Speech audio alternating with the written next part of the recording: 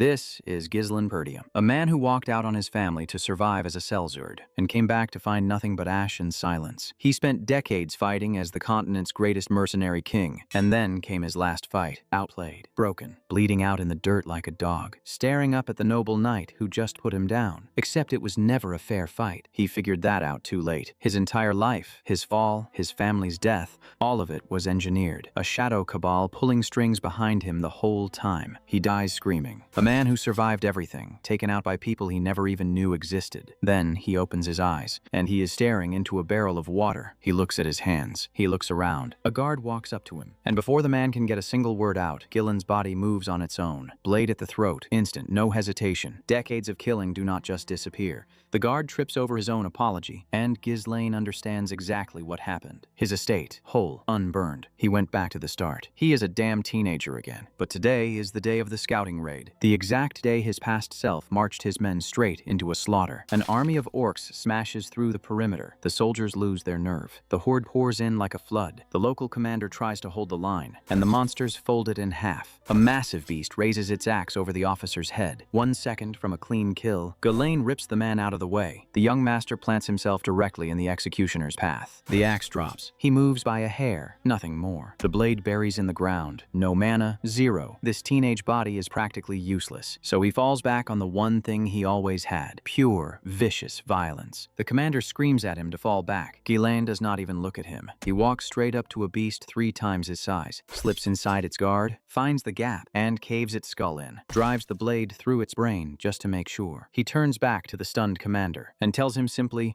a leader builds momentum. Then he goes to work. He picks them apart one by one. Joints, tendons, weak points. He calls out every single beast in that valley. The orcs stop thinking and rush him all at once. Perfect. He moves in small, tight patterns through the chaos, cutting through them like he is pruning a garden. He baits the whole damn army, walking them step by step toward the cliff edge. He gives the order, shield wall up. The commander passes it down. The horde charges blind. Ghislaine drops his hand. The guards slam forward, and the orcs go over the edge. The soldiers lose their minds with celebration. The mercenary king is back. The ground gives out under his boots without warning. He catches himself on the ledge, weapon jammed into the rock face, hanging over nothing. And then he falls. In the dark on the way down, a face surfaces. Blonde braids, bright eyes. His sister, Elena. She spent years chasing his attention, dragging him towards something better than what he was. He never cared enough to try. She begged him to take her to a festival once. He said no, and went back to feeling sorry for himself. He wakes up in a bed, cold compress on his head. Everything hurts. Good. That means he is alive. The door flies open. A woman with white hair rushes in, face pale, half terrified. Belinda, his tutor, his maid, the one person in his entire wretched past life who never left his side. Seeing her alive hits him somewhere deep. She pulls him into a tight hug, crying, cursing him out for charging into an orc horde in a teenage body. He lets her. In his last life, when everything collapsed, she vanished. Gone. He never found out what happened to her. He grabs her by the shoulders. His expression goes completely flat. He tells her something bad is coming. He tells her everything. He died. He lived through decades of war. He came back. She stares at him. The panic on her face shifts slowly into pure, exhausted annoyance. She decides the fall cracked his skull. She lectures him about acting unhinged and reminds him about the plan to take Elena to the town festival this week. That word hits him like a blade to the chest. The festival. He sat alone in a dark room that night doing nothing while his little sister walked straight into her death. He asks when. Belinda says 1 week. His face goes cold. 1 week from now, Elena dies. He apologizes to Belinda. Proper. Genuine. Something the old version of him was too arrogant to ever do. He tells her things are going to be different. He scans the room. Everyone still alive. Everyone exactly where they should be. He has 1 week. Last time he turned Elena down and she went to that festival alone. They found her body near the slums, torn apart. Her guards beside her. He grips his shirt. She does not die this time. The next morning he tries to help the servants prep for the festival.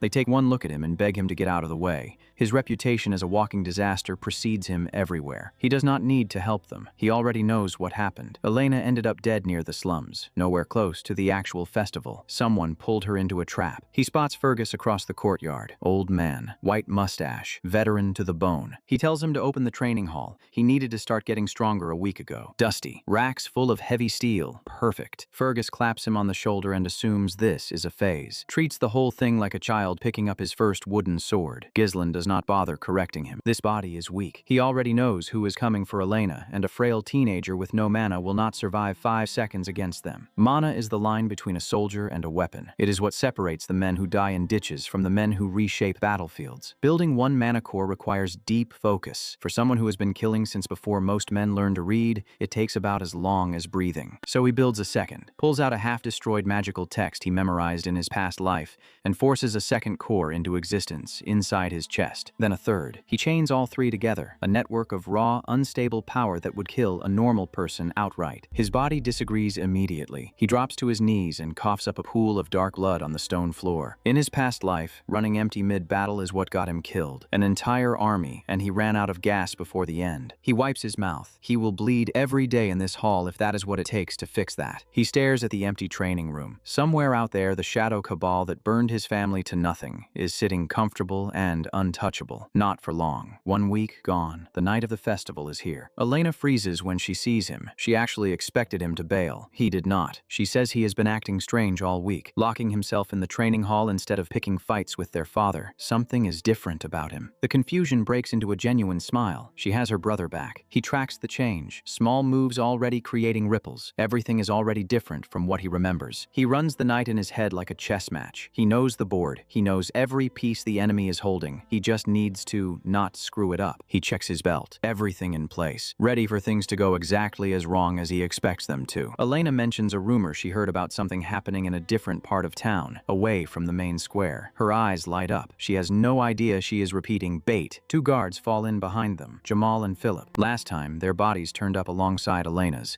The story was that they died protecting her. Ghislaine does not believe that for a second. They arrive and the street is completely dead. No stalls, no lights, not a single person. He reads the alleyways in under a second. Blocked. Every exit cut off. A kill box. Clean and professional. The guards are too relaxed, suggesting they wait around for a show that does not exist. Elena feels it before she understands it. She goes quiet and reaches for her brother's arm. 3 men in heavy coats step out of the dark, right on schedule. Frank, gray coat, dark glasses, pipe in his mouth. He tells the guards they did solid work. Simple and clean. Girl delivered, time to close the contract. Jamal drops the loyal guard routine and laughs. Says he has been scraping by in a miserable frozen backwater his whole career. Sold them out for a better life. No hard feelings. Big plans, new city, clean money. He is practically glowing about it. Ghislaine does not let him finish. Blade through the chest. Done. Jamal's grin disappears. He hits the ground with blood on his lips and nothing left to say. Ghislaine steps over him. Philip grabs Elena and shoves her in front of him as a shield. A thrown sword finds his skull before he can open his mouth to negotiate. Ghislaine walks over and pulls both blades free. 2 problems erased. The assassins stare. Their intel said helpless kid. Their intel was garbage. He looks up at the 3 men in coats with eyes that have watched people die for 30 years. All 3 of them flare their mana. The grunts light up a faint blue. Frank radiates something heavier, denser, the kind of aura built over years of killing professionally. Ghislaine clocks it. His body is still burning through its reserves from a week of brutal training. This fight ends fast, or it does not end in his favor. They think this kid is nothing. Good. Frank tells his men to take him alive. Says he wants to break both arms personally as payback for turning a clean job into a disaster. The grunts charge. Gielyn's hand goes to his belt. A cylinder tumbles through the air and lands right between them. Flash. Smoke. The whole alley goes white for a second. He is already inside their guard before the light dies. One grunt swings blind. Ghislaine ducks and opens him across the chest. A hard kick creates distance and transfers directly into the next movement. The second grunt gets a blade through him. 2 down. 3 seconds. Frank catches the follow-up strike with full force, stops it cold. He stares at the kid. A weak mana signature just wiped 2 trained killers with a toy and a knife. What the hell? Steel on steel. High speed. Ghislaine pushes the pace and forces Frank backward. Frank steadies himself and smirks. Weird skills. No stamina. No real power behind any of it. Just wait him out. He winds up and drops a massive overhead strike, the kind that closes arguments permanently. Ghislaine catches it. His arms shake under the weight, but the blade does not move. The impact ricochets back up Frank's arms. He coughs up blood. That block hit harder than it should have. Something is wrong here. The third core opens. A deep red aura erupts outward and the cobblestones crack under his feet. He crosses the distance before Frank can register what just happened. The barrage begins. Strike after strike after strike. No pattern, no pause. Frank burns everything he has trying to track the blade. His hands stop feeling the hilt. The steel in Frank's hand starts groaning. A hairline crack opens down the center. This is not a teenager anymore. The thing standing across from Frank right now has been killing people since before he was born. Frank's sword explodes into pieces. The follow-through drives straight into his chest. Blood across the face. The blade goes deep. Galan shoves him to the ground and steps on him to keep him there. He grabs Frank by the collar, pulls his face close, asks him one question: "Who sent you?" A dagger pins Frank's hand flat against the stone as a little extra motivation. A thread of mana wraps around the man's neck and tightens until breathing becomes a negotiation. He tells Frank in a flat, calm voice that an experienced fighter can survive what comes next, says it the same way someone reads a weather report. He reaches toward Frank's chest with an open hand, fingers aimed directly at the mana core. Frank breaks immediately. Losing his mana core means losing everything he ever built. The hardened assassin act dissolves in about half a second. A punch caves his nose in and destroys the sunglasses. A blue orb of energy spills out of Frank's chest as Ghislain physically tears the core loose. Frank grabs at him, screaming, warning that a mana backflow at this range will kill them both in an explosion. Ghislain looks him dead in the eyes with complete, steady calm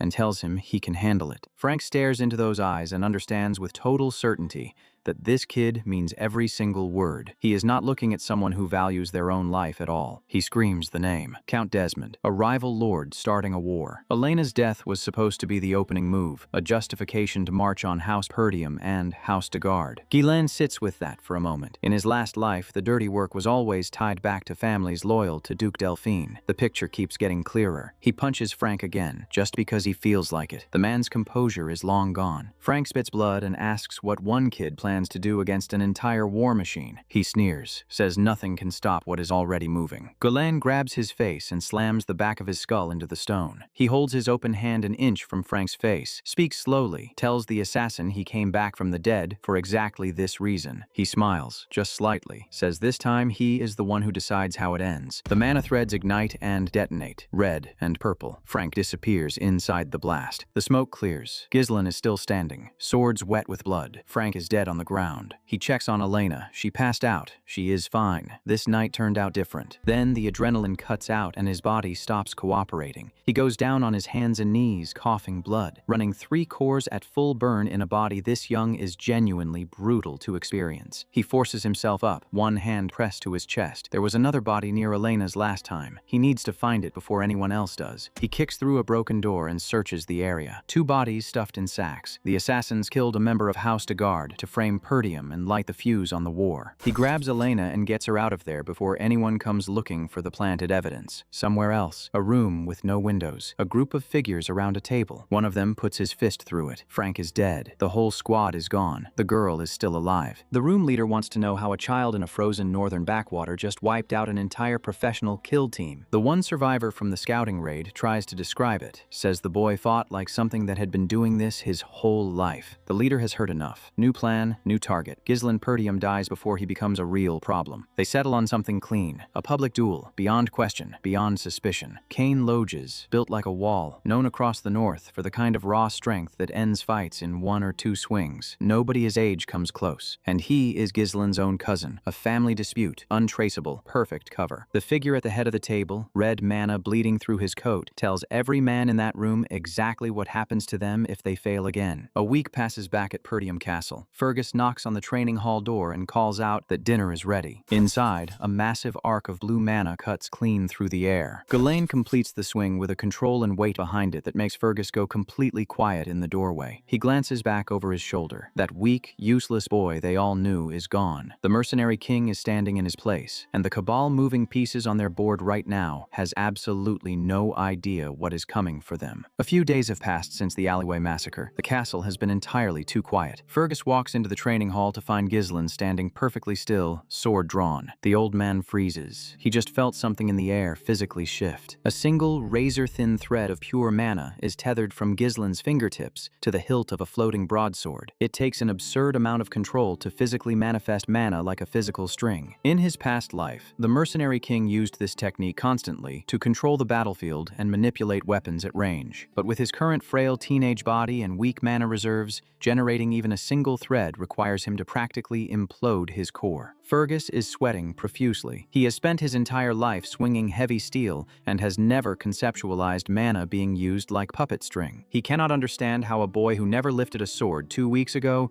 is suddenly inventing legendary magical techniques. Ghislain cancels the thread and casually asks what Fergus wants, acting as if defying the laws of basic swordsmanship is just a morning stretch. The veteran knight bows his head, awkwardly thanking the boy for protecting Lady Elena during the festival. Ghislain looks over his shoulder, his expression expression unreadable. He tells the old man it was simply something he had to do. He looks out over the sprawling Perdium estate. The immediate threat of the assassins is dead, but the board is already moving against him. Elena sits at the dining table, pouting because nobody believes her story about Ghislaine single-handedly fighting off the killers. Ghislaine sits across from her, completely unbothered by the lack of credit. The less the household knows about his strength, the better. Belinda is practically foaming at the mouth, furious that two of their own guards turned out to be traitorous scum. Ghislaine tunes them out. He managed to stop the initial spark of the territorial war, but he knows Count Desmond's shadow cabal will not stop just because one kill squad went missing in an alley. To survive the coming bloodbath, he needs to build his own military force, fast. The servants wheel in the dinner carts. Ghislaine assumes he can just hire local mercenaries using the estate's treasury. A single, dry piece of bread is placed on his silver plate. He blinks, asking Belinda why they are starting with dessert. The estate's accountant literally screams in frustration down the hall. The financial reality is far worse than Ghislaine thought. A furious local merchant screams at the top of his lungs,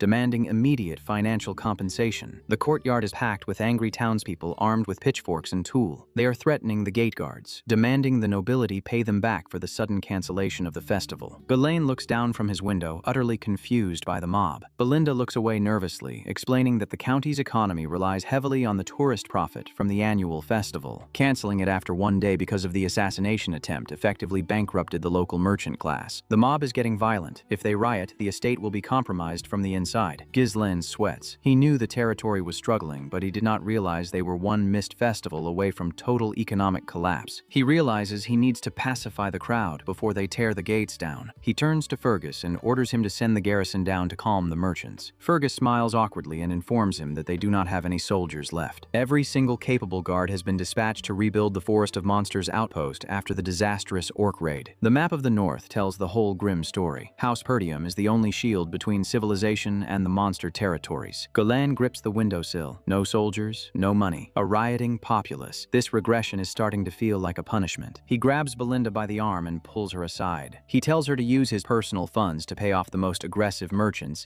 and disperse the crowd. Belinda stares at him blankly. She tells him there is no money. She reminds him that his father completely cut off his allowance because he spent the last 3 years blowing it on alcohol and gambling. The realization hits him like a physical blow. The mercenary king is broke. He holds his hand out, shamelessly asking his maid to lend him some gold. She laughs in his face. Ghislaine sits on the windowsill, staring out at the chaotic estate. To fight a war, he needs soldiers. To get soldiers, he needs money. To get money, he needs a miracle. Ricardo bursts into the room, practically tearing the door off its hinges. He drops to his knees on the rug, hyperventilating from a full sprint. He screams that young Master Kane has arrived and is demanding to see Ghislaine immediately. Ghislaine's eyes widen slightly. Kane. The name brings back an immediate, visceral memory of pain. Cut to a local tavern. A massive fist buries itself deeply into a guard's face. Blood splatters across the floorboards. The sheer force of the impact shatters the man's nose instantly. Kane Loges lifts Commander Scoven entirely off the ground by his throat, dangling the fully armored veteran like a child. Scoven chokes, blood dripping down his chin, completely unable to break the giant's grip. Ghislaine steps calmly into the tavern doorway, taking in the scene. He looks up at the towering, heavily muscled brute trashing the room. Kane smirks, his eyes glowing with a sadistic kind of joy. He has been waiting for his favorite punching bag to show up. He stands over the bleeding guards, fully expecting Ghislaine to drop to his knees and apologize for the delay. Ghislaine remembers that arrogant face perfectly. Kane Loges, the heir to the Loges County, the man who was supposed to be House Perdium's closest ally. In his past life, he was nothing but a tormentor, the man who made Ghislaine's pathetic youth a living nightmare. Ghislaine ignores Kane entirely and asks Ricardo what happened. Ricardo stammers, explaining that they responded to a noise complaint at the tavern. They found Kane sitting in the middle of the wreckage with a hooded escort knight standing silently behind him. Kane had demanded to know if the rumors about Ghislaine fighting off orcs and assassins were true. Scoven had proudly confirmed the stories, and Kane instantly choked him out for lying. The idea that the weak, cowardly Ghislaine possessed any actual strength was completely insulting to Kane's ego. Ricardo finishes the report, looking terrified. Kane laughs, claiming he was just trying to educate the guards on the importance of telling the truth. He drops Scoven to the floor like a sack of garbage. He steps up to Ghislaine, towering over him, expecting the usual submissive cowering. Ghislaine stares back. No fear, no hesitation, just the cold, dead eyes of a veteran killer. He remembers exactly how Kane operated. Every time the brute visited Perdium, he trashed the place, beat the guards, and humiliated Ghislaine publicly. And Because House Loges was an allied territory,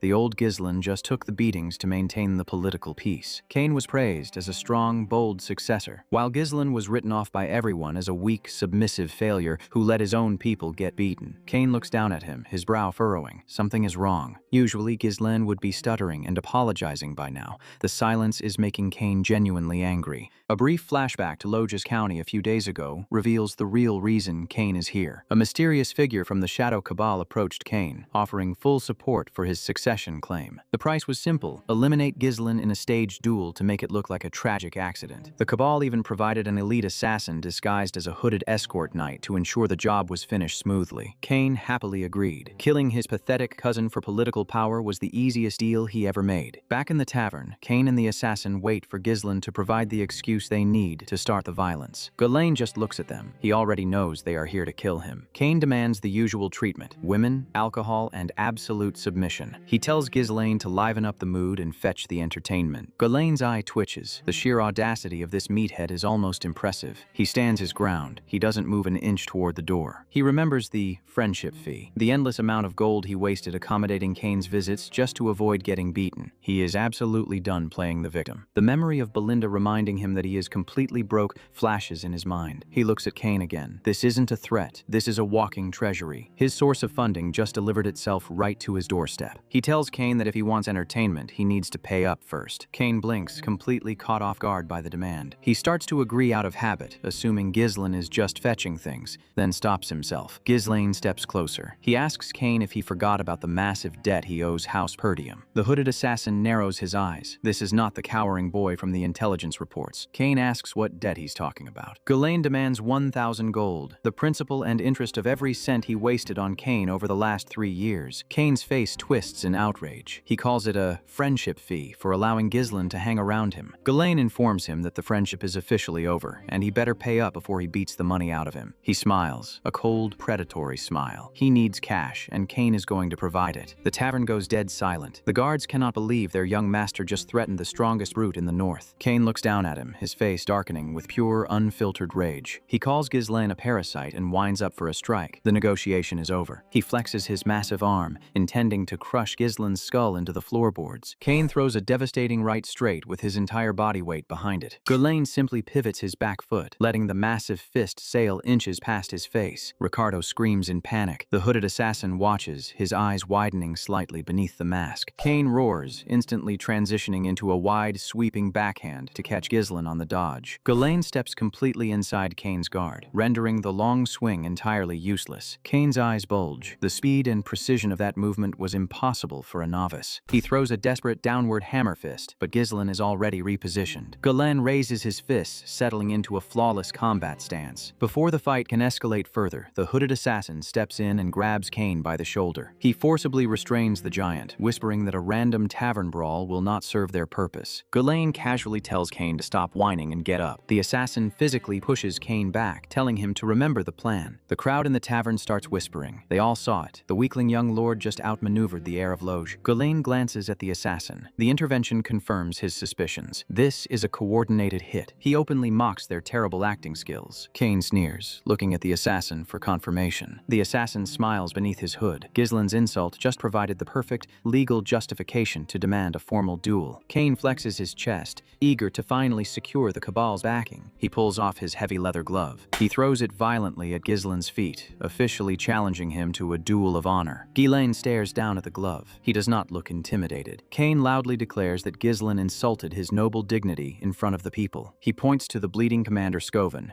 adding assault on a knight to the list of fabricated grievances. Ghislain's eyes narrow. The audacity to beat his men and then claim victimhood is staggering. Cain laughs out loud, assuming he just trapped the idiot in a corner. He calls Ghislain stupid for digging his own grave. Ghislain calmly draws his standard-issue training sword. He accepts the duel without a second thought. Cain grins like a maniac, warning him not to regret this when he dies. Ghislain ignores him and calls for Ricardo. He gives the guard a very specific, quiet order. A flashback to the furious merchants rioting outside the castle gates. They are standing around with heavy purses of unspent coin, angry and desperate for any kind of entertainment. Ghislain knows exactly how to extract that money, while simultaneously dealing with Cain. An hour later, a makeshift arena is constructed in the town square. Ghislain stands in the center, waiting. The crowd is roaring. The entire town town has gathered to watch the spectacle. Opportunistic merchants are already selling bread and drinks to the eager spectators. A massive bookmaker sets up a table right at the edge of the ring, taking wagers on the fight. Coins rain down onto the table as the townspeople empty their heavy purses. Kane drives his massive greatsword into the stone floor of the arena, making his entrance. He stands tall, flexing for the crowd, looking like an unstoppable juggernaut. He points his sword at Ghislain, loudly declaring that his blade will not stop even if his opponent surrenders. Ghislain just nods. A duel to the death works perfectly for him too. Kane smiles, his bloodlust fully unmasked. Ghislain lowers his stance, drawing his training sword. He is completely calm. The hooded assassin notices a problem at the betting table. The bookmaker is sweating profusely. He refuses to close the bets. Every single person in the town bet their money on Kane. If no one bets on Ghislain, the gambling pool collapses and the event is cancelled. Ghislain waits patiently. He knew this would happen. The crowd mutters that betting on the weakling is basically throwing gold into a fire. Kane laughs, mocking Ghislain for being so pathetic that even the local gamblers won't touch him. The assassin steps forward. He needs this duel to proceed so Kane can finish the assassination. He drops a massive, heavy sack of gold directly onto the betting table. He bets 1,000 gold on Ghislain Perdium. The sheer weight of the bag shakes the wooden table. The bet is locked. The fight is official. Belinda and Elena push through the crowd, proudly declaring they are betting on Ghislain as well. Ghislain actually looks surprised. He did not expect them to show up and risk their own money. The crowd is shocked that Lady Elena is standing in a common betting ring. The bookmaker happily accepts the gold. The pool is completely balanced. The assassin glares at Ghislain, annoyed that he had to fund his target's betting pool just to get the fight started. Kane cracks his neck, tired of waiting. He taunts Ghislain, telling him to make the first move since he is the older cousin. Ghislain adjusts his grip on the training sword. He tells Kane to stop talking and come at him. Kane's eyes widen in sheer, unfiltered rage. He launches his massive frame into the air, moving with terrifying speed for a man his size. He brings the heavy greatsword down in a devastating overhead cleave, aimed right at Ghislain's skull. The blade buries itself deep into the stone arena floor, sending debris flying in all directions. But Ghislain is already gone. He vaulted perfectly over the strike the moment Kane committed to the swing. Kane stares at the empty space, realizing he hit nothing but rock. He grinds his teeth, claiming Ghislain only survived because he is good at running away. Kane rips the sword from the ground and throws a wild horizontal sweep to cut him in half. Ghislain meets it with his training sword. He doesn't block the force. He deflects the angles, sending the heavy blade sliding harmlessly away. Kane roars and swings again, putting everything he has into the strike. Ghislain parries it smoothly, perfectly redirecting the momentum. The crowd gasps. They expected Ghislain to be a bloody stain on the floor by now, but he hasn't taken a single hit. Kane smiles through the frustration. He thinks Ghislain is just burning energy and will gas out in a minute. Ghislain's expression does not change. He is not tired. He is reading Kane's movements like large print on a page. Elena watches from the front row, clutching her dress nervously. The assassin analyzes the exchange from the shadows. He notes that Kane relies entirely on overwhelming power to trap his opponents in a state of panic. Normally, Kane's enemies exhaust themselves trying to dodge the massive sweeps, leaving a fatal opening. Kane unleashes a continuous, rapid-fire flurry of heavy slashes, tearing up the arena. He mocks Ghislain, admitting the boy has gotten slightly better at being slippery. Ghislain casually deflects a powerful thrust, right aimed at his face. Kane keeps the pressure up, determined to crush him through sheer attrition. He steps in for a deep lunge, putting his entire body weight behind the point. Ghislain jumps straight backward, floating effortlessly out of range. The assassin smiles. He thinks Ghislain has nowhere left to run. Ghislain lands perfectly on the very edge of the ring, reversing his momentum in a fraction of a second. Kane steps heavily into Ghislain's face, looming over him. He raises the greatsword high, declaring that the game is over. He brings it down with lethal intent. The assassin's eyes widen. He finally notices the dense concentration of blue mana gathering in Ghislain's legs. Ghislain's eyes flare. The trap is sprung. He launches forward with unnatural speed, sliding directly underneath the arc of the descending greatsword. He draws his training sword back, completely bypassing Kane's heavy guard. Kane freezes. His weapon is too long to defend himself at this range. He is totally exposed. Desperate, Kane tries to yank the sword back to block. Ghislain strikes the hilt, violently knocking the heavy weapon completely out of alignment. He spins, using the momentum to position himself perfectly behind Kane's center of mass. A rapid flurry of precise strikes dismantles Kane's stance joint by joint. Kane roars, swinging wildly with his left arm, entirely abandoning technique for brute rage. Ghislain steps down hard on the flat of Kane's greatsword, pinning it directly to the arena floor. He locks eyes with his cousin, the cold, mechanical stare of a professional executioner. He grinds the blade into the stone. Kane cannot lift it. Ghislain looks down at him, utterly disappointed by the lack of challenge. Kane drops to his knees. The heir of Logis has been completely immobilized immobilized by a boy half his size. Elena and Belinda let out massive sighs of relief. The townspeople are too stunned to speak. The assassin sweats. This is a disaster. His guaranteed hit just got publicly humiliated. Kane touches his chest, realizing his armor has been sliced open. The cut is shallow. He realizes Ghislaine could have easily taken his heart, but chose to merely scratch him instead. Ghislaine turns his back and walks away, offering Kane the chance to surrender. He stands near the edge of the ring, sword resting casually at his side. Kane's face twists into an ugly mask of denial. He refuses to accept that he was outplayed. He throws his greatsword out of the ring entirely. He claims the weapon matchup was unfair. Ghislaine glances over his shoulder, watching the brute throw a tantrum. Kane screams that he will crush him in a bare-handed fight, where his superior muscle mass guarantees victory. He sits on the ground, practically begging for a handicap. He sneers, daring Ghislaine to fight him without steel if he truly believes he is stronger. Ghislaine turns fully around. This is exactly what he wanted. He agrees to the terms, but demands 2,000 gold be added to the betting pool for the inconvenience. The bookmaker and the merchants lose their minds. 2,000 gold is an astronomical sum. The assassin realizes Ghislaine is draining the Cabal's funds right in front of him, but he holds his tongue. He still believes Kane's monstrous strength will easily win a fistfight. The bookmaker eagerly records the updated stakes. The event has escalated to a fortune. The crowd immediately pivots, placing massive bets on Kane. They assume no teenager can survive a bare-knuckle brawl with a giant. Ghislaine readies his stance, looking perfectly relaxed. Kane laughs from the floor, assuming the idiot just handed him a free victory. Ghislaine loosens his grip on his training sword. The blade clatters to the stone floor. He is entirely unarmed. Kane stands up, flexing his massive, scarred torso. He looks like a physical god of war. Belinda screams from the sidelines, begging Ghislaine to pick the sword back up. She thinks he is committing suicide. Kane doesn't wait. He launches himself forward, winding up for a colossal right hook to end it in one blow. Ghislaine does not even flinch. He stands his ground, tracking the incoming fist. Kane brings the hammer down, putting every ounce of his massive strength into the swing. The fist rushes toward Ghislaine's face like a falling boulder. At the absolute last millisecond, Ghislaine pivots his front foot.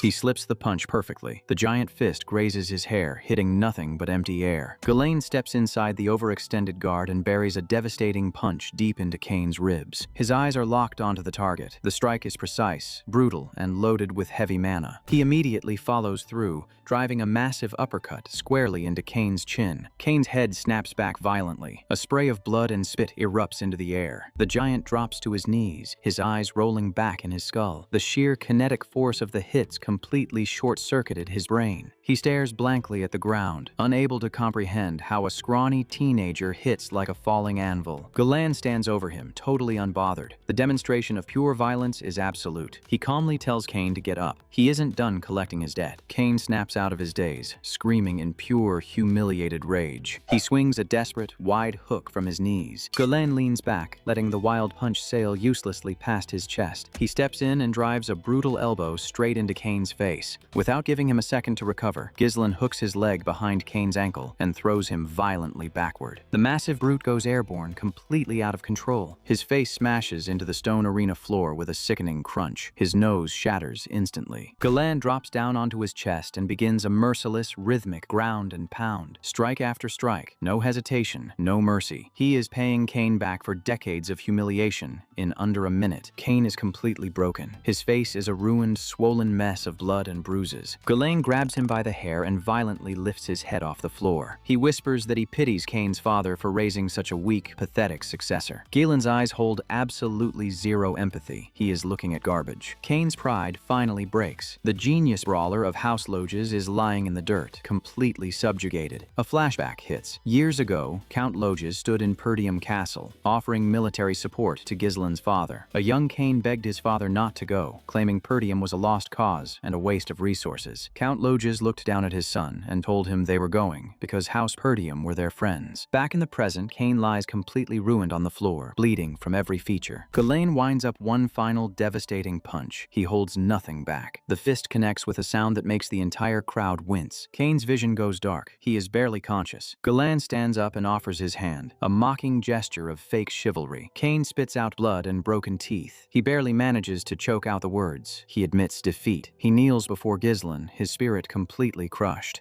The fight is over. The townspeople stare in absolute, horrified shock. The unstoppable giant just got beaten to a pulp by a teenager. The hooded assassin's eyes widen in sheer terror. His guaranteed hit just failed spectacularly. The bookmaker throws his hands up up and screams. The single bet placed by the assassin means the house just lost everything. Elena and Belinda erupt into cheers, completely thrilled by the impossible victory. The assassin turns and tries to slip away into the crowd before he draws attention. He glares back at the kneeling Kane, furious that the brute proved so utterly useless. Kane swats the assassin's hand away, telling him the job is done and he is leaving. The assassin curses under his breath. The Cabal's plan is in ruins. Ghislaine calls out to him, projecting his voice clearly across the quiet arena. He flashes a bright, innocent smile, looking like a perfectly polite young lord. The assassin freezes mid-step. Ghislaine announces to the crowd that the generous hooded knight has volunteered to pay for a massive feast of meat and drinks for everyone. The townspeople go absolutely crazy. The anger over the cancelled festival vanishes instantly at the promise of free food. The assassin whips around, glaring at Ghislaine with pure hatred. He grips his cloak, desperate to draw his weapon and end this humiliation. Ghislaine steps up to him, his polite smile completely gone. He reminds the assassin of the price of losing the duel. He quietly demands the 2,000 gold that was added to the bet. A heavy, oppressive red aura flares around Ghislaine. The threat is unmistakable. The assassin stares into his eyes and feels genuine fear. He realizes he will not leave this town alive if he draws his sword. He grinds his teeth and concedes. The Cabal just funded Ghislaine's entire war chest. The next morning, the sunlight streams into Ghislaine's private room. He stands over the desk, staring down at an open, heavy wooden chest. It is filled to the brim with glittering gold coins. The assassin paid up. He runs his hand over the coins. It is a fortune, but building a military force from scratch requires moving faster than gold can naturally grow. Belinda and Elena walk into the room,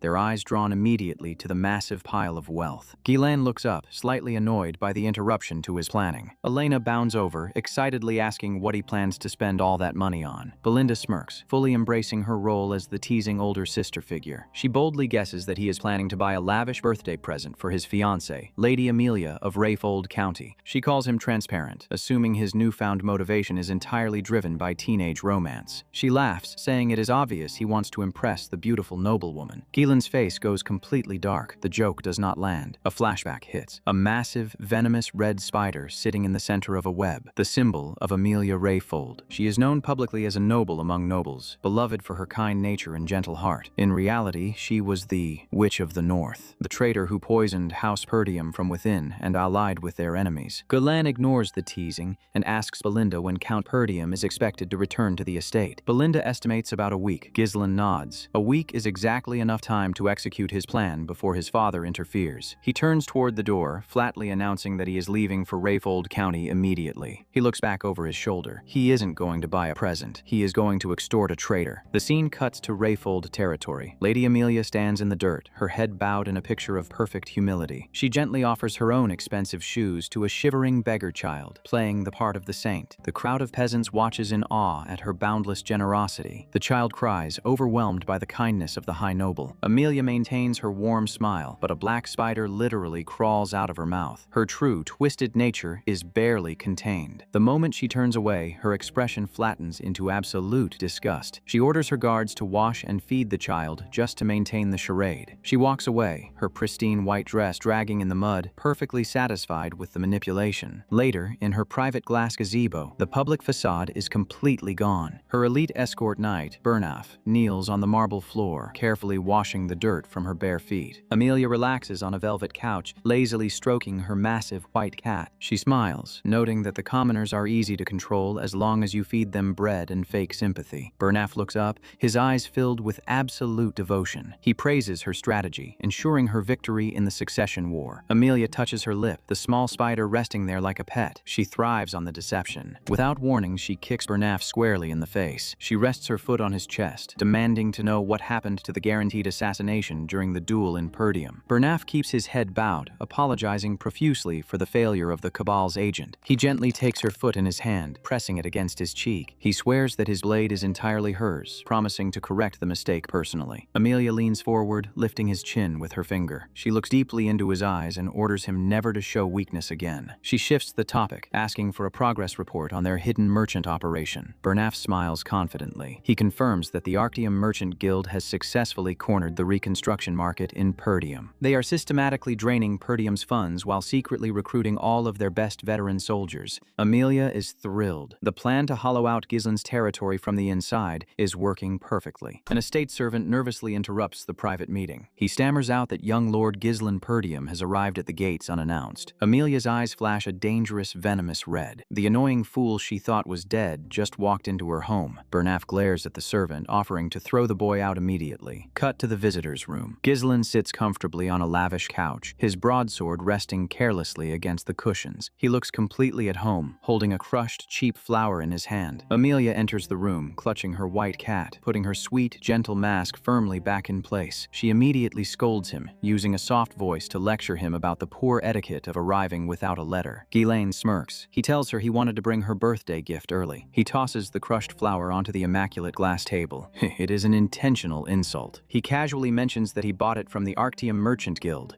pausing just long enough for the name to land. Amelia's eyes widen, her breath catches. He knows about her secret front company. She stands up abruptly, feigning confusion, claiming she has no idea what he is talking about. She turns her back to him, ordering him to leave since the gift has been delivered. Ghislain's voice drops an octave. He tells her to sit back down. A heavy, suffocating wave of mana floods the room. The tea in her cup ripples violently from the pressure. Amelia looks over her shoulder, genuinely shocked. The weak, pathetic boy she remembers is projecting the aura of a warlord. Ghislain gets straight to the point. He demands 10,000 gold. Now. Amelia's eyes narrow into slits. The sweet facade is entirely gone. She glares at him, assuming Count Perdium sent him to beg for a bailout under the guise of their engagement. Ghislain takes a sip of tea. He tells her flatly that he has absolutely zero intention of marrying a snake like her. Amelia's expression turns lethal. The red in her eyes burns brightly. Ghislain lays his cards on the table. He knows she is siphoning Perdium's wealth to fund her private army for the succession war. He promises to leak everything to her rival siblings if she does not pay the extortion fee immediately. Amelia stares at him. She realizes he is not bluffing. He is a genuine, calculated threat. She tells him in a low, dangerous voice that he will not be leaving the room to tell anyone. She snaps her fingers and calls for her knight. Bernaf steps through the double doors, his hand already resting on the hilt of his rapier. Ghislain remembers him well. In his past life, Bernaf was recognized as one of the most lethal swordsmen in the entire north. Ghislain asks her if she is really prepared to start a full-scale war by murdering an allied heir in her drawing room. Amelia smiles coldly. She already has the cover story prepared. A sudden ruffian broke in, and her knight defended her. She points at Ghislain and orders Bernaf to kill him. Bernaf draws his rapier. The thin silver blade hums with condensed mana. Ghislain does not look surprised. He expected the negotiation to end in blood. He kicks the glass table out of his way and draws his broadsword, his own blue aura flaring to life. Bernaf locks his eyes on the target. He moves with the lethal precision of an executioner. Ghislain drops into a low, aggressive stance, ready to meet the charge. Bernaf lunges across the room in a fraction of a second, thrusting the rapier straight for Ghislain's throat. Ghislain leaps over the couch, deflecting the lethal point with the flat of his blade. Bernaf follows him into the air, driving a heavy kick squarely into Ghislain's chest. Ghislain crashes backward, shattering a wooden chair as he hits the floor. Bernaf lands gracefully, slightly surprised. That thrust should have pierced the boy's heart instantly. Ghislain wipes a drop of blood from his mouth. He mocks the knight, calling his surprise attack cowardly. Bernaf doesn't answer. He closes the distance again, unleashing a blindingly fast flurry of strikes. Ghislain meets him, blow for blow, the heavy broadsword grinding against the thin, hyper-fast rapier. Ghislain grunts, the sheer speed of the assault forcing him to rely entirely on his past life's instincts to survive. Bernaf aims high, the rapier whistling inches from Ghislain's eyes. Ghislain violently bats the blade aside, trying to step inside the knight's guard. Bernaf recovers instantly, sweeping the blade down in a vicious diagonal cut. Ghislain throws himself backward, narrowly avoiding a fatal gash across his chest. Bernaf presses the advantage, giving the boy absolutely no room to breathe or counterattack. They tear across the drawing room, leaving a trail of destroyed luxury furniture in their wake. Bernaf realizes the intelligence reports were completely wrong. The boy is fighting with the honed reflexes of a seasoned veteran. Ghislain stands his ground, flooding his broadsword with heavy blue mana. The real fight begins now. Amelia watches from the corner, her confident smile entirely replaced by shock. She screams at Bernaf to stop playing around and bring her his head. Bernaf's jaw tightens. He cannot afford to look weak in front of his lady. He grips the rapier with both hands, focusing his mana into a single deadly point. A dense, vibrating blue aura erupts around Bernaf. He is going for the kill. Ghislain smirks. He loves it when they stop holding back. Bernaf vanishes, crossing the room faster than a blinking eye. He appears right in Ghislain's face, the rapier already halfway to his heart. Ghislain meets the thrust with a massive two-handed parry, the impact sending a shockwave through the floor. Ghislain's eyes widen slightly. The knight's speed is genuinely terrifying. The room becomes a blur of silver and blue as they exchange dozens of high-speed strikes in seconds. distance. Amelia shields her face from the flying debris,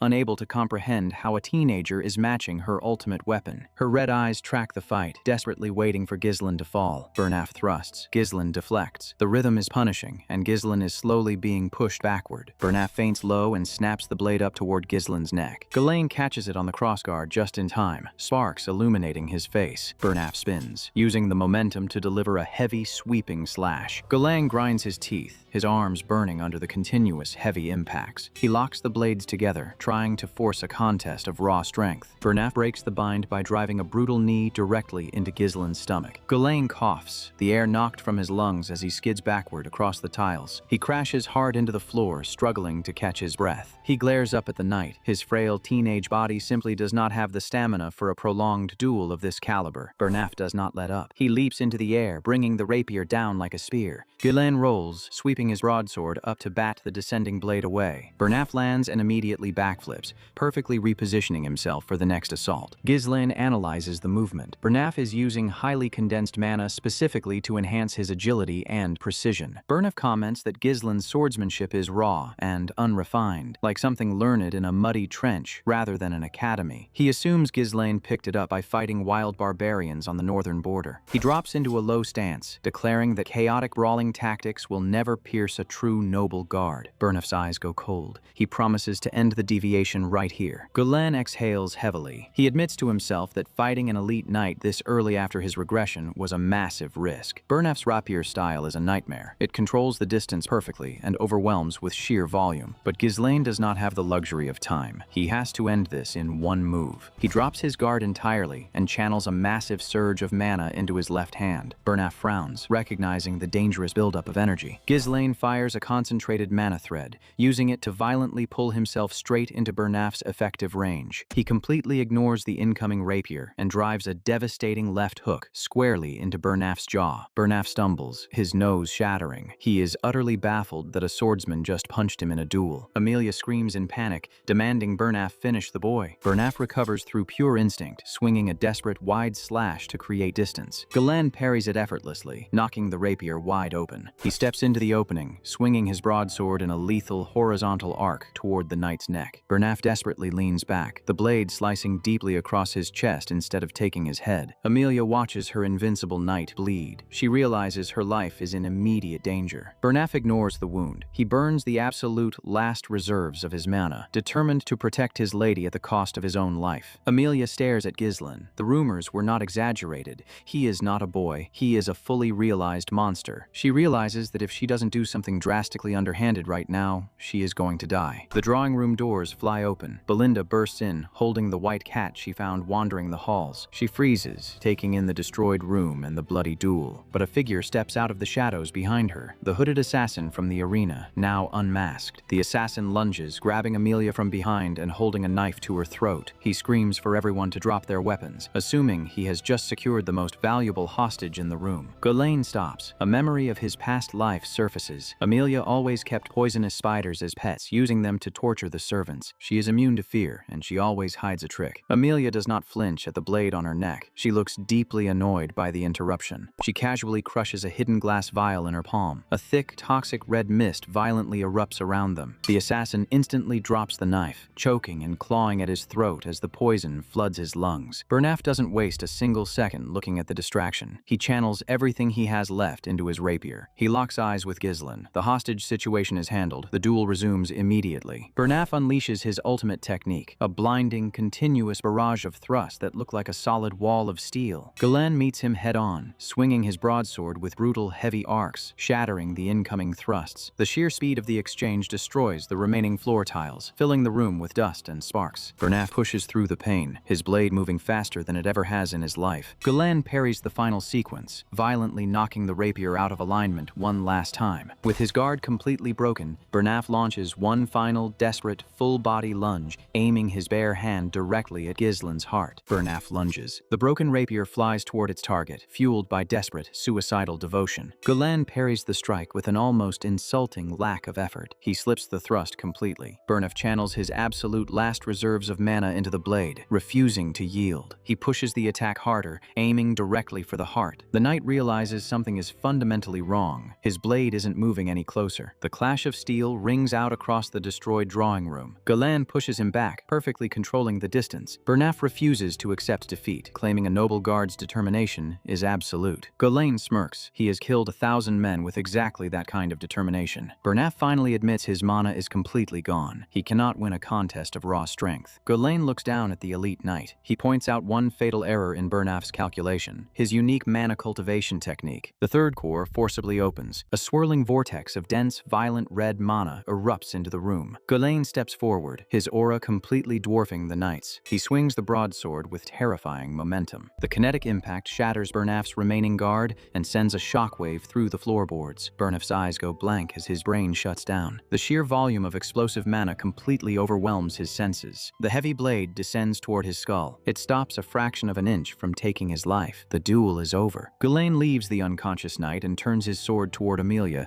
who is currently being held hostage. She ignores the assassin's knife at her throat and demands he take the extorted gold and leave. Galan points his blood-stained broadsword directly at her face. He tells her they simply had a minor difference of opinion. He announces that due to the completely unnecessary assassination attempt, the extortion fee has doubled to 20,000 gold. Amelia glares at him with pure, venomous hatred. She realizes he isn't bluffing. The pathetic boy she remembers is entirely gone. She has no choice but to comply if she wants to survive the day. Bernaf recovers slightly, proudly reporting that he managed to injure Gislin's shoulder during the fight. Amelia immediately begins plotting her revenge over a territorial map. She selects the perfect kill zone and orders the wildcat traffickers to ambush his carriage. Outside the estate, the heavy transport carriage rolls away, packed to the brim with Rayfold wealth. Galan sits quietly inside, his adrenaline finally fading. Belinda and the escort knights watch him closely. He rubs his injured shoulder. It's a shallow flesh wound. He intentionally took a light hit to avoid escalating the conflict into a full-scale territorial war. He adjusts his collar, thoroughly satisfied with the outcome. 20,000 gold pieces is enough to jumpstart his entire military operation by several years. Belinda sits across from him, her expression a mix of relief and concern. She asks if everything went exactly to plan. She mentions her role in orchestrating the hostage situation to cover their escape. Galan looks at her in utter disbelief. He explicitly gave that order to Fergus, not his maid. Fergus awkwardly coughs, admitting he totally dropped the ball. Suddenly, Ghislaine violently coughs. The physical recoil of forcing the third core open in a frail teenage body hits him all at once. Belinda immediately grabs his hand, her demeanor shifting from maid to medic. She channels her own mana directly into his pathways to stabilize his condition. She identifies his tangled internal mana network instantly. Galan realizes her intervention just opened his blocked mana road slightly. He looks at her with intense scrutiny. Diagnosing and treating internal mana requires a deep, fundamental understanding of magic. His mother hired a master mage to act as a maid. The carriage rattles onward through the northern territory. Belinda asks why he risked his life to extort such a massive fortune. He replies flatly that Amelia was the only rich target he knew, and her secret treason ensures she can't report the theft to her father without getting herself executed. He finally names their destination, the Forest of Beasts. He intends to pioneer the deadliest region in the north himself. Fergus practically jumps out of his armor in panic, shouting that it's a suicide mission. Galan's cold, dead stare silences the veteran knight instantly. Fergus sweats nervously under the sudden, oppressive pressure. He confirms he tracked down the specific person Ghislaine asked for. Galan orders them to head to the slums immediately. Belinda objects,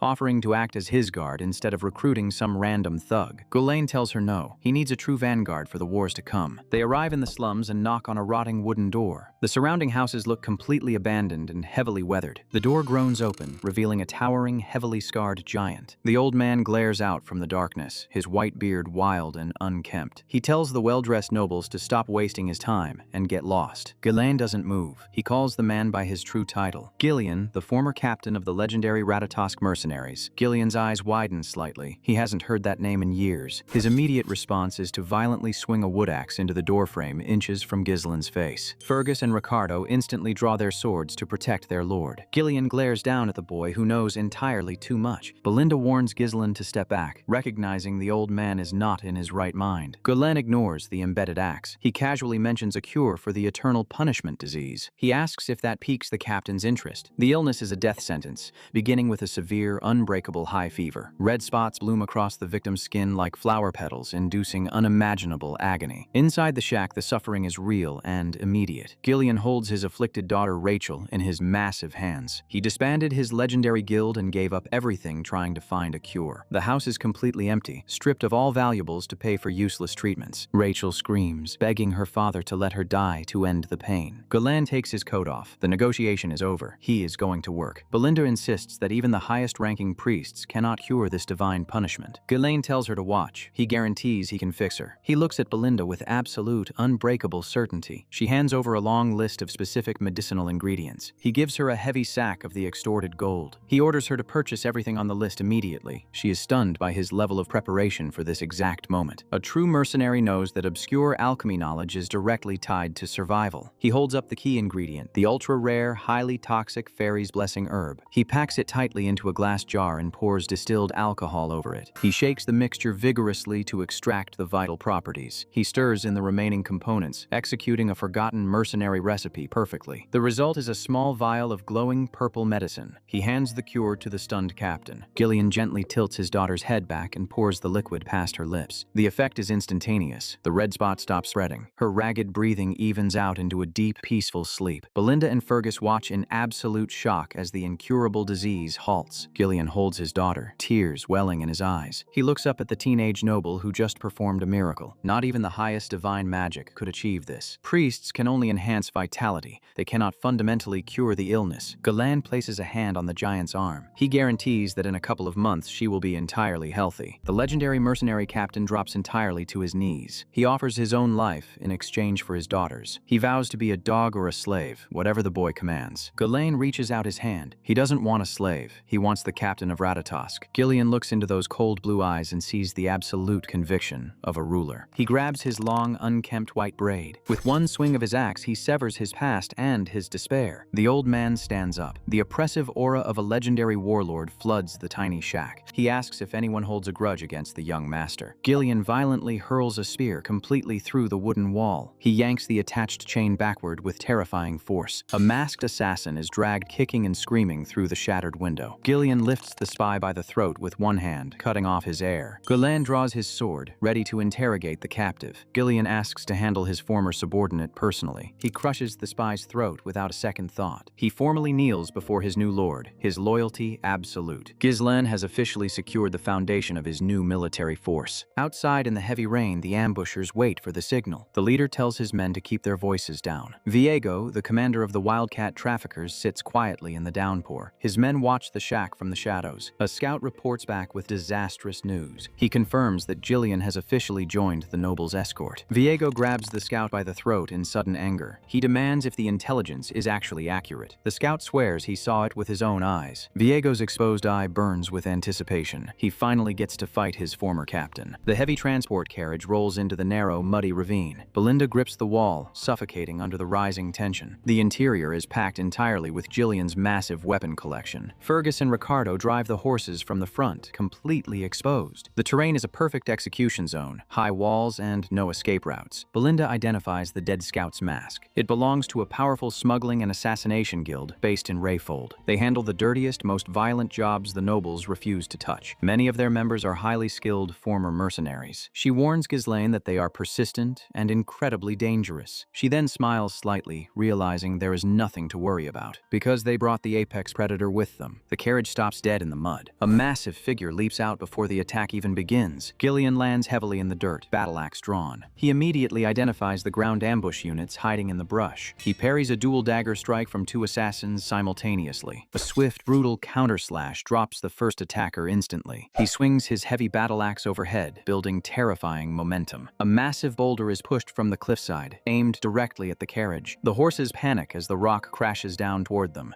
The ambush is fully triggered. The ravine erupts into violence. Ghislaine watches the chaos from the window, completely unbothered. Viego intercepts his former captain, striking with deadly speed. The assassin mocks Gillian, calling him a coward who disbanded their group for nothing. He accuses him of living a disgraceful, pathetic life in the slums. Viego vows to make the old man remember exactly who he is. He orders his entire unit to attack the giant at once. Ghislaine asks if Gillian needs help clearing the trash. Gillian declines. The old man wades directly directly into the crowd of assassins. He blocks a heavy sword strike with his bare gauntlet. He buries his axe into the attacker's skull in the same fluid motion. Viego watches in horror. The captain is just as strong as he used to be. He realizes a frontal assault is suicide and orders his units to flank from both sides. Gillian steals a horse and charges directly into the right flank. He swings his axe from the saddle, using the height advantage to crush their guard. The sheer momentum completely shatters their defensive line. He fights with terrifying precision, leaving bodies in the mud. The assassins realize they cannot even get near him without dying. Viego orders them to aim for the horse instead of the rider. Viego drops from the trees above, aiming for the blind spot. Gillian intercepts him midair with a brutal shield bash. Viego recovers his footing, glaring at the man who ruined his career. He throws a spread of heavy throwing knives to kill the mount. The horse takes the hits and goes down hard in the dirt. Gillian lands safely and immediately deflects the follow-up strike. He bats the assassin's dagger away effortlessly. He declares loudly that he is no longer the captain of Ratatosk. Viego is disgusted by the absolute denial of their shared history. He demands to know who the old man thinks he is now. Gillian states clearly that he has discarded his past entirely. He is now nothing but young Lord Gislin's loyal subordinate. Viego snaps into a violent, uncontrolled rage. He launches a desperate, high-speed assault to kill the traitor. A blinding flurry of dagger strikes meets an impenetrable shield. He screams that the mercenary company disbanded because the captain abandoned them. He blames Gillian for losing his purpose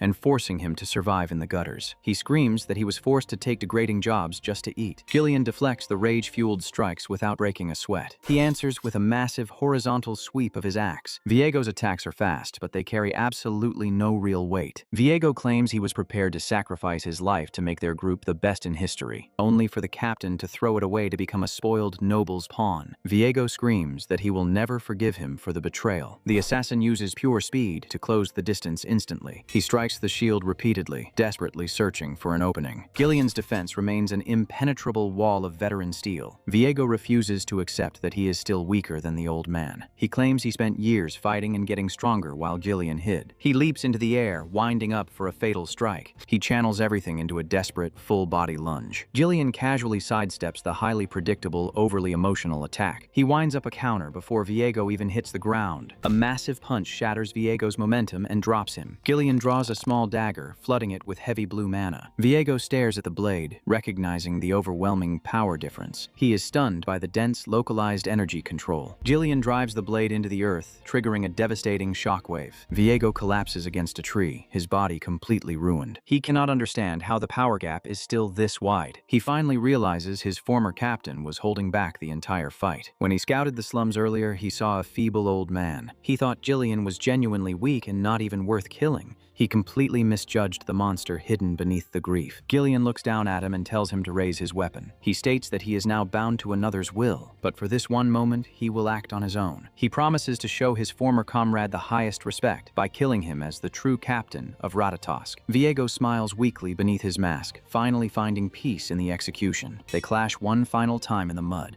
Viego puts everything he has left into a single suicidal charge. A rapid exchange of sparks lights up the dark ravine. Gillian carves the 5th Unit commander's name into his memory forever. Viego's mask cracks as the final blow connects. A clean cut ends the rebellion permanently. Gillian stands victorious over the body of the man he once trained. He praises Viego for fighting well. Belinda casually walks up and suggests they loot the corpses to add to their war funds. Gillian turns to Gislin and apologizes for the slight delay. Golan looks at the absolute carnage left in the old man's wake. Gillian's loyalty is genuinely worth more than an entire standing army. He asks if Gillian remembers the man he just killed. Gillian nods quietly, mourning his fallen comrade. Ghislaine makes a mental note to scout the rest of the Ratatosk veterans someday. 2 days later, the carriage approaches the rolling hills of the Perdium territory. Ghislaine looks at the castle and admits it feels good to have a home to return to. Gillian looks at the surrounding land and bluntly calls it a dump. The fields are dead, bled entirely dry by endless military conscription. Ghislaine promises to resolve the economic collapse with his own hands. He vows to protect the land from outside threats, no matter what it takes. He spots a heavy silhouette waiting on horseback at the gates, Count Swalder Perdium, the Lord of the North. Inside the castle, the ruling council argues bitterly over troop logistics. The treasury is completely empty, and they cannot afford to reinforce the borders. Knight Captain Randolph insists on maintaining the front lines against the barbarians. Administrator Homern sighs heavily at the complete lack of viable options. Gulen walks into the room, cutting the council's argument short. For the first time, he sees the crushing exhaustion his father hides behind his stoic facade. The Count takes a sip of tea and asks if the trip to the Rayfold estate was productive. He demands to know if Ghislain won his gambling money back from his duel with Cain. Gulen leans back and casually calls it an investment, not gambling. The Count asks if the rumors about him personally executing the two traitorous guards are true. Randolph scoffs, assuming the boy merely took credit for a chaotic scuffle. Gulen just nods along. Letting them completely underestimate him is safer anyway. The Count genuinely praises him for ensuring his little sister's safety. It is the first real compliment Ghislain has ever received from his father. Gulen uses the momentary opening to make a formal request. The Count immediately assumes his son is just going to ask for more allowance money. He lists all of Ghislain's past disastrous mistakes,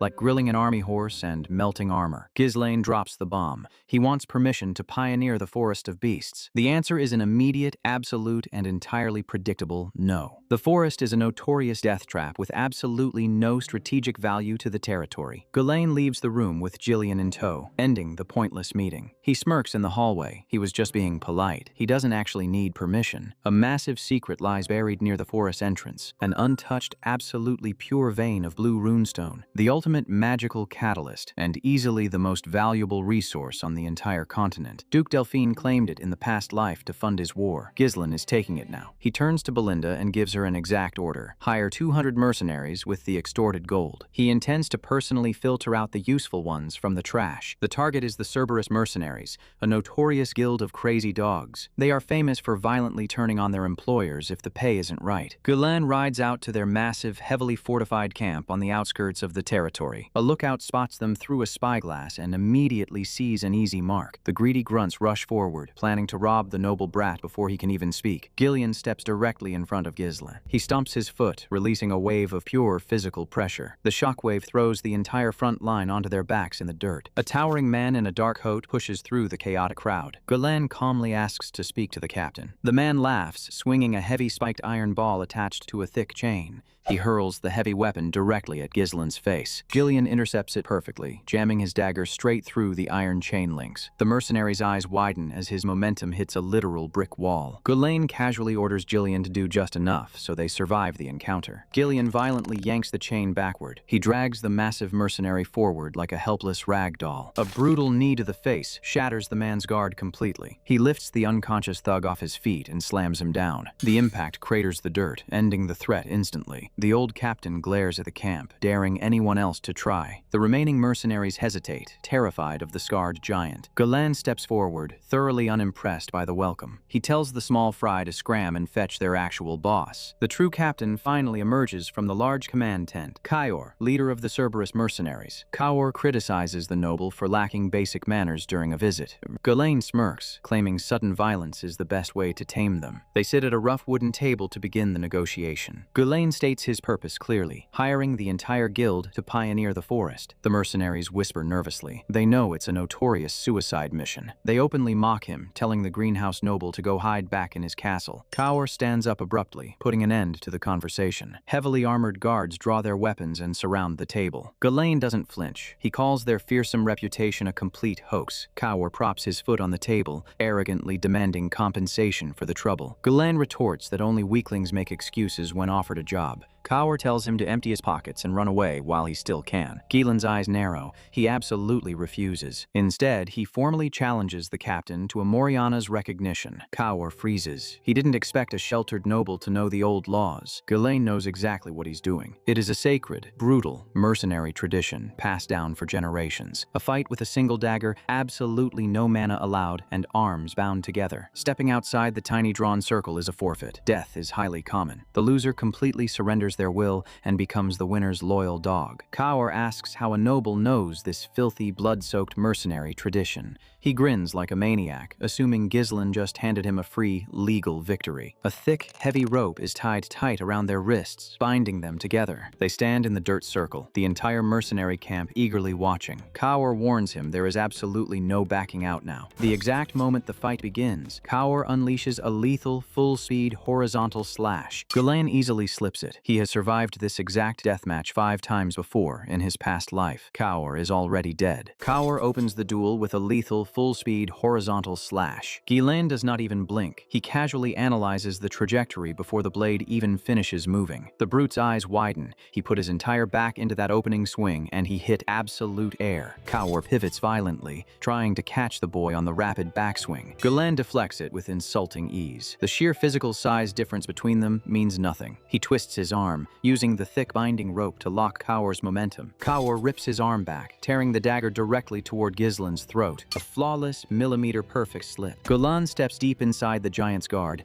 and buries his knee straight into Kaur's abdomen. Kaur smiles through the pain, genuinely impressed that the noble brat survived the opening exchange. He ignores the hit entirely and swings a desperate, downward strike. The Cerberus mercenaries roar from the sidelines, screaming for their captain to finish the humiliation. The rules of Moriana's recognition are simple. No mana, just raw physical violence inside a tiny circle. With their hands tied together, evasion should mathematically be impossible. Yet Kaur cannot land a single clean hit. Ghislain anchors his boots in the dirt, catching the heavy blade on his own guard. Kaur grins like a maniac. He thinks a battle of physical attrition heavily favors his massive muscles. He presses the assault, trying to crush the boy's guard through sheer kinetic pressure. He glares down, fully expecting the frail noble to snap under the weight. But when he looks at Ghislain's face, he does not see fear or exhaustion. He sees a predator sizing up its next meal. Ghislain violently parries, breaking the bind completely. He drives a brutal strike straight into the captain's chest. The hit lands with the force of a battering ram, entirely bypassing Kaur's thick defensive muscles. Ghislain brings his dagger down, stopping a fraction of an inch from taking Kaur's eye out. He violently rips the dagger away, keeping the captain off balance. He hooks his leg around Kaur's ankle and completely destroys his center of gravity. Kaur hits the dirt, hard. The giant stares at the bleeding cut on his torso. His brain cannot process what just happened. Ghislain does not give him a second to think. A devastating uppercut rearranges the captain's jaw. Gillian watches from the sidelines with the critical eye of a veteran warlord. Kaur is swinging with absolute power, stiffening his muscles and ruining his own flexibility. Ghislain is not fighting the momentum.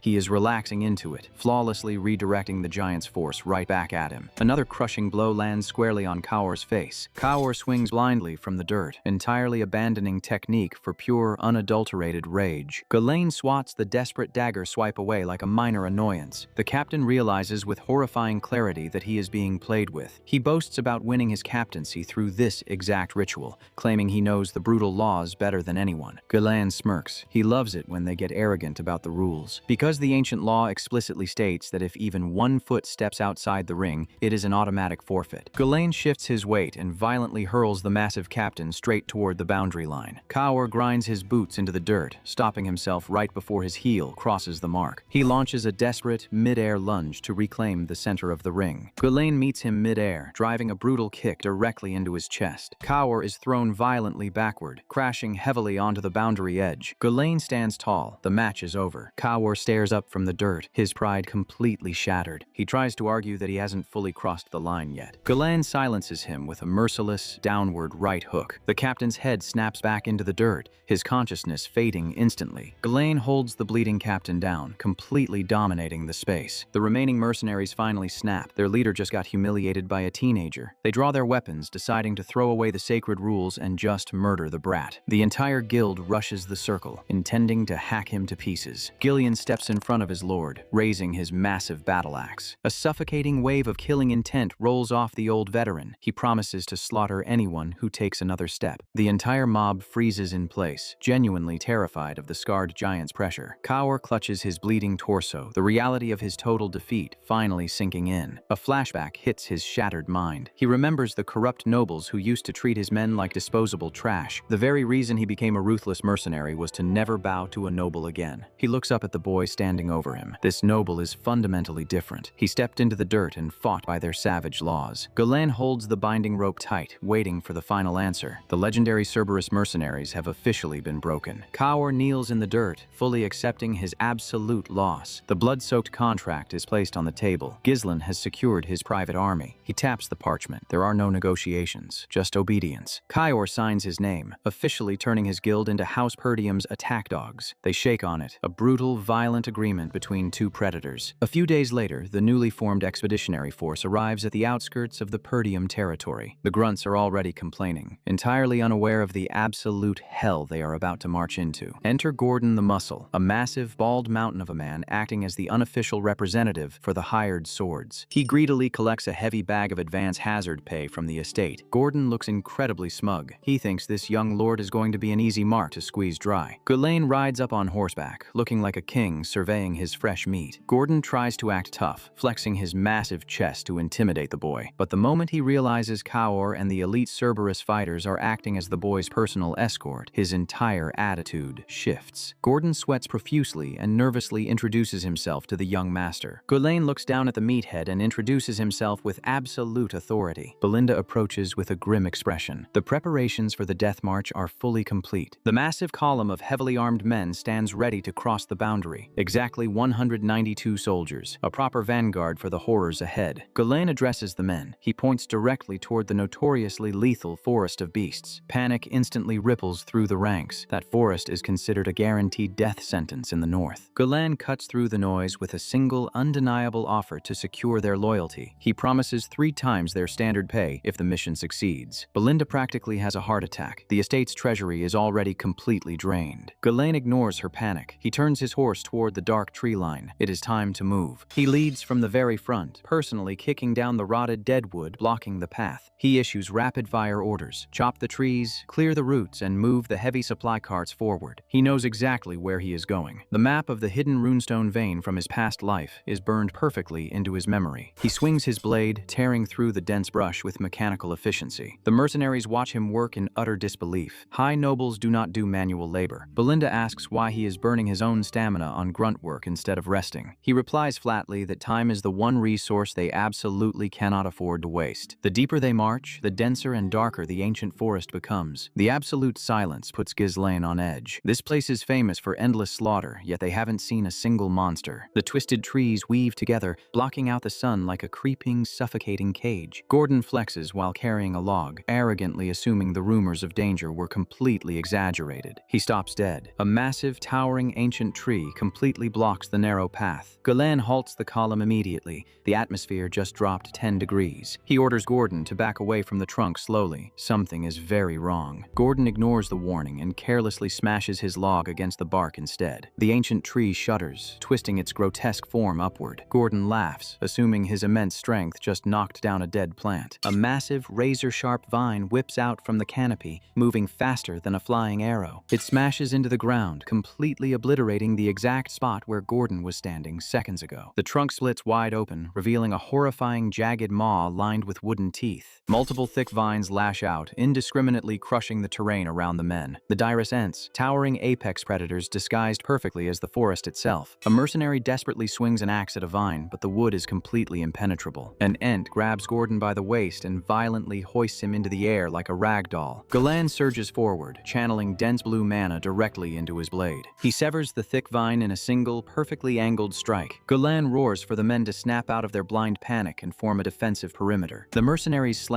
their heavy shields together, bracing against the relentless barrage of whipping vines. Ghislain turns to Kaur and gives the specific order they prepared for. Bring out the oil lamps, every single one of them. A massive vine smashes into the shield wall, buckling the iron but failing to break the line. The ent rears back, preparing to crush the entire squad flat under its immense weight. Jillian steps up, his battle axe cleaving through the thick roots like they are wet paper. Belinda channels her mana and prepares to hurl the first lit lamp straight into the monster's face. Ghislain draws his heavy broadsword. He knows exactly how to kill these things. He tears through the incoming strikes, moving with the precision of a seasoned veteran. The mercenaries watch in awe. The noble brat is carving up the apex predators without a shred of hesitation. Ghislain plunges his glowing blade straight into the center mass of the nearest ent. He screams screams the final command. Burn them down. A synchronized volley of dozens of lit oil lamps rains down onto the monsters. The oil hits the dry bark, and the entire tree line erupts into a roaring inferno. Gordon realizes the genius of the tactic. These aren't invincible demons, they are just heavily mutated wood. Ghislaine warns them not to drop their guard. The real fight hasn't even started yet. The intense heat forces the Ents to release steam as their moist inner flesh cooks alive inside their shells. The bark completely shatters away, revealing the grotesque, fleshy monsters hidden beneath the wood. Ghislaine raises his sword high. The armor is gone. It is time for the slaughter. He charges directly into the burning chaos without a second thought. He carves through the exposed flesh, bathing his blade in boiling monster blood. Kaur and the Cerberus mercenaries let out a war cry and charge in right behind him. Ghislaine leads the vanguard, his blue aura cutting a path of pure destruction through the roaring flames. The mercenaries finally realize they aren't following a spoiled child. They are following a true warlord. A colossal, terrifying maw opens up directly above Ghislaine, intending to swallow him whole. He vaults into the air and prepares a devastating overhead swing. He bisects the creature perfectly straight down the middle. The flames finally die down. The clearing is littered with the scorched, ruined corpses of the direst Ents. The expedition pushes deeper into the true heart of the forest. The weak monsters are officially gone. Days blur into nights. Endless waves of monstrous beasts relentlessly assault the convoy from all sides. Kayor's dual blades tear through a massive boar, painting the forest floor red. A mercenary desperately blocks a heavy claw strike with his dented shield, barely surviving the impact. The squad holds their tight formation, screaming battle cries to drown out their own terror. But the continuous adrenaline is making them careless and dangerously overconfident. They finally reach the major geographical milestone, an untouched, crystal-clear lake deep inside the woods. Ghislaine orders them to set up a heavily fortified camp by the water to rest. Around the fire, the mercenaries whisper. They want to grab their hazard pay and dessert before their luck runs out. Some argue that staying is pure suicide, regardless of how strong the employer is. Fear is a virus, and in the dark it spreads incredibly fast. Nearby, Ghislaine quietly applies expensive medicinal salve to a wounded soldier's arm. The mercenaries watch this act of genuine care. Corrupt nobles don't waste gold to heal disposable meat shields. The mutiny quietly dissolves. They decide to trust the young master for one more night. Ghislaine calls Kaur and Gillian over to the center of the camp. The atmosphere is dead serious. He points out a terrifying fact. The endless stream of monsters has suddenly stopped completely for 2 nights. Gillian knows exactly what that means. They have wandered straight into the territory of a true apex predator. Ghislaine stares into the pitch-black tree line. Something is watching them right now. Gordon sleeps soundly against a wooden crate, entirely unaware of the approaching danger. A lantern near Gordon suddenly extinguishes itself without a single gust of wind. Gordon wakes up instantly, terrified by the sudden darkness. A cluster of glowing red eyes opens in the absolute darkness right next to him. A shadow whips past the perimeter, extinguishing another light in a fraction of a second. Gordon sweats heavily, staring into the dark. He feels the oppressive, cold presence wrapping around them. He shouts in panic, but there is absolutely nothing visible in the void. The other guards start backing up. They all heard a creeping, distorted laugh echoing from the shadows. The darkness is physically closing in, swallowing the light source by source. Ghislaine gathers the men, his face perfectly calm despite the rising terror. He names the nightmare, the Falors, the hunters of darkness. They are physical creatures that can literally melt into the shadows,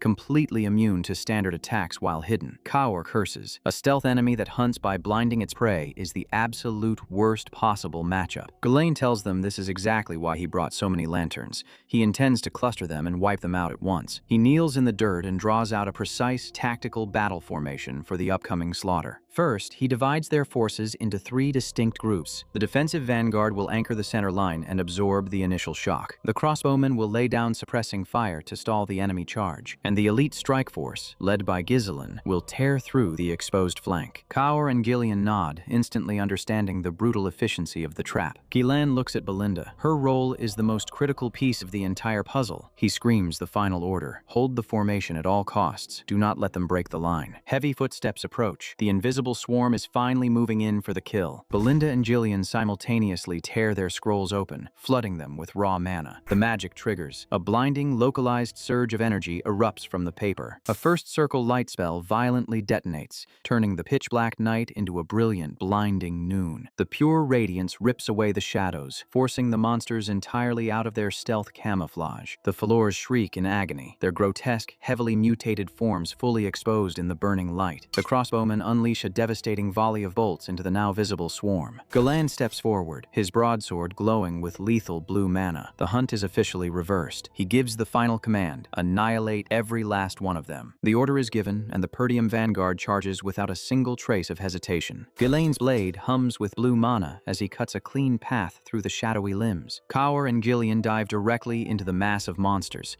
completely ignoring the absolute terror of the dark forest. Galen knows exactly what they are fighting. The Falors are terrifying in stealth, but physically their defense is remarkably fragile. He barks the command to cut their numbers down as fast as possible. Gillian acts as a literal meat shield, drawing every ounce of their aggression toward his heavy axes. While the giant anchors the center, Kaur slips through the chaos to violently disrupt their flank. Belinda stands ready at the rear, her magic primed to rip open the final blind spot. She unleashes a massive, sweeping wave of light that completely shatters the monster's concealment. She screams for the young master to move in. Galen steps into the gap, dragging his heavy broadsword through the dirt with lethal intent. He moves with the terrifying, calibrated precision of a seasoned warlord. A blinding flash of localized magic violently detonates across the canopy, exposing every hidden creature. The mercenary crossbowmen immediately capitalize on the light, laying down heavy, suppressing fire. The Falors shriek as the bolts tear through their suddenly visible bodies. The monsters realize they have completely lost their tactical advantage and charge blindly. Galen's blade intercepts them, slicing through the grotesque limbs before they can even touch his men. The Perdium forces meet them head-on in a brutal, coordinated clash of steel and shadow. Galen looks over his men, genuinely impressed by their sudden discipline. The mercenaries push forward as one unit, their shields completely overrunning the broken monster lines. Realizing they are being systematically slaughtered, the surviving Falors turn to scatter. The mercenaries cheer as the shadows retreat into the deep woods. Galen's eyes narrow. They are retreating far too efficiently for mindless beasts. He spots the commander and orders Belinda to lock onto the Alpha with the horn. Kaur jumps into the air, asking if they should just let them flee to avoid unnecessary casualties. Galen violently rejects the idea. Letting an obsessed predator escape to regroup is a fatal tactical mistake. Belinda readies her weapon, marveling at how drastically the young master has changed from the spoiled noble he used to be. She locks her eyes onto the target, fully understanding the assignment. She lashes her mana whip across the chaotic battlefield. The horned Alpha screeches, desperately trying to slither away into the deeper brush. Belinda's whip tracks it flawlessly through the air. The strike connects, completely disrupting the beast's escape route. She yells out that the target has been locked. Ghislaine surges past her, accelerating with entirely unnatural speed. The Alpha rears back, trapped and absolutely desperate. Ghislaine channels dense blue mana straight into his descending blade, closing the gap instantly. He buries the heavy sword directly into the monster's center mass. He mutters two words as the creature's life is forcefully extinguished. The blade completely bisects the Alpha in a single, devastating sweep. With the commander dead, the monster hierarchy instantly collapses. Ghislaine roars for his men to wipe out the rest. The mercenaries charge back in, fully invigorated by the absolute dominance of their leader. The Cerberus boys grin like maniacs. They absolutely love working for this kid. The final beast is cut down without mercy, painting the forest floor red. The squad leader looks around the blood-soaked dirt. The swarm is officially gone. Galen rests his sword in the ground. The perimeter is fully secured. The grunts erupt in pure, unadulterated relief. They just survived an impossible slaughter without losing a single man. Galen doesn't celebrate. He immediately orders the men to gather the corpses. Gillian explains the gruesome logic. The rotting scent of an apex predator keeps the smaller trash away from the camp. Kaur and Gillian share a look. This noble boy fights and thinks like a veteran mercenary. 10 brutal days pass inside the notoriously lethal forest of beasts. By systematically exterminating the Falors, Ghislaine completely sanitized the expedition route. Belinda reports the final headcount back at the encampment. Kaur crosses his arms proudly. Every single one of his Cerberus fighters is still standing. However, Belinda notes that exactly 3 contract mercenaries are missing without a single trace. The grunts argue over the missing men, assuming Manus and his cronies cowardly fled during the chaos. Out in the dark woods, the 3 deserters are sprinting away as fast as they can. They laugh at the idiots who stayed behind to die, utterly confident in their survival strategy. Manus urges them to keep running while the vanguard is distracted, fighting the shadows. They finally stop to catch their breath in a quiet clearing. One of the deserters freezes, pointing into the brush with absolute horror. A gargantuan, suffocating presence is breathing heavily right behind them. A massive, glowing crimson eye opens in the pitch-black canopy. The heavy lumber crashes to the ground back at the expedition site. The mercenaries are working tirelessly to clear the remaining trees. Ghislaine and Kaur work side by side, chopping through the thick roots. The grunts are putting their absolute backs into the labor, fully motivated by their employer's presence. Gillian chuckles, noting that even the lazy busiest mercenaries work hard when properly compensated. Ghislaine casually mentions he intends to hire every single survivor as his private army. He knows that ordinary mercenaries have weak organizational skills in large-scale combat, but after surviving this hellscape, these men have completely surpassed the limits of standard thugs. Kaur approaches to report that the Falor corpses have been perfectly scattered. He grins, admitting that the gruesome tactic worked flawlessly to keep the area clear. Ghislaine looks around the eerily quiet forest. The absolute lack of monsters puts him entirely on edge. Suddenly, Belinda drops from the sky in an absolute panic. She lands heavily, sliding through the dirt. She screams that she finally found exactly what they were looking for. Gielen's expression turns dead serious. He orders the men to pave the final path immediately with everything they have. They break through the dense foliage and stop completely dead in their tracks. Ghislaine stares straight ahead. This is the entire reason he risked his life. An untouched colossal deposit of the highest quality blue runestones. Kaur sweats heavily. He has never seen this much concentrated raw wealth in his entire life. Belinda hugs Ghislaine tightly, overwhelmed by the sheer magnitude of their discovery. The grunts practically vibrate with greed, realizing they are standing on a literal gold mine. Gielen's eyes narrow dangerously. He knows exactly how this forest operates.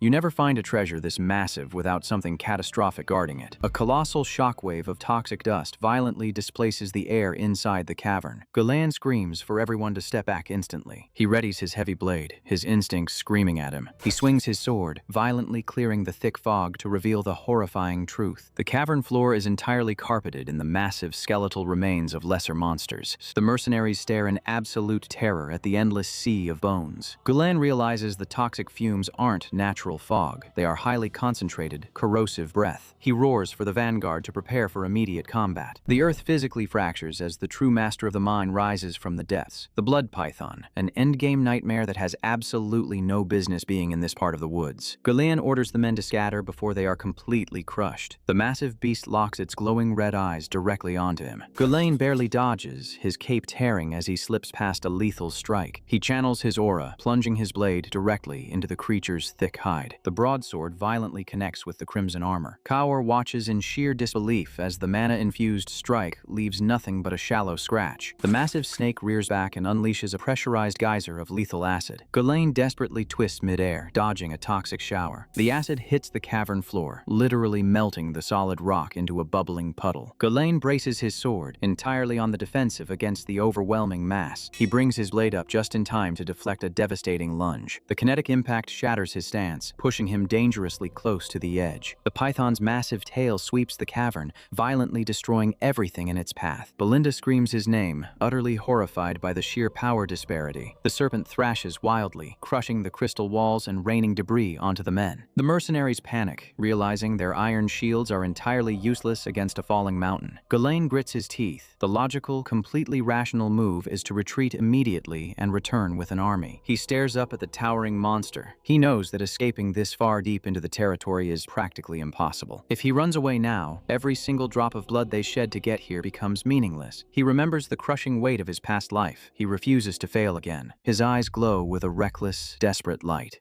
The third core is forcibly ignited. The python locks onto the sudden massive spike of pure mana radiating from the human. Ghislaine doesn't run. He charges directly into the monster's strike zone. He swings his glowing blade with absolutely everything he has. His broadsword meets the impenetrable scales in an explosion of violently rejected kinetic energy. The impact sends a shockwave through the cavern, but the beast doesn't even flinch. The snake opens its colossal jaws, fully intending to swallow the annoying human whole. Ghislaine remembers his responsibility. A leader cannot back down when his men are in danger. Belinda, Kaur, and Gillian watch in absolute terror. Ghislaine makes a terrifying calculation and vaults entirely past the beast's teeth. He dives straight into the abyss of the monster's throat. Inside, his eyes burn as he realizes his mana will deplete rapidly in this environment. Belinda screams at the top of her lungs, genuinely believing he just committed suicide. She desperately urges the men to hold the monster down so they can cut him out. Gillian steps forward, planting his heavy boots in the dirt. He refuses to break the line. He demands they trust the young lord to do the impossible. The python towers over them, completely unfazed by the frantic humans. Ghislaine's face is locked in pure concentration inside the pitch-black stomach. He burns his core at maximum output, just to keep his skin from melting. He raises his sword, preparing to carve his way out from the inside. Outside, the python spits another massive wave of venom at the panicked vanguard. Kaur yells for the men to dodge before the acid entirely dissolves them. The grunts lock their shields shields, racing against a toxic wave that completely obliterates the terrain. They refuse to run. They scream that they will fight alongside the boy who saved them. They hold the line, fiercely loyal to their employer. Belinda and Kawa ready their weapons, entirely prepared to die in this cavern. Gillian roars over the chaos, taking the vanguard position. The veteran warlord demands they place their absolute faith in Ghislaine. Gillian explains the gruesome reality of the python's massive size. He warns that its scales will deflect their mana, and a single drop of poison is a guaranteed execution. Belinda trembles, her eyes locked on the wildly thrashing monster. Deep inside, Ghislaine prepares for the final, suicidal gamble. His earlier words echo in their minds, "Let us all return alive." The python lunges again, aiming to crush the remaining survivors. The entire squad relentlessly batters the snake's exterior, desperately trying to create an opening. Kaur swings his dual daggers, entirely ignoring the danger of the acid. Gillian swings his heavy axe, chipping away at the impenetrable armor. Ghislaine completely abandons defense inside the beast's throat. He buries his blade directly into the soft inner flesh behind the monster's eye. He grits his teeth, knowing the future doesn't make surviving it any easier. The python shrieks, thrashing violently as its internal organs are completely shredded. Ghislaine carves his way upward, tearing through the throat from the inside out. He channels his violently rotating mana into a single devastating thrust. A massive localized explosion erupts from the snake's neck. Belinda cries out as the thick scales begin to bulge outward. Ghislaine's glowing sword violently pierces completely through the armor. He bursts out of the beast, ripping a massive exit wound that paints the cavern in toxic blood. He looks down at the falling monster. The future of Perdium has officially been secured. Days later, the majestic, slightly weathered spires of Castle Perdium stand quietly against the gray sky. Inside the administrative office, a fist violently slams into the heavy wooden desk. Homern is currently losing his absolute mind over the young lord's blatant disobedience. Treasurer Albert paces nervously, sweating under the immense stress. He points out that Ghislaine has been completely missing in the lethal forest for 2 full weeks. Count Walter sits in his chair, his face dark with fury over his explicit orders being ignored. The heavy wooden doors swing open abruptly as Randolph rushes into the room. He loudly announces that the young lord has finally returned to the castle alive. Ghislaine walks in, looking perfectly calm and completely unbothered by the suffocating tension. His father glares at him, his voice dangerously low as he demands an explanation for the treason. Ghislaine casually states that he did what had to be done for the territory. Albert practically hyperventilates at the boy's sheer audacity. Randolph accuses him of risking a massive monster stampede by entering the Forbidden Zone. Ghislaine points out the obvious. He is standing right here, and the towns are perfectly fine. The Count asks if his son genuinely finds this catastrophic situation funny. He states that they could overlook the forest incident if not for the secondary disaster. He tosses a crumpled piece of parchment onto the table. Because of Ghislaine's extortion, the Rayfold family has officially cut off the crucial 20,000 gold support fund. Ghislaine realizes Amelia is perfectly willing to burn her own political bridges just to ruin him. He understands his timeline for securing funds just accelerated massively. Albert looks physically ill. That money was the only thing keeping their military forces fed. Ghislaine casually drops the bomb. He already spent every single extorted coin. Absolute stunned silence fills the administrative office. Homern asks if the boy genuinely wasted their entire treasury on a suicide mission. Ghislaine smirks slightly, completely unapologetic. Randolph violently grabs Ghislaine by the collar, furious at the boy's apparent arrogance. Ghislaine tells him to let go. He didn't come here to apologize. He came to replace the lost funds. The retainers stare at him in total confusion.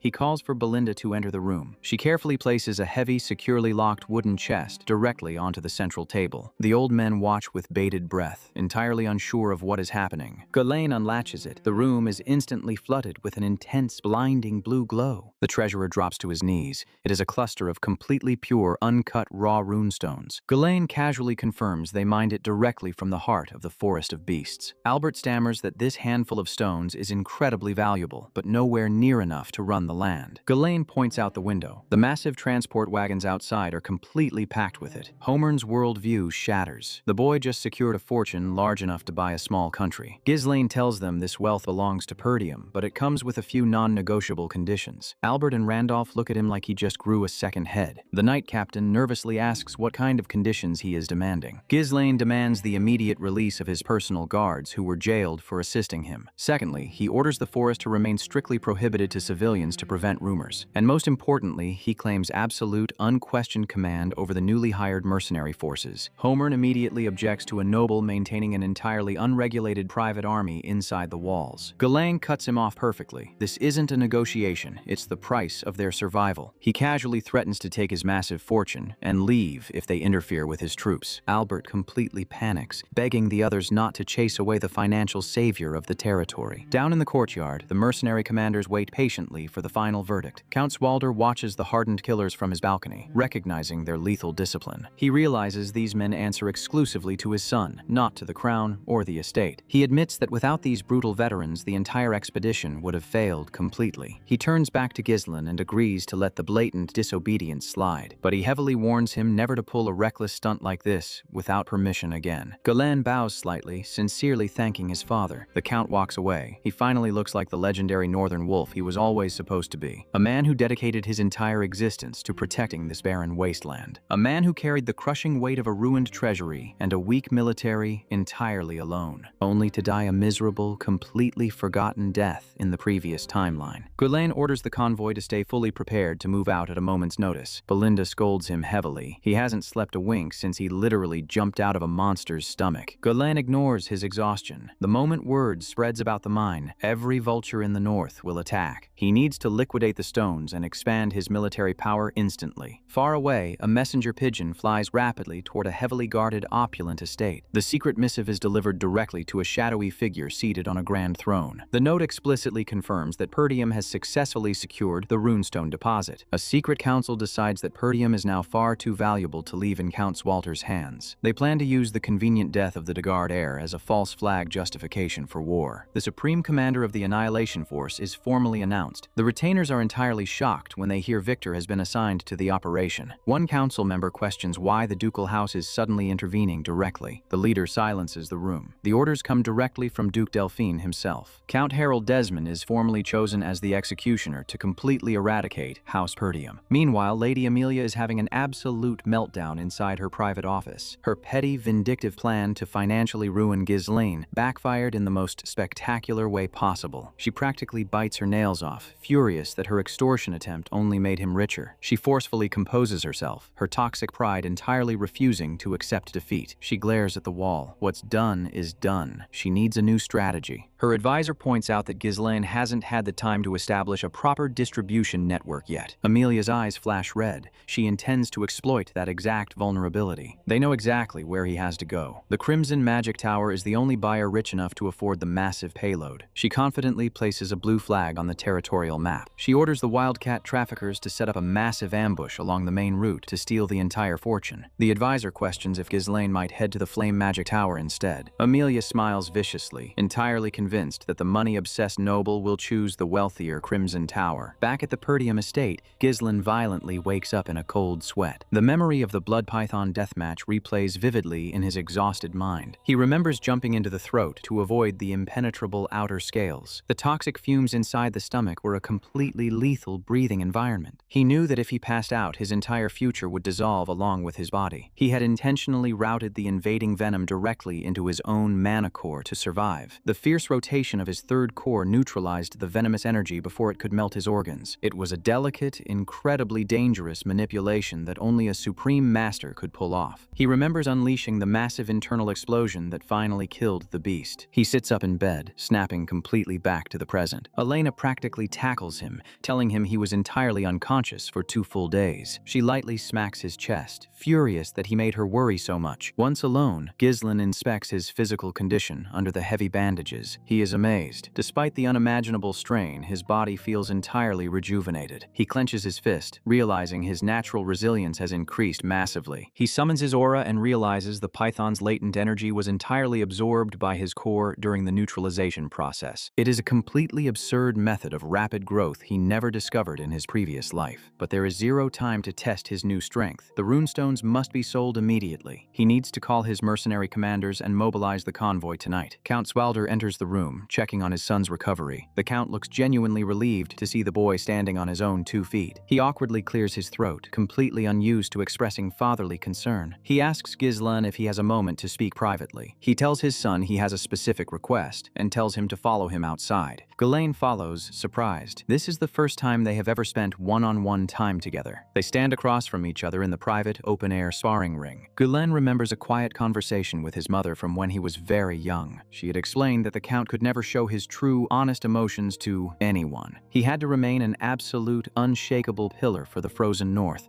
carrying the burden entirely alone. She told him to understand that part of his father, even when he seemed completely cold. Ghislaine raises his practice blade. He isn't going to hold back. The sparring match ignites instantly. No pleasantries, just raw steel. Ghislaine immediately recognizes the sheer density of his father's technique. It is a brutal, unyielding swordsmanship, forged entirely for butchering massive northern barbarians. Count Swalder easily deflects a heavy strike, entirely controlling the flow of the engagement. The older man disarms his son's heavy pressure with insulting ease. Ghislaine recovers his footing, relying entirely on the violent, instinct-driven style he perfected as a mercenary king. Their blades lock together, sparks flying as Gislan pushes his weight forward. The Count casually breaks the bind and compliments his son's massive improvement. He points out that Gislan relies too heavily on raw strength, making his intent incredibly easy to read. Ghislaine's eyes widen slightly. He realizes his completely instinctual combat style has fundamental blind spots. For a man who survived his entire previous life entirely alone,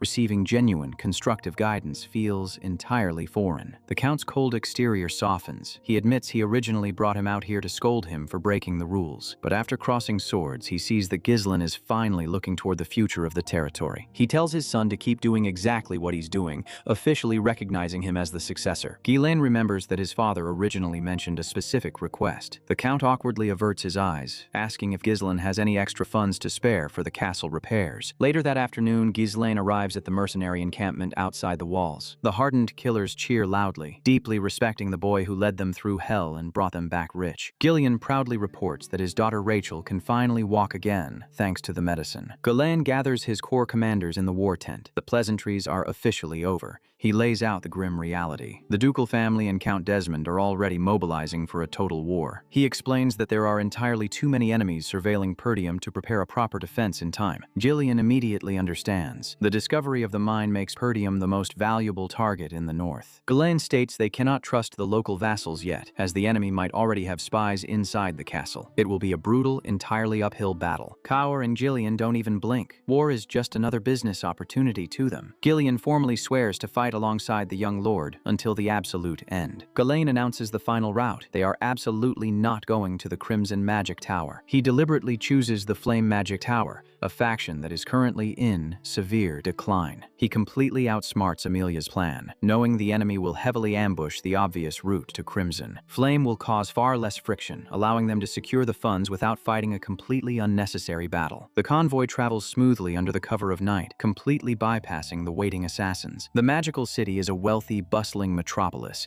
an entirely different world from the frozen poverty of Perdium. Inside, massive stacks of incredibly valuable magic scrolls await a buyer with deep pockets. The real negotiation begins now. The Perdium convoy finally arrives at the magical metropolis, and the gatekeepers immediately decide to put on a show. They aren't rolling out the red carpet. They are setting up a deliberate intimidation tactic. The robed figures channel their mana, activating a massive, localized concealment spell right in front of the heavy carts. The standard mercenaries completely lose their minds, genuinely amazed by the sudden disappearance. Ghislaine just sighs. He recognizes the illusion magic immediately. It is completely basic, designed purely to scare uneducated country peasants. They approach the towering, majestic gates of the Flame Magic Tower. The sheer scale of the architecture makes the Perdium estate look like a modest hunting lodge. The entrance is blocked by hollow, empty suits of armor discarded on the stone floor. The moment they step too close, the perimeter defenses activate automatically. Blue mana strings attach to the metal, forcefully hoisting the empty shells into a defensive formation. A booming voice echoes from the ramparts, warning that commoners cannot just casually walk into the the sanctuary of mages. The guard commander demands they reveal their identity and state their business immediately. Belinda and Kaur exchange annoyed glances. Being greeted by puppets is a massive insult. Gillian steps forward, his massive voice entirely drowning out the guard as he formally announces the young lord of Perdium. The guard pauses, recognizing the family name. He scoffs openly. Perdium is notoriously bankrupt, and he assumes they brought worthless trash to sell. He flatly refuses them entry, mocking the Northern Territory as a literal beggar's land. He orders the puppet guards to force them out into the dirt. Belinda snaps. Her temper instantly flares at the blatant disrespect shown to her master. Ghislaine does not look angry. He just looks bored. He asks the guard if he is entirely certain about turning them away. He casually raises his right hand, holding a single, perfectly cut, high-grade blue runestone into the sunlight. The mage's arrogant expression dissolves completely. His eyes widen so far they practically pop out of his skull. A single stone of that purity is worth a fortune, and Ghislaine has 10 massive wagons parked right below the wall. Ghislaine smirks. He asks if the tower is still refusing to buy. The attitude shifts instantly. The trade officer Sylvain practically breaks his own back, bowing in apology. Ghislaine isn't interested in talking to a middleman. For a payload this massive, he demands to speak directly to the tower master. Sylvain sweats profusely, completely terrified of ruining a deal that could save their entire institution. He immediately orders the guards to escort the VIPs inside with maximum priority. The arrogant guard from earlier stands there in absolute silence, realizing he almost doomed the entire tower. As Sylvain leads them through the opulent halls, a sudden commotion interrupts the tour. Ghislaine stops. He hears a heavy impact from around the corner. Down the corridor, smoke violently billows out of a heavy set of laboratory doors. A young woman with long black hair is forcefully thrown onto the red carpet. Enter Alfoy, a third circle mage and self-proclaimed heir to the tower, looking down at her with absolute disgust. The other mages laugh, mocking the girl for even trying to enter the sacred research room. Alfoy brutally reminds her of her place. She is entirely unable to use magic, making her presence a total waste of space. He squints down at her, challenging her fragile authority. He cruelly decides to test her. If she wants to be treated like a mage, she should easily be able to block a basic spell. He ignites his staff, summoning a condensed, highly lethal sphere of first circle fire. He throws it directly at the defenseless girl with genuine malicious intent. The girl's eyes widen in pure terror. She braces for the agonizing impact, raising her hands in a desperate, useless defense. Ghislaine completely bypasses the distance, stepping into the line of fire. He draws his broadsword and cleaves the spell in half in a single, fluid motion. The girl slowly opens her eyes, entirely shocked to find herself completely unharmed. Ghislaine stands between her and the mage, the remnants of the severed fire spell completely dissipating around his blade. Inside the highest chamber, Tower Master Hubert is currently having an absolute meltdown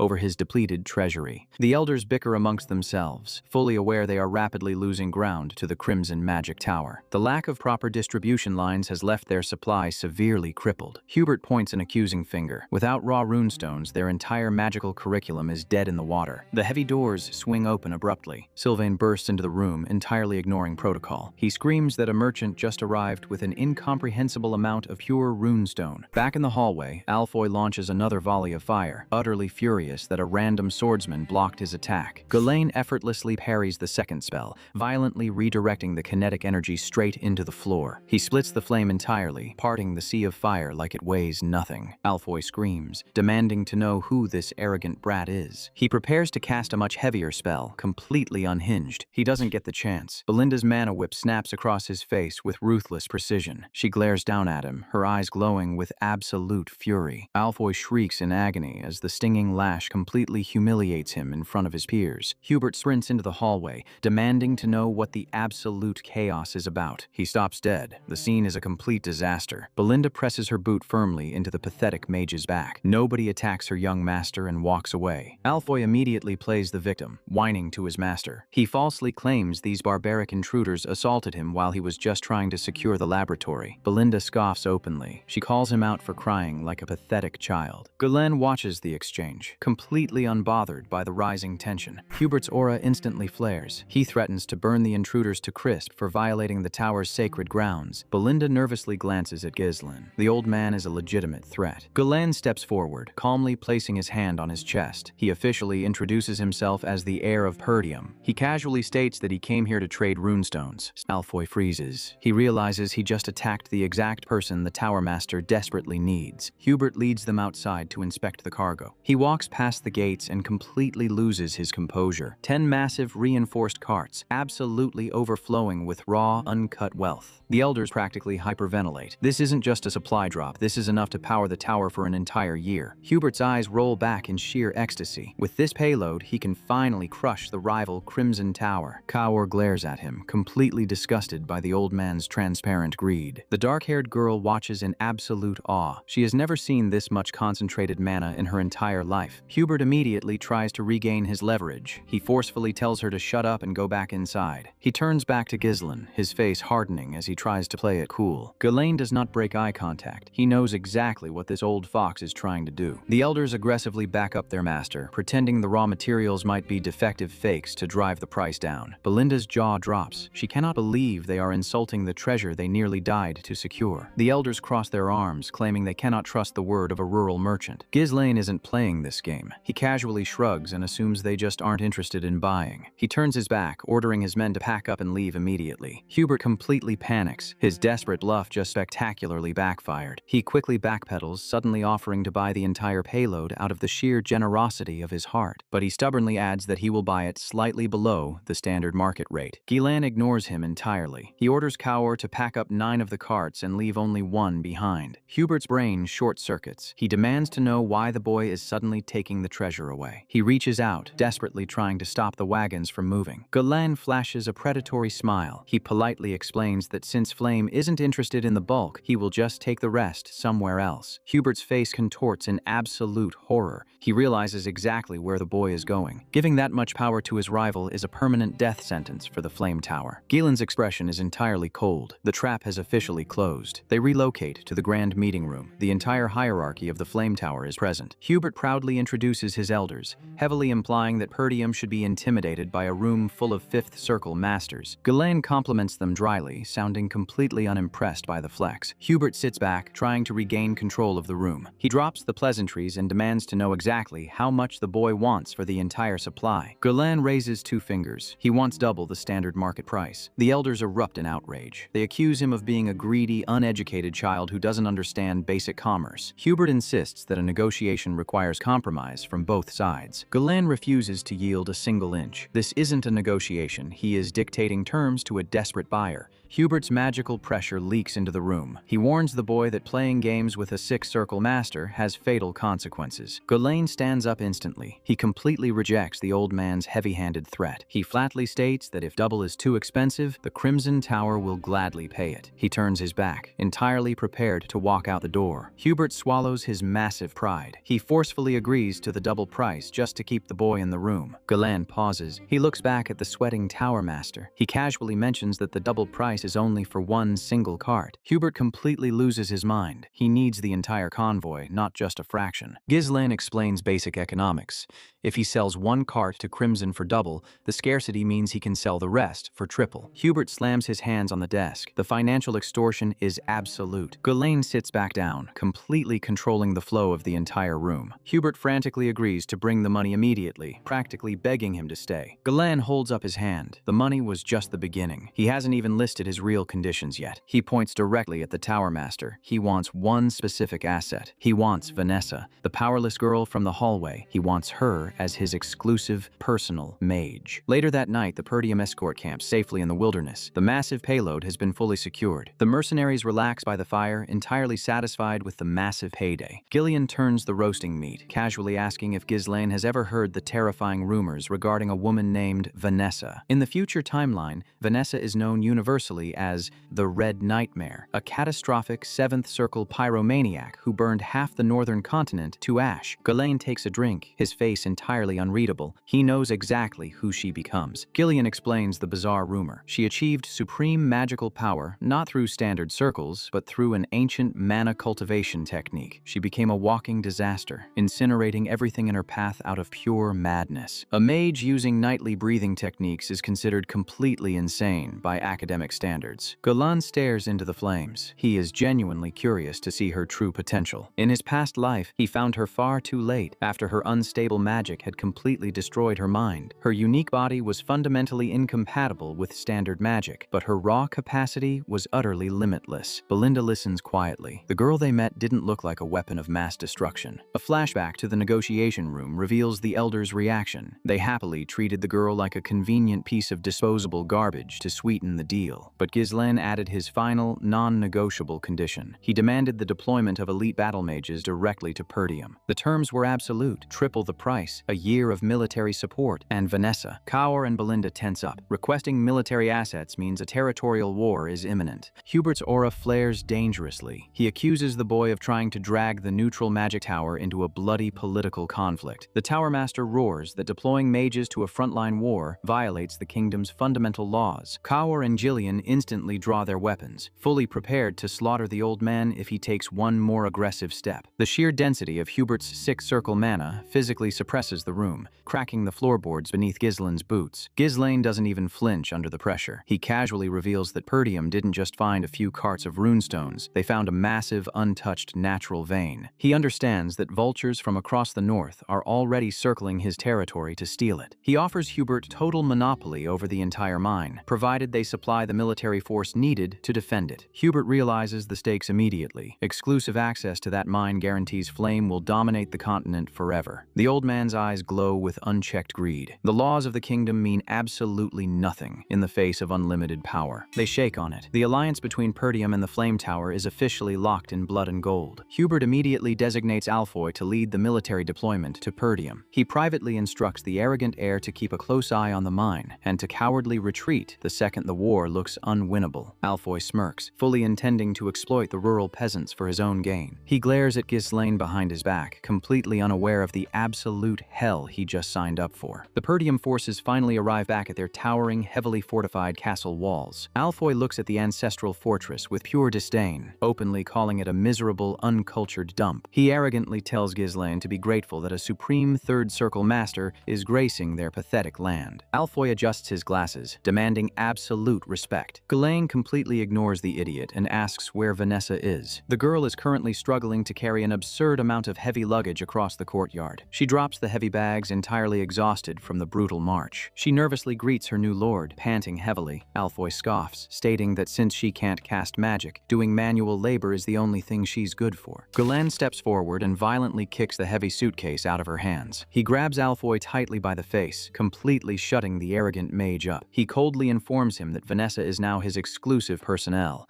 and the magic tower no longer has any authority over her. Ghislain's eyes are completely devoid of mercy. If Alfoy disrespects her again, he will violently end his life. Alfoy physically trembles, entirely humiliated but utterly powerless against the boy's suffocating, killing intent. The other mages angrily protest, demanding to be treated with the aristocratic respect they believe they deserve. Ghislain reminds them of reality. They aren't esteemed guests. They are hired, muscle-bound by a strict contract. To Perdium, they are nothing more than a reserve bundle of living, disposable mana. Alfoy screams in outrage at the degrading title. Ghislain turns his back and orders Jillian to take care of them. Kaur smiles sadistically. He is going to thoroughly enjoy introducing these pampered academics to real, barbaric warfare. Alfoy stares up from the dirt, his pride completely shattered. Vanessa stands there, utterly bewildered by the sudden protection. Ghislain tells her directly that from this moment forward she answers exclusively to him. No one has ever treated her with anything but absolute disdain. She shamefully admits that she is completely useless as an exclusive mage,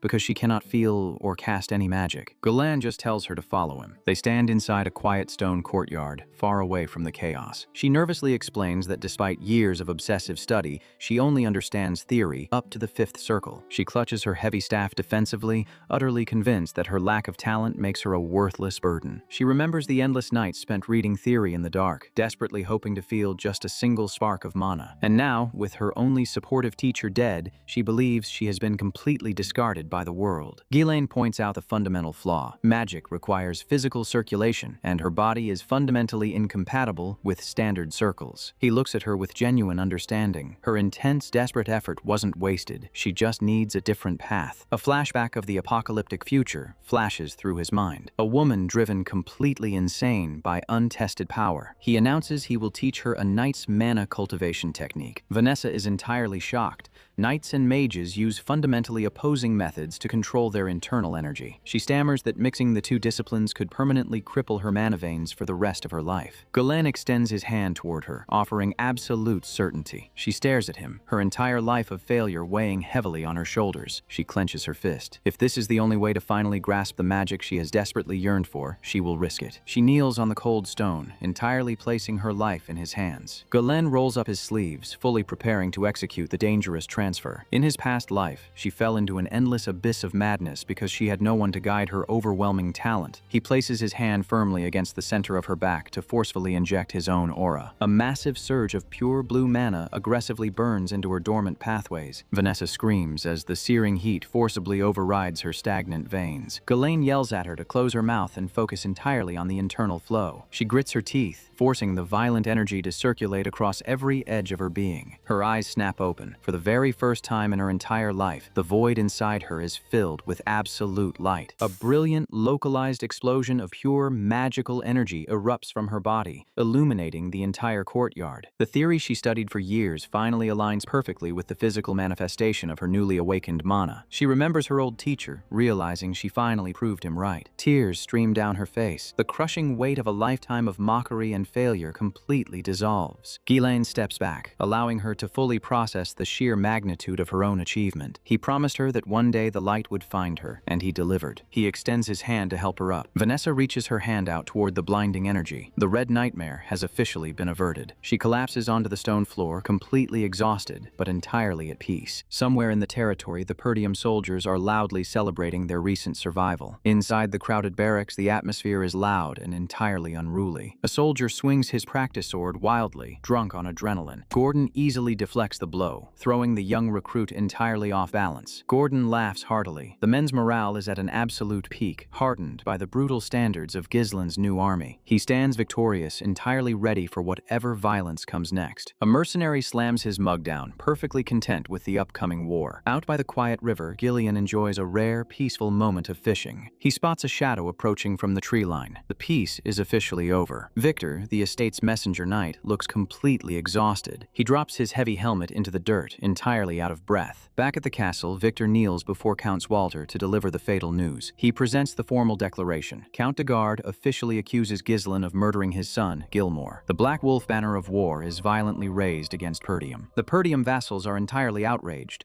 Claiming a false murder as a pretext for a full-scale invasion is a massive breach of northern honor. Count Swalter's eyes darken. He knows the murder is just a convenient excuse. The real objective is the runestone vein, and someone leaked its existence. Two of Perdium's own vassals, dispatched earlier as envoys, have completely betrayed them. Gulen remains entirely silent. He fully anticipated that sparing his sister wouldn't stop the war. It just changed the enemy's excuse. A loyal retainer completely loses his temper, furiously demanding they march out and slaughter the traitors instantly. The massive doors burst open as a scout screams that the enemy vanguard has already been sighted. The de Garde army, marching under the yellow falcon banner, approaches the border with terrifying speed. The scout reports catastrophic numbers: 6,000 armed soldiers, 1,000 supply troops, and multiple active siege weapons. Count Swalder glares from the ramparts. The enemy mobilization is suspiciously fast, heavily implying they prepared for this long before the formal declaration. He roars for absolute silence. Panic is entirely useless right now. He issues rapid, decisive orders.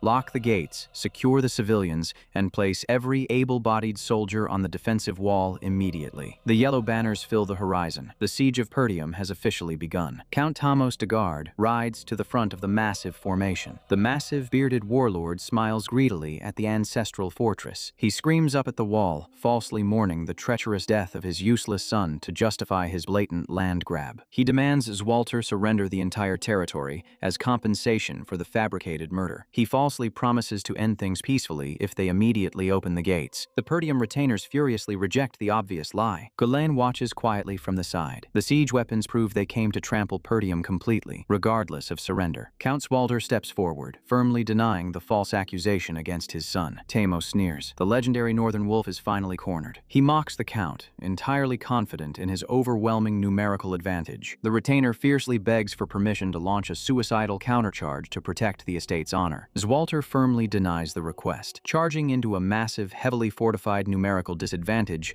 is pure tactical suicide. The sheer scale of the enemy forces proves unequivocally that a much wealthier backer is secretly funding the entire invasion. Galan steps up to the edge of the wall. Defensive warfare is a losing game of pure attrition. They have 2,000 men against 7,000. The math is completely brutally unforgiving. Furthermore, the enemy siege weapons will be fully operational in exactly 15 days. If they wait for reinforcements, the castle walls will absolutely be reduced to rubble. Ghislaine whispers to his father, "The only way to survive a siege is to destroy the enemy's ability to maintain it." He walks away, his heavy black armor absorbing the dim light. He is about to aggressively flip the entire board. Inside the war tent, Ghislaine gathers his core operational team for a classified strike briefing. Belinda and the Cerberus commanders listen closely. The defensive posturing was just a necessary act for the enemy spies. Ghislaine lays out the real strategy. They are going to execute a devastating preemptive strike. An army of 7,000 men consumes an absurd amount of food daily. Burn the supply and the massive army starves itself to death. Belinda points out the obvious flaw. The enemy vanguard has completely surrounded the front gates. Sneaking an army out is physically impossible. Kaor smirks. That is exactly why they already moved their strike force out to the Forest of Beasts outpost days ago. Gillian confirms the elite troops have been equipped with the black ponchos crafted from the Dirus Ent's camouflage bark. Moving a massive army is loud, but a small, hyper-elite squad cloaked in natural stealth can completely bypass the enemy perimeter in the dark. The only missing variable is the exact location of the Degard supply camp. Belinda steps forward, fully understanding the assignment. Ghislaine absolutely requires her magical tracking skills to pinpoint the target before the sun rises. He prepares to unleash the ultimate, finishing blow to completely cripple the invasion before it even starts. Late at night, the massive Degard supply camp rests lazily miles behind the front line. The traitorous vassal Fabro drinks his wine, entirely convinced his cowardice has secured him a wealthy future. The camp is quiet, the guards are relaxed, and the overall discipline is entirely pathetic. From the pitch-black tree line, the Perdium strike force silently closes the distance. Ghislaine leads the charge, his black armor completely swallowing the moonlight. He raises his heavy sword. No negotiations, no prisoners, just absolute, unadulterated slaughter. The horses charge silently across the soft earth. The sentries barely have time to turn around before the shadows are upon them. Kaor tears into the camp, immediately decapitating the utterly unprepared guards. The supply troops panic wildly, entirely unequipped to handle a sudden, hyper-violent night ambush. The Cerberus mercenaries carve through the frantic soldiers with brutal, mechanical efficiency. Galen's voice slices through the chaos,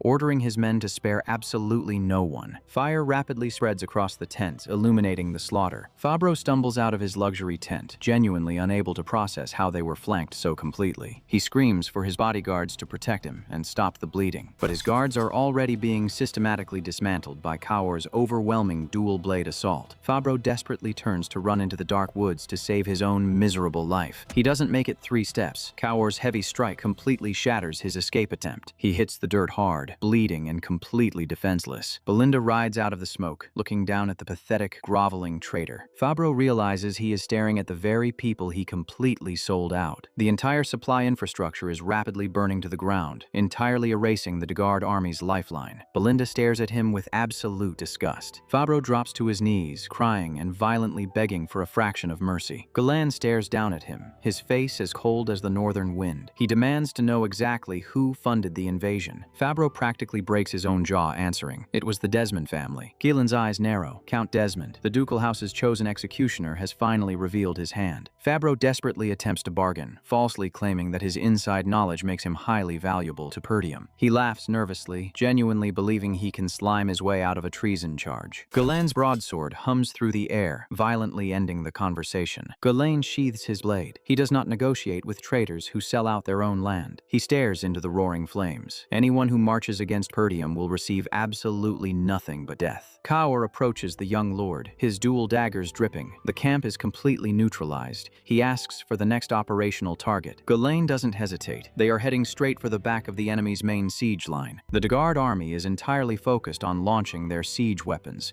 completely unaware that their rear flank is wide open. Ghislaine splits his forces. Kaor and Belinda will systematically dismantle the left flank while he crushes the right. He turns to the massive Gillian, explicitly assigning him the heaviest burden of the entire night. Gillian grins fiercely. He absolutely loves a completely unfair fight. Kaor laughs, noting that the young lord always saves the most violently entertaining tasks tasks for the old veteran. Ghislaine turns his horse toward the massive, unsuspecting army. He issues the final command of the night: leave the main gate entirely to him. Count Swalder watches the horizon with absolute focus. He knows exactly what is at stake. This single night will rewrite the entire history of the Northern Territory. Randolph roars from the ramparts, ordering every available soldier to brace for immediate impact. The guard catapults fire, shattering the outer battlements and throwing debris across the courtyard. The Perdium archers frantically try to return fire, desperate to keep the swarm away from the stone. It isn't enough. Dozens of wooden ladders slam against the walls as the Guard infantry begins their ascent. Randolph draws his sword, demanding his men switch to close-quarters combat immediately. They cannot lose the high ground. Down below, the Guard commanders are practically laughing. To them, this siege is already over. They arrogantly order the second catapult strike, eager to trample the legendary Northern Wolf into the dirt. But the wolf is far from finished. Zwalder glares through his visor. Randolph aggressively intercepts a climber, driving his heavy blade straight through the man's armor. Homern runs up to the command post, sweating profusely. The walls are holding, but the main gate is buckling under the pressure. Zwalder doesn't even blink. He orders them to completely abandon the gate. He explicitly shifts all defensive priority to the walls. It is a massive, incredibly dangerous gamble. Randolph questions the lack of reinforcements. Every single messenger they sent to neighboring territories was rejected. Even worse, the envoys sent to the Loja territory have completely vanished without a trace. Miles away in the Guard command camp, the atmosphere suddenly fractures. A scout rushes in, screaming that their critical supply unit has been completely compromised. The commanders are stunned. Their logistics officer hasn't returned, and panic begins to spread through the tent. A massive knight in pristine white armor listens quietly. Victor realizes exactly what has happened. He points out the thick black smoke rising from the distant tree line. He admits that Perdium isn't just a pack of cornered dogs. Someone in that castle is actually using their brain. The Guard officers panic. Without food and supplies, a prolonged siege becomes a death sentence for their own men. Victor steps forward, entirely unbothered. They don't need supplies if the war ends tonight. The officers stare at him in total shock. Victor turns his back and walks toward his horse. He will personally tear the Perdium gate off its hinges. Back at the castle, the assault on the walls has completely stalled out, but the massive wooden doors of the main gate are visibly splintering. Victor arrives at the front line, analyzing the structural damage. He slowly draws his massive, uniquely shaped lance. He orders all forces to prepare for a final, overwhelming advance. He formally announces his intent to personally execute the breach and leaves the vanguard to hold the perimeter. The Guard infantry continues to swarm up the ladders like mindless ants. The Perdium defenders hack them down, but the sheer numerical disadvantage is suffocating. And then the real nightmare arrives. Massive rolling siege towers approach the walls. Randolph grits his teeth. If those towers lock onto the battlements, the castle will fall in minutes. Zwalter screams for the catapults to fire and destroy the approaching structures. A massive, flaming boulder is violently launched toward the Guard lines. But before it can connect, a blinding streak of blue mana completely obliterates the boulder in midair. The Perdium defenders freeze. Zwalter stares in absolute disbelief. Someone just intercepted a catapult shot with raw physical force. Victor narrows his eyes from the ground. He knows that Perdium's total demise is entirely predestined, regardless of their resistance. Victor kicks his horse forward, leading the charge directly toward the fortress. The massive wooden battering ram rolls directly behind him,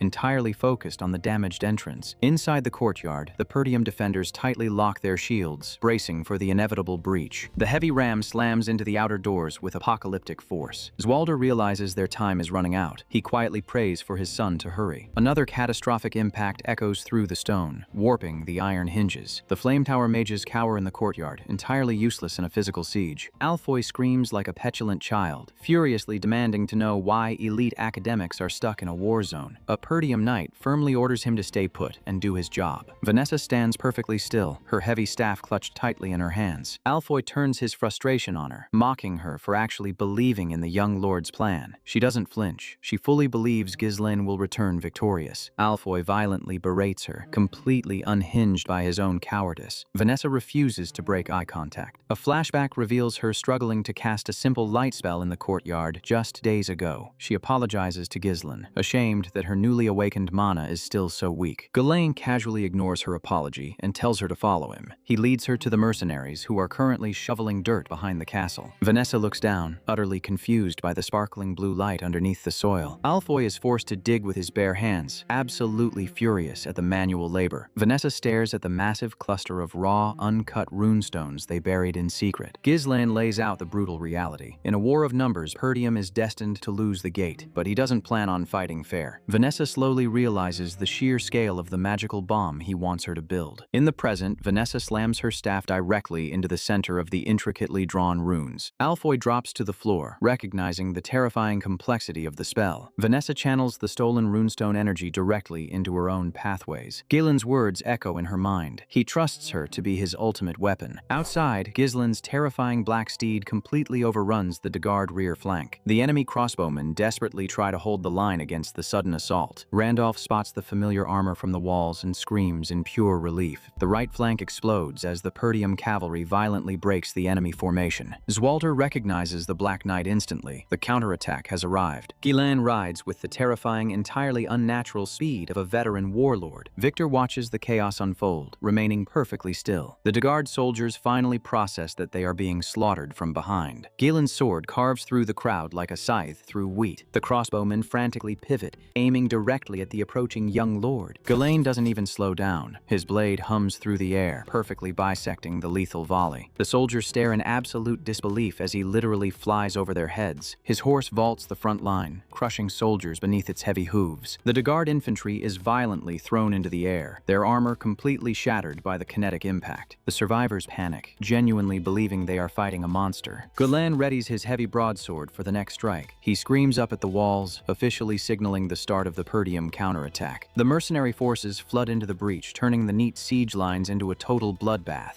Meanwhile, the Dagard main camp is absolutely collapsing. Gillian roars orders to his men, commanding them to spread out and disable the key defensive structures. He grins fiercely. By the time the enemy realizes what happened, their base will be nothing but ashes. Count Thomas Dagard frantically backpedals as his guards beg him to evacuate immediately. Gillian completely ignores the fleeing soldiers and carves a straight line toward the enemy commander. He points his massive bloody axe directly at Thomas, entirely intending to take him hostage. Thomas practically hyperventilates, terrified by the sheer size of the old man. One of Tamos's elite heavy guards violently intercepts the strike. The guard realizes instantly that this old man is monstrously strong. He praises Gillian's guts for launching a suicide assault on the main base. He proudly introduces himself as Adon Praso, an elite knight of the realm. He demands to know the name of the man he is about to kill. Gillian's eyes completely darken. He states flatly that he has no name. He is merely a weapon wielded by the true ruler of Perdium. Over on the left fortress wall, the situation is equally chaotic. Kawar leads the charge, his dual daggers moving faster than the eye can track. He violently kicks a Dagard soldier off his horse, while simultaneously slashing another. His blades tear through flesh and armor with terrifying mechanical precision. Belinda rides up next to him, furiously complaining that he is splattering blood all over her clothes. Kawar laughs like a maniac, telling the old lady to handle her own problems. He doesn't stop moving, clearing an entire trench through the right flank. The Dagard soldiers break completely, dropping their weapons and screaming for their lives. Kawar yells for the mercenaries to maintain the full charge. They need to completely overwhelm the enemy before they can regroup. Gulan locks his eyes onto the massive wooden siege towers. He orders his men to crush the remaining bastards while he handles the heavy lifting. The Dagard spearmen finally organize a pathetic defensive line to block his path. They level their spears, terrified but desperately trying to halt the Black Knight's advance. Ghislaine completely ignores the weapons, relying entirely on his mount's unnatural agility. The horse violently crashes through the spear wall, completely shattering their formation. A sudden, highly coordinated volley of heavy lances pierces the beast's neck. The spearmen brace, believing they finally killed the monster. They look up. Ghislaine has already launched himself into the air. He violently drops his knee into a soldier's face, using the man's skull as a springboard. He draws his broadsword back, channeling dense blue mana into the steel. He swings with apocalyptic force, tearing through the guards stationed at the base of the tower. The massive wooden structure groans under the catastrophic damage to its foundation. The Dagard officers finally realize his target and scream for someone to stop him.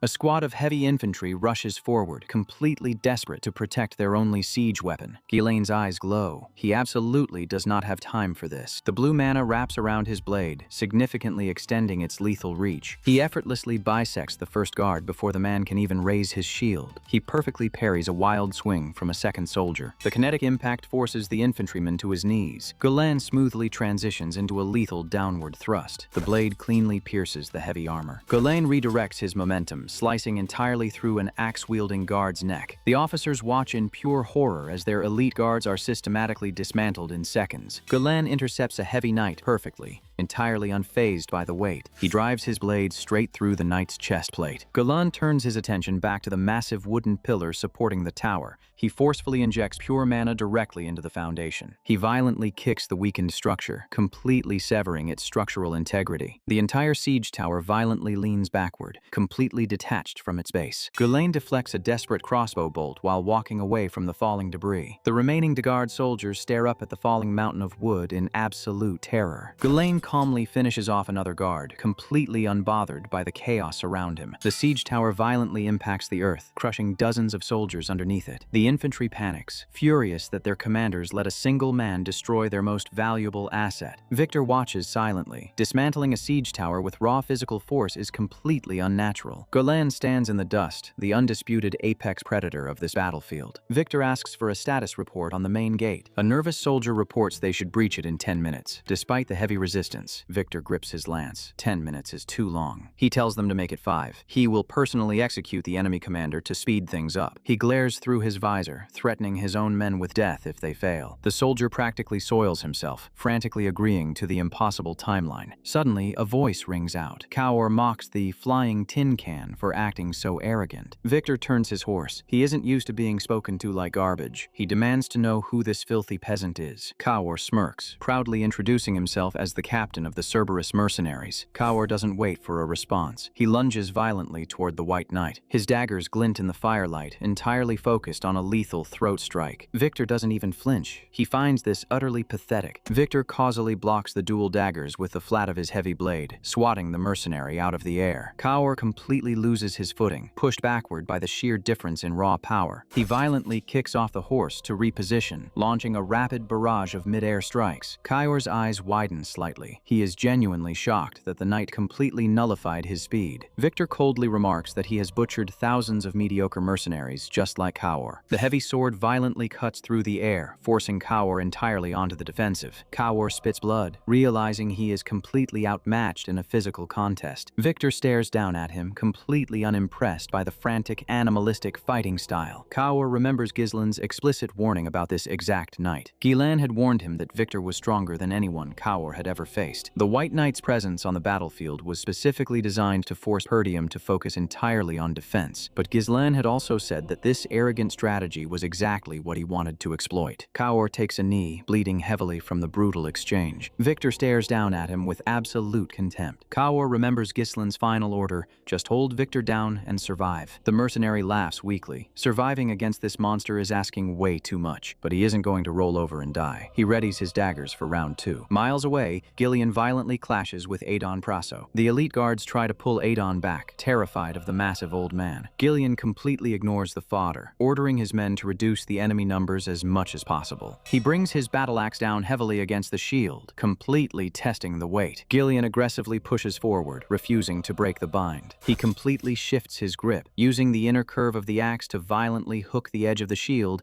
and pull it away completely. Thomas de Guard curses loudly as his ultimate defense is casually dismantled. Gillian immediately pivots, launching a massive horizontal sweep that tears right through the horse and rider. Back at the castle, the main gate of Perdium groans under the relentless battering. The ram finally shatters the wooden brace, causing a massive explosion of splinters. The Perdium officers panic, realizing they have completely lost the entrance. Victor watches the gate fall, entirely satisfied that his timeline was met. Inside the courtyard, Alfoy completely loses his mind, begging the mages to do something. Vanessa's eyes glow with blue mana. She entirely ignores the screaming idiot and waits for the perfect moment. The Degard commander roars for all soldiers to flood into the open gate. The infantry charges blindly into the dark archway, entirely convinced they have won the war. Victor orders his men to secure the count. He will personally finish off the remaining resistance. Kaur stands his ground, refusing to let the knight walk away. Victor asks why a filthy mercenary is throwing his life away for a noble's war. He points to the broken gate, flatly stating that Perdium has officially lost. Victor stands tall, an entirely unmovable wall of steel and violence. He mocks Kaur's foolishness, stating that mercenaries can never defeat highly trained knights. He cruelly advises the bleeding man to run away while he still has legs. Kaur spits on the ground. He isn't throwing his life away, he's doing exactly what he was paid for. He crosses his blades, his manic grin entirely intact despite the horrific injuries. He screams that on the battlefield, the only thing that matters is who is left breathing. Both men charge simultaneously, closing the distance in a fraction of a second. Victor Victor aggressively swings his heavy lance, completely severing the legs of Kaor's horse. He brings the heavy blade down for the final execution strike as the mercenary falls. Instead of dodging, Kaor lunges directly into the strike zone, thrusting his dagger forward. Victor's heavy blade tears through Kaor's chest just as the dagger connects. The violent exchange leaves Kaor completely mangled and bleeding out on the ground. Kaor grits his teeth, acknowledging that this knight is completely out of his league. The mercenary violently kicks himself backward, entirely desperate to create distance. Victor suddenly freezes. He feels a sharp sting underneath his heavy armor and realizes he was actually hit. It's not about the movement, Ghislaine had explained during their sparring sessions. Victor completely loses his temper, unleashing a furious barrage of strikes to erase his humiliation. He raises his massive blade and brings the execution strike down with lethal intent. It never connects. A massive blue broadsword violently intercepts the strike. Ghislaine completely absorbs the kinetic impact, standing protectively over his bleeding commander. The two strongest fighters on the battlefield finally lock blades. Ghislaine finishes the lesson in Kaor's memory. That single moment of underestimation is all it takes to land a lethal blow. Ghislaine pushes back with terrifying force, totally matching the knight's raw strength. Victor grits his teeth as the unexpected resistance completely ruins his stance. Ghislaine aggressively breaks the bind, forcing the white knight to step back. The sheer physical pressure of the exchange violently displaces the dust around them. Victor skids backward, realizing this new opponent is entirely different from the mercenary. Kaor lies in the dirt, bleeding profusely but entirely alive. Victor analyzes the block. That wasn't a desperate parry, it was a perfectly calculated interception. He formally acknowledges that this Black Knight is incredibly dangerous. Kaor spits blood, his manic grin returning as his young lord takes the field.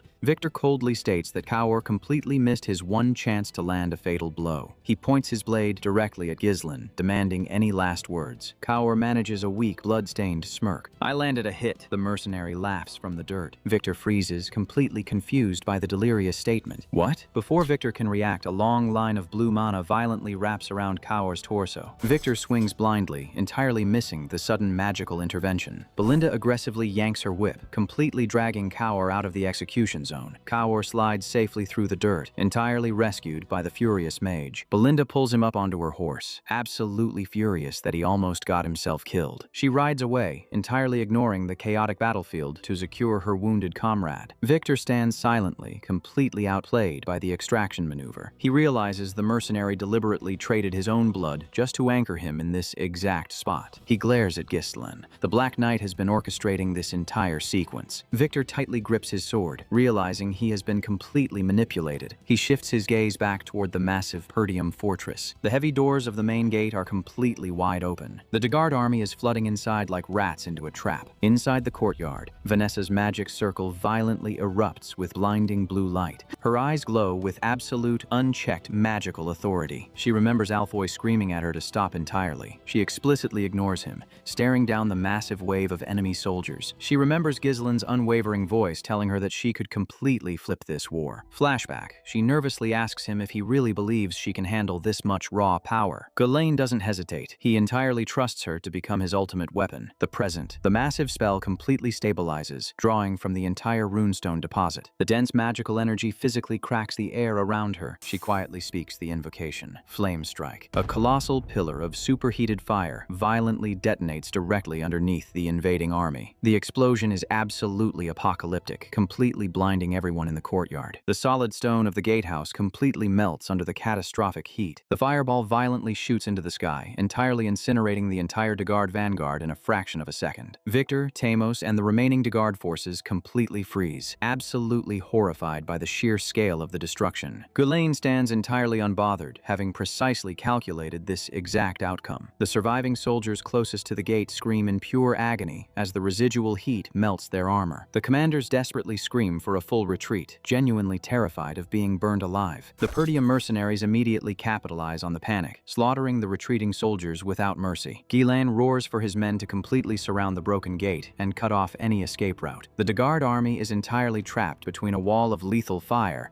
and a highly disciplined mercenary force. The remaining guards beg Victor to save them from the slaughter. Victor stares at the towering flames, utterly disgusted by the sheer incompetence of his own army. He mutters that this entire situation is incredibly irritating. He finally understands the terrifying scope of Perdium's plan. Guillain didn't just defend the castle. He meticulously laid a trap to completely annihilate the entire invasion force in one night. The mercenary distraction, the elite mage trap, the supply camp destruction, every single piece moved with flawless precision. Victor grips his lance. He completely acknowledges that he was outsmarted. He admits out loud that he entirely fell for the young lord's trap. He coldly orders the surviving guards to sound the retreat. The siege is officially broken. He rationalizes that as long as they escape the flames, they can regroup and return later. He tells his lieutenant to contact Adon immediately to secure a withdrawal path. He stops mid-sentence. A heavy object violently hits the dirt in front of him. Gillian stands there, holding his bloody battle axe. He just tossed Adon's severed helmet onto the ground. Gillian glares at Victor, explicitly asking if he is the real commander of this pathetic army. Victor stares back, entirely unfazed by the death of his elite subordinate. He looks down at the bloody helmet, completely devoid of empathy. Gillian points his heavy axe directly at the White Knight, announcing that the Dagard army is completely finished. He violently orders Victor to surrender or die. Victor lets out a cold, entirely humorless laugh. He tells Gillian not to make him laugh. Victor draws his heavy blade, declaring that the war is absolutely not over. He completely ignores the army's destruction. He plans to win by personally cutting off the head of every Perdium commander. His eyes glow with raw blue mana. For him, the real war has just begun. The Perdium archers mercilessly fire into the retreating crowd, ensuring nobody escapes the snare. The entire battlefield is completely illuminated by the massive, roaring fire. Belinda rides up alongside Guillain, reporting that the enemy is officially routed. Guillain doesn't look away from Victor. He asks if Kaor is still alive. Kaor groans from the back of the horse, bleeding entirely through his armor but still breathing. The mercenary captain gives a weak thumbs up, stubbornly refusing to die before he gets paid. Guillain smirks slightly under his heavy visor. The Cerberus leader is incredibly resilient. Belinda admits she thought the plan to lure the entire army into the gate was absolutely insane. She firmly tells him never to gamble their entire supply of runestones on a single explosive strike again. Guillain ignores her complaint and asks where Gillian went. Belinda's eyes widen. She completely lost track of the massive vanguard. Victor violently charges forward on his heavy warhorse,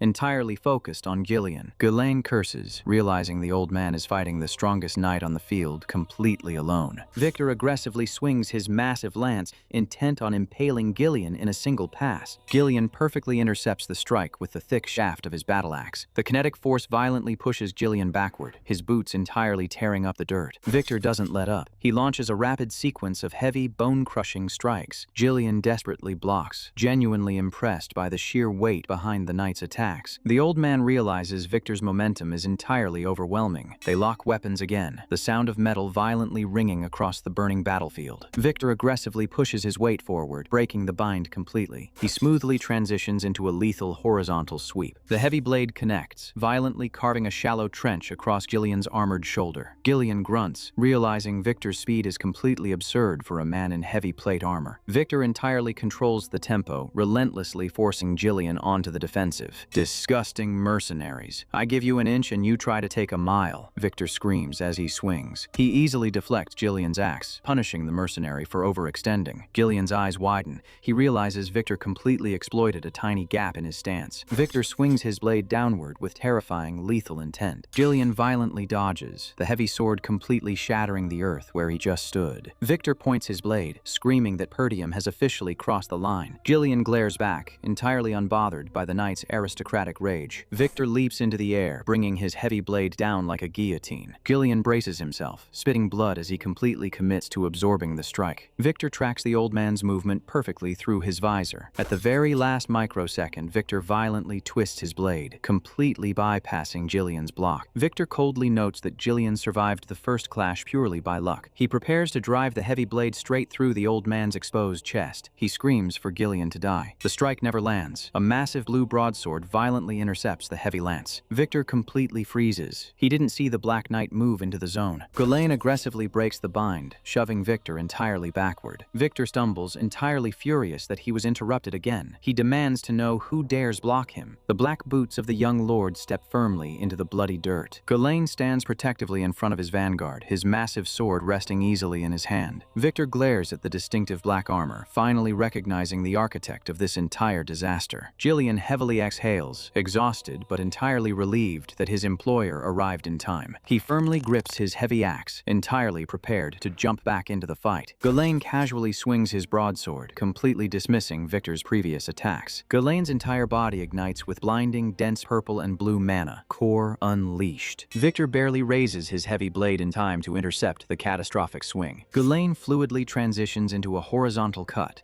entirely controlling the flow of the engagement. They trade blows at terrifying speeds, sparks violently exploding between the heavy steel. Ghislaine follows up instantly, his heavy boots smashing into Victor's chest plate. Victor entirely loses track of his opponent, realizing the Black Knight fights like a rabid beast. Ghislaine perfectly outlines Victor's entire strategy, explicitly naming the secret faction pulling the strings. Victor entirely loses his composure, lunging forward with a desperate, furious scream. Ghislaine brings his massive blade down, completely aiming for the knight's neck. The Black Knight relentlessly hacks away, completely destroying Victor's heavy armor piece by piece on the ground. Ghislaine entirely refuses to let him breathe, dropping from the sky like a literal meteor. The kinetic force violently shatters the ground, throwing Victor entirely off balance. Victor kneels in the dirt, his helmet entirely broken, explicitly revealing his bloodied, panicked face. Victor glares up, completely humiliated and absolutely demanding to know what kind of monster he is fighting. The Black Knight entirely stops moving. Me. He slowly reaches up. I am the young lord of Perdium. He violently yanks the helmet completely off his head, tossing it aside. The young lord of Perdium stands completely revealed, his blonde hair blowing in the hot wind. He formally introduces himself as Ghislaine Perdium, the man who just utterly annihilated their entire army. Victor completely freezes, genuinely unable to process that the useless, noble heir is this incredibly strong. Victor angrily stands up, laughing hysterically, utterly refusing to accept that he was defeated by a rural scoundrel. His eyes entirely flare with blue mana. He aggressively promises to show Ghislaine who the real, strongest knight in the north is. Ghislaine smirks, entirely unbothered by the pathetic threat. He calls him arrogant. He casually explains that in war, using every single dirty trick available is completely mandatory for victory. He tightens his grip on the broadsword. Honor means absolutely nothing on a burning battlefield. The dense purple and blue mana entirely envelops his body again, preparing for the final clash. He glares at Victor, coldly stating that whoever walks away, breathing is the only one who matters. Victor grips his blade, perfectly aligning his stance for a lethal strike. Ghislaine is completely relaxed. Of course. His blue eyes lock onto his target with absolutely zero hesitation. Come. The two strongest fighters in the entire north completely launch themselves at each other. Their blades meet in the center of the inferno, entirely ready to end it all. The blazing inferno totally swallows the courtyard, turning the battlefield into a suffocating arena of fire. The two strongest fighters in the north violently collide, completely displacing the flames with the sheer kinetic force of their blades. The heavy steel locks together in a brutal test of pure, unadulterated strength. Victor aggressively pushes his weight downward, entirely desperate to crush the Black Knight into the earth. Ghislaine effortlessly glides back, forcing the White Knight to reset his stance. Victor completely abandons his aristocratic form, launching a massive, desperate, horizontal sweep. Ghislaine flawlessly intercepts the heavy blade, his dense blue aura entirely suppressing Victor's raw power. The concussive shockwave violently kicks up the burning debris around them. Ghislaine aggressively counters, launching a brutal upward strike that completely bypasses the knight's guard. Victor barely manages to catch it, the sound of warping metal ringing out over the fire. Ghislaine steps into the absolute edge of the knight's personal space. The structural integrity of Victor's pristine helmet permanently fails. Victor spits a mouthful of blood, genuinely struggling to process the overwhelming physical pressure. Ghislaine doesn't let him breathe. He brings his broadsword down with terrifying mechanical precision. Victor sweats profusely, completely realizing that every single exchange is violently draining his stamina. He raises his sword horizontally, desperately trying to block the relentless assault.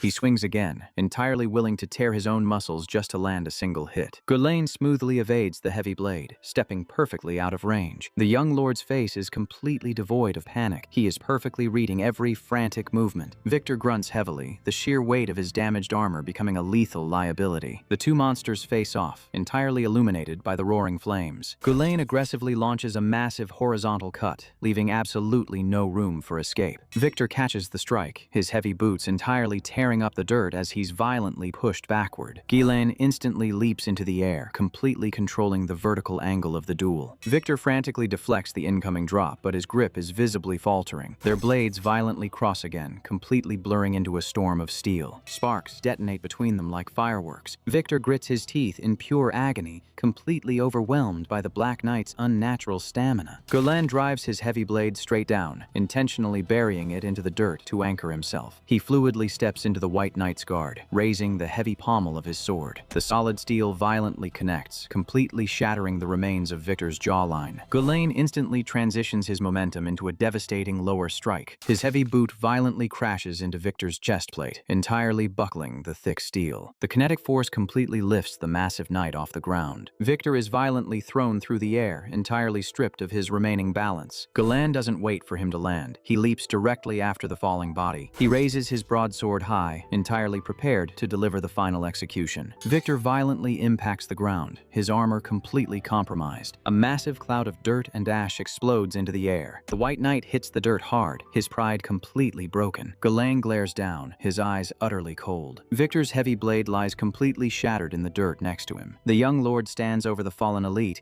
entirely unbothered by the fight. Victor pants heavily, entirely recognizing the absolute finality of his defeat. Ghislaine looks toward the horizon. If elite knights are already moving, Perdium has absolutely no time to rest. Victor stares up at the smoke, a tragic flashback entirely consuming his fading consciousness. He remembers the intense vow he made to protect his people, the very reason he became a secret executioner. Ghislaine aggressively lunges forward to end the duel. Victor roars in pure desperation, refusing to die without fulfilling his oath. He wildly swings his broken sword one last time. Ghislaine meets the desperate strike head-on. The blue mana completely parts the White Knight's attack like it never even existed. Ghislaine drives his heavy blade violently through Victor's chest, entirely ending the resistance. Victor gasps, the remaining breath permanently leaving his lungs. He slumps backward, completely paralyzed by the fatal wound. The White Knight stares up at the young lord, his vision rapidly fading into darkness. Ghislaine watches him coldly. In war, absolute violence is the only universal language. Victor lies fully on his back, the heat of the fire completely ignoring him. He finally realizes the man who killed him was never the useless trash of the North. He quietly admits that crossing swords with a true monster was thoroughly enjoyable. The morning sun officially rises over the battlefield. The hidden joker of the North is dead. Outside the castle walls, the surviving Perdium forces stare at the approaching Black Knight in absolute awe. Ghislaine casually supports the wounded Gillian as they walk back toward the gates. His expression remains entirely neutral, completely unfazed by the miraculous victory. Belinda, Kyor, and the mercenary commanders stand waiting in the clearing smoke. Ghislaine looks at his battered crew and calmly asks if everyone managed to survive. The mercenaries erupt in a deafening cheer, entirely treating him like a living god. He casually thanks them for actually following his completely insane plan. Belinda aggressively inspects Kyor's horrific chest wound, absolutely furious that he keeps pretending it doesn't hurt. Ghislaine immediately asks for the status of his new exclusive mage. Belinda reports that Vanessa entirely drained her mana core,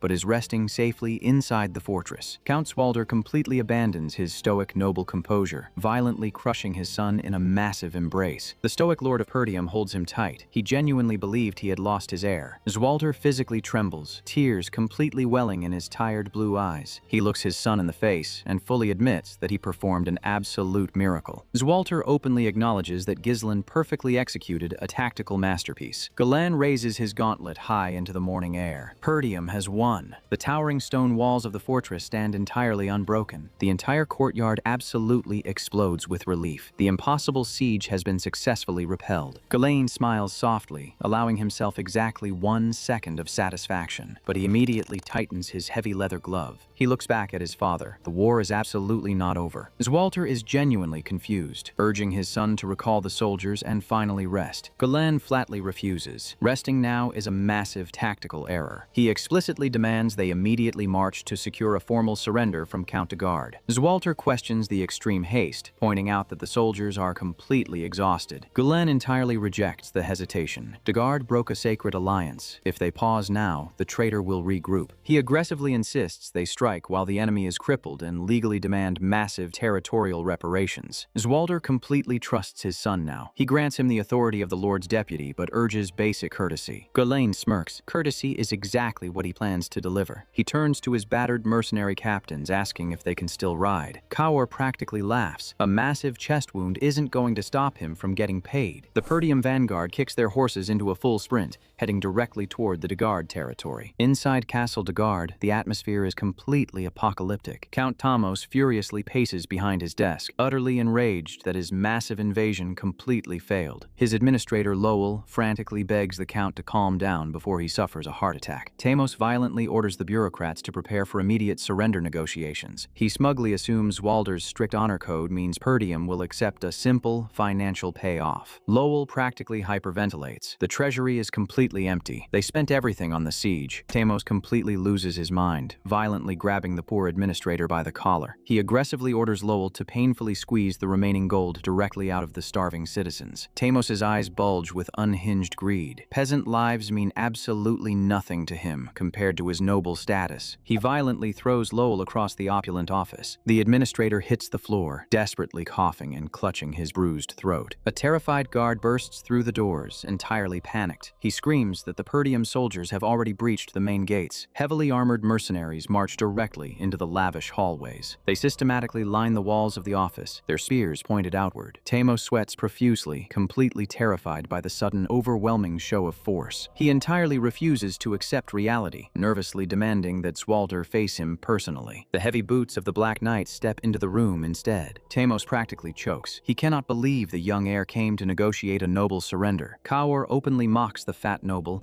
asking what kind of pathetic coward abandons his own army to burn. Gulen stares at him, utterly disgusted. Earlier on the road, Ghislain had explicitly outlined his brutal strategy for this exact moment. Kaur had genuinely suggested they just slaughter every noble in the castle like a standard mercenary raid. Gulen firmly rejected that. A bloody massacre is exactly what his honorable father would condemn. He smirked, stating his approach would be entirely different. He needs a perfectly legal justification to permanently steal the Dagard territory. In the present, Tamos glares at the boy, furious that his status is being mocked. Tamos aggressively questions why the son is acting as the Lord's deputy for such a massive diplomatic crisis. Gulen's eyes flash with cold authority. He orders his men to bring the traitor to his knees. Kaur and another mercenary violently seize the fat count, completely ignoring his frantic struggles. Tamos screams in pure outrage, furious that filthy mercenaries dare touch his noble armor. Gulen stands over him, casually drawing his heavy broadsword. Tamos practically foams at the mouth, loudly claiming his absolute allegiance to the kingdom's laws. The flat of the heavy blade violently presses directly against his throat. Gulen coldly states the facts. Tamos accepted enemy bribes, broke an alliance, and launched a treacherous invasion. Gulen's eyes glow with lethal intent. He officially promises death to anyone who harms Perdium. Tamos physically trembles. The boy isn't negotiating. He is entirely prepared to sever his head. The Count's aristocratic pride shatters completely. He cries, terrified of the cold steel. Gulen raises his broadsword high, making it explicitly clear that this is an execution. Tamos violently screams for him to wait. The coward breaks instantly. He frantically offers to hand over his entire territory just to survive. Belinda and the administrator are genuinely stunned by the massive capitulation. Gulen smirks slightly. The trap he set just flawlessly triggered. He coldly reminds Tamos that noble territory cannot simply be bartered away without violating royal inheritance laws. Tamos desperately promises to forge a document officially naming Ghislain as his distant blood relative. He screams at Lowell to immediately bring a pen and paper to finalize the treasonous deal. To sweeten the pot, Tamos swears he will violently tax his citizens to pay a massive gold reparation on top of the land. Gulen lowers his sword. He asks if the fat noble truly values his pathetic life that much. Tamos aggressively nods, sweating like a pig. Gulen violently kicks him directly in the chest, entirely knocking the wind out of him. The mercenaries literally drag the groveling Count out of his castle and into the dirt road. The massive crowd of starving citizens completely freezes, entirely confused by the spectacle. Tamos looks around nervously, furiously demanding to know why he is being paraded in front of the peasants. Gulen looks down at him. These peasants are exactly the people who get to decide if he lives or dies. The young lord formally addresses the massive, angry crowd. He explicitly announces that their lord launched a greedy, unprovoked war and completely failed. The citizens Tamos raised their fist in absolute outrage. They have suffered for months under his taxation. Galan offers the people a simple, completely brutal choice as the new lord's deputy. They can either save their pathetic lord and pay a massive financial reparation, or they can let him die right now, and their land will be peacefully absorbed into Perdium. Tamos looks up in sheer horror. He realizes Ghislaine just legally handed his execution over to a starving mob. A heavy stone violently strikes the count directly in the forehead. A citizen furiously screams that Tamos literally stole the bread out of his children's mouths. The mob completely swarms him, burying the treacherous noble under a barrage of heavy farming tools.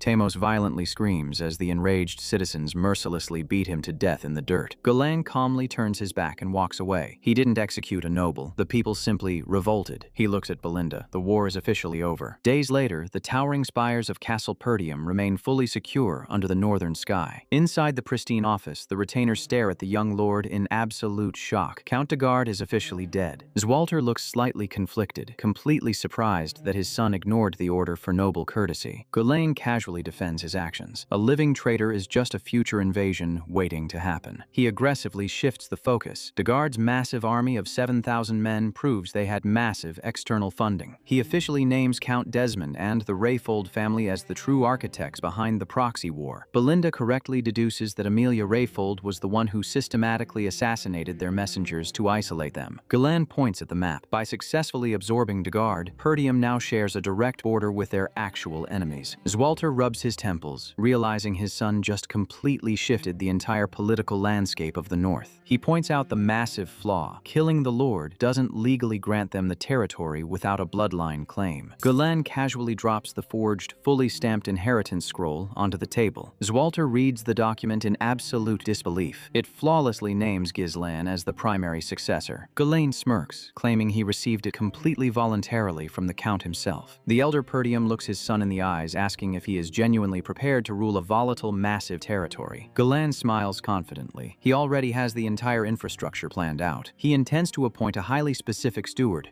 currently located completely overseas in the Seiron Kingdom. The scene aggressively cuts to a loud, completely chaotic tavern in the Austin territory. A young man violently slams a wooden cup onto a gambling table, completely confident in his role. He shakes the cup furiously, totally addicted to the thrill of the game. Boss Crank watches from the head of the table, calmly smoking his pipe while analyzing the mark. Ghislaine's voiceover confirms his absolute strategy. He is legally organizing the newly acquired lands around his chosen base. Inside the Great Hall, Ghislaine formally receives his noble status from the royal envoy. The Perdium soldiers erupt into a massive, deafening cheer as the sword taps his shoulder. He officially claims the title. He is now Baron Ghislaine Fenris. Back in the present, he sits in his new office, entirely focused on the sprawling map of his new domain. He points directly at the Fenris barony. It sits perfectly in the center, making it the absolute ideal command base. Zwalter proudly smiles, completely trusting his son to manage the new responsibilities however he sees fit. He nervously coughs, admitting that Perdium is currently suffering massive financial bleeding from the war. Zwalder assumes they can just sell the runestones, but Ghislaine casually reminds him he has absolutely zero money right now. Galan completely ignores the panic, proudly reminding his father that he blew up the entire supply to win the siege. Later in the courtyard, Belinda excitedly runs up to him, thoroughly enjoying his new elevated status. She playfully calls him my lord, completely thrilled that her student is officially a baron. Kaur aggressively nudges in, loudly demanding recognition, and promptly gets violently kicked away by the mage. Elena runs down the stone steps, completely overjoyed to see her older brother back safe. She forcefully hugs his arm, proving she hasn't lost any of her usual terrifying physical strength. He is formally introduced to Rachel, the young girl he completely cured of her lethal mana condition. Galan greets her casually, entirely unbothered by the fact he saved her life. Jillian respectfully bows, deeply thanking the young lord for ensuring the girl's absolute recovery. Later that evening, Ghislaine formally addresses his entire mercenary force in the massive dining hall. He officially announces that he is now the acting lord of the Fenris barony. He aggressively drops the bomb. He is no longer hiring them as simple, disposable mercenaries. He completely abolishes their old contracts. From this moment on, they will be trained as his official private knights. The men absolutely lose their minds. A permanent noble knighthood is the ultimate impossible dream for a wandering Selzard. Belinda panics over the massive financial burden, but Ghislaine completely assures her he knows exactly how to make money. He checks on Jillian's healing shoulder, confirming the old vanguard is fully recovered. He explicitly orders Jillian to march the new knights directly to Fenris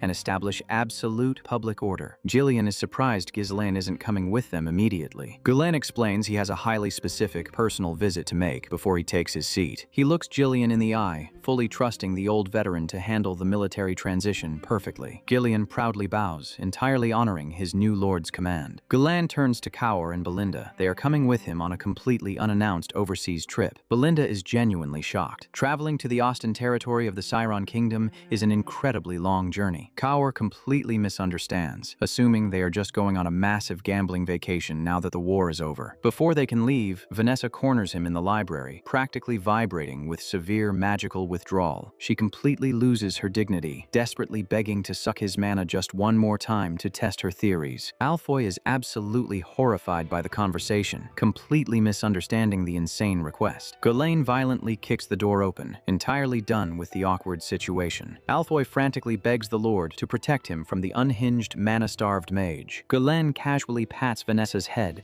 completely praising her apocalyptic performance during the siege. Alfoy furiously grits his teeth, completely swearing revenge once he returns to his precious magic tower. Ghislaine smirks. Alfoy isn't going back. He is officially coming to Austin to act as Vanessa's personal walking mana battery. They finally arrive at the sprawling, incredibly opulent Castle Austin in the neighboring kingdom. The group entirely bypasses the noble districts, heading straight into the notorious dimly lit Kraken gambling house. Kaur is absolutely in his element, practically drooling over the smell of cheap alcohol and gold coins. He confidently flips a dagger, entirely preparing to thoroughly hustle the local amateurs. Alfoy complains they have absolutely no money to play with. Kaur flashes a terrifying predatory grin. He forcefully grabs Alfoy by the collar, dragging the sheltered academic directly toward the high-stakes tables. He loudly declares he will teach the nerd exactly how to make money out of thin air. Belinda nervously asks Ghislaine if he genuinely traveled overseas just to gamble. Ghislaine completely ignores the tables. He came explicitly to recruit a highly specific gambler to act as his new steward. Belinda is completely flabbergasted. Appointing a known gambling addict to manage a massive territory sounds absolutely insane. Ghislaine entirely dismisses her concern. The man is a complete genius with resources, assuming they save him first. Across the smoky room, a sudden violent commotion completely interrupts the music. A massive, heavily muscled thug violently pins a young man with messy green hair directly to the felt table. Enter Boss Crank, bald, heavily scarred, and smoking a pipe while looking entirely bored with the amateur. Crank violently slams a weighted die onto the table, aggressively accusing the young man of swapping it into the game. The gambler, Claude, desperately denies it, completely swearing he was playing fair and that the house set him up. Crank coldly ignores him, casually telling the rat not to feel mistreated over a basic execution. Claude sweats profusely, entirely realizing that his life is about to violently end over a rigged game. The massive bouncer raises a heavy cleaver, entirely prepared to sever Claude's hand clean off his wrist. Claude violently squeezes his eyes shut, bracing for the agonizing impact. Ghislaine's calm voice completely cuts through the tension in the room. The heavy cleaver violently bounces off solid steel, as Ghislaine casually intercepts the execution strike. Crank aggressively glares over his dark goggles, furiously demanding to know who dares interrupt his house rules. The young lord entirely ignores the massive thugs. He officially introduces himself as Baron Ghislaine. Crank completely freezes. Assaulting a foreign noble inside a public casino is an absolute diplomatic death sentence. The boss practically chokes on his pipe, loudly ordering his heavy enforcers to immediately sheathe their weapons. He respectfully welcomes the Baron, completely masking his fury with a fake, diplomatic smile. Ghislaine calmly orders Kaur and Belinda to lower their guard, entirely controlling the flow of the room. Crank nervously asks why a distinguished foreign lord is slumming it in his filthy establishment. Claude looks up from the table, completely bewildered by the sudden royal intervention. Ghislaine stares down at the terrified swindler. He came explicitly to collect this specific rat. Meanwhile, Kaur is casually rolling dice at the adjacent tables, thoroughly cleaning out the locals. The dealer frantically announces that Alfoy somehow just won another 1,000 points. The other gamblers are absolutely furious, completely unable to comprehend how a scrawny beginner is robbing them blind. Kaur violently cheers, practically shaking Alfoy as the massive pile of gold is pushed toward them. Alfoy stares at the gold, entirely realizing he just made more money in 5 minutes than he does selling scrolls all day. The shelter sheltered academic's heart beats wildly. The absolute thrill of gambling has officially corrupted him. Back at the main table, Belinda points out that Claude is exactly the man they are looking for. Crank flatly refuses to hand him over. A cheat must be violently punished to maintain the casino's absolute authority. Ghislaine casually questions the accusation of trickery. Claude practically kisses the floor, desperately begging Ghislaine to save him from the amputation. He violently cries that he actually lost all of the Lord's money to the swindlers, completely playing into the lie. He loudly argues that it's insanely suspicious for a rigged die to magically appear right when he placed a massive bet. Belinda is genuinely confused, utterly unaware that Ghislaine had ever met this pathetic man before today. Ghislaine smoothly covers for him, casually stating that the swindler's story aligns perfectly with his own. Crank taps his pipe, completely aware the noble is entirely bluffing to protect the cheat. The boss leans forward, explicitly warning Ghislaine that causing a massive fuss will trigger a brutal diplomatic dispute. Ghislaine entirely rejects the threat. Claude owes him money, and he absolutely intends to collect his asset today. He proposes a completely simple compromise to settle the dispute without drawing any blades. One single dice game. If Ghislaine wins, he takes Claude and all the money he lost. But if he loses, he casually offers to hand over his entire noble status and all his assets to the casino. Belinda practically screams in panic, entirely convinced her lord has completely lost his mind. Claude is genuinely touched, completely baffled that a foreign noble is risking everything just to save his life. Crank grins around his pipe. The sheer arrogance of the bet is far too profitable to ignore. He officially accepts. The rules are absolute. One single roll. The person with the lowest number entirely wins the massive pot. Ghislaine sits down, his eyes entirely locked onto the massive, bald casino boss. The dealer nervously flips a gold coin to decide who rolls first. Tails. Crank gets the absolute advantage of setting the pace. The boss casually grabs the heavy leather dice cup, completely confident in his rigged setup. He violently shakes the cup, his massive arm muscles flexing under the thick blue coat. He aggressively slams the cup down onto the green felt, completely silencing the entire room. He lifts the leather. The die perfectly displays a single red dot, 1 point. The dealer loudly announces the score, the absolute lowest possible natural roll. The crowd absolutely erupts. Rolling a 1 guarantees at least a tie. The game is effectively over before it began. Claude looks entirely defeated, realizing he is absolutely going to lose his hand today. Crank smugly tells them to be quiet, clearly enjoying his absolute dominance over the arrogant noble. Cower grins knowingly. He completely recognizes that Crank is just putting on a fake show of calm. The mechanics of Crank's trick are entirely simple. He uses a custom cup and hides a weighted die between his fingers. The violent shaking motion perfectly conceals the moment he swaps the fair die for the rigged one. Crank internally gloats, entirely convinced the young noble is about to permanently lose his title. Ghislaine doesn't even flinch. Dense blue mana aggressively rapidly swirls around his right hand as he picks up his cup. He violently crushes his fingers together, entirely injecting raw kinetic force directly into the bone dice. He calmly repeats the rule. The absolute lowest number wins. He opens his hand. A pile of fine white powder gently hits the table. 0 points. Crank practically chokes on his pipe, entirely unable to process what just happened. The crowd absolutely loses their minds. They have never seen someone physically annihilate a solid die into dust. Crank furiously points an accusing finger, aggressively screaming that destroying the equipment is blatant trickery. Ghislaine violently catches the giant's arm, his eyes entirely devoid of humor. Cower laughs loudly. The boss accidentally swapped in his own fake die, completely exposing his own scam. Ghislaine coldly mocks his earlier claim of playing an entirely honorable, sacred game. Crank sweats profusely. If he formally accuses Ghislaine of trickery, he has to completely admit the game was rigged from the start. A thug nervously draws a heavy blade, entirely sensing the boss's panic. The boss completely loses his temper, violently lunging across the table to crush the arrogant lord. Ghislaine calmly states that Crank should have just acted like a generic thug from the absolute beginning. The enforcers completely surround them, entirely refusing to let the winners walk out alive. 2 heavy thugs charge directly at Ghislaine, entirely intending to hack him apart. Ghislaine effortlessly sidesteps the clumsy attack, completely reading their amateur footwork. He violently kicks one thug in the back of the head, entirely dropping him to the floor. A massive bouncer raises a heavy cleaver right behind the young lord's back. Ghislaine doesn't even look. He flawlessly intercepts the blade with a casual backward strike. He completely reverses his momentum, him, pressing his broadsword directly against Crank's thick neck. The massive boss entirely freezes, completely realizing how close he is to decapitation. The remaining thugs nervously halt their advance, terrified of triggering their boss's death. Kaur and Gillian step forward, completely holding the entire casino hostage with their drawn weapons. Kaur presses a dagger against a thug's throat, cleanly promising to end his life if he breathes wrong. Belinda explicitly asks what they should do with the pathetic cheaters. Galen entirely ignores Crank's frantic sputtering. The game is over, and the house officially lost. He casually threatens to completely expose the rigged dice to the public,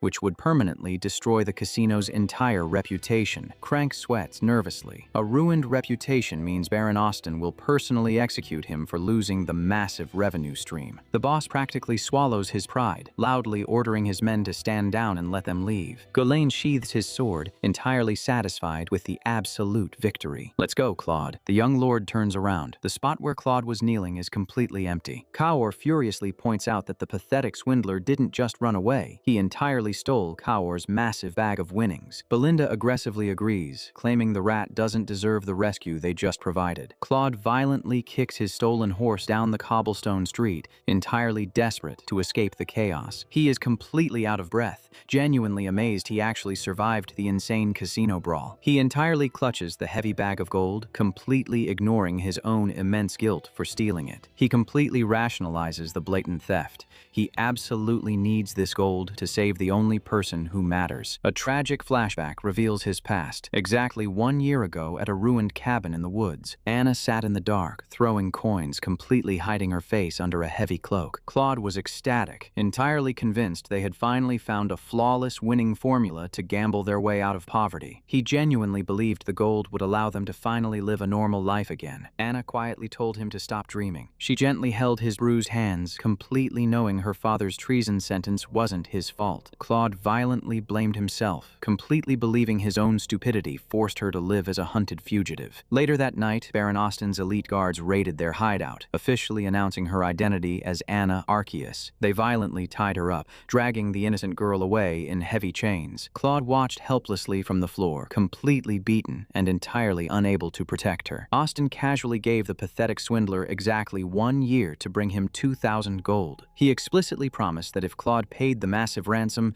the girl would walk free. In the present, Claude tightly grips the stolen bag. He finally has the exact amount needed to buy her freedom. The scene aggressively cuts to the towering, incredibly oppressive Castle Austin. The disgustingly obese Baron lazily signs execution orders inside his lavish office. He entirely views the prisoners as disposable trash, completely unwilling to feed anyone who can't pay. He coldly orders his heavily armed knight, Rosier, to systematically execute every prisoner who hasn't paid their ransom. Rosier nervously reminds the Baron that it's been almost exactly a full year since Anna was imprisoned. Austin smirks greedily, entirely remembering the helpless traitor's daughter. He casually mentions he heard Claude is currently wasting his entire life losing money at the gambling house. Austin fully intends to just execute her along with the others, completely breaking his official promise. He explicitly orders his guards to take Claude's money if he shows up, and then quietly execute him in the alley. The heavy office doors suddenly swing open. A guard nervously announces that a man named Claude is making a massive fuss, demanding to pay a ransom. Claude stands nervously on the red carpet, completely unaware he is walking directly into a fatal trap. He violently begs the Baron to honor the deal and release Anna immediately. Austin greedily inspects the heavy gold coins, genuinely surprised the pathetic rat actually acquired the massive sum. He suspiciously asks where the swindler actually got the money.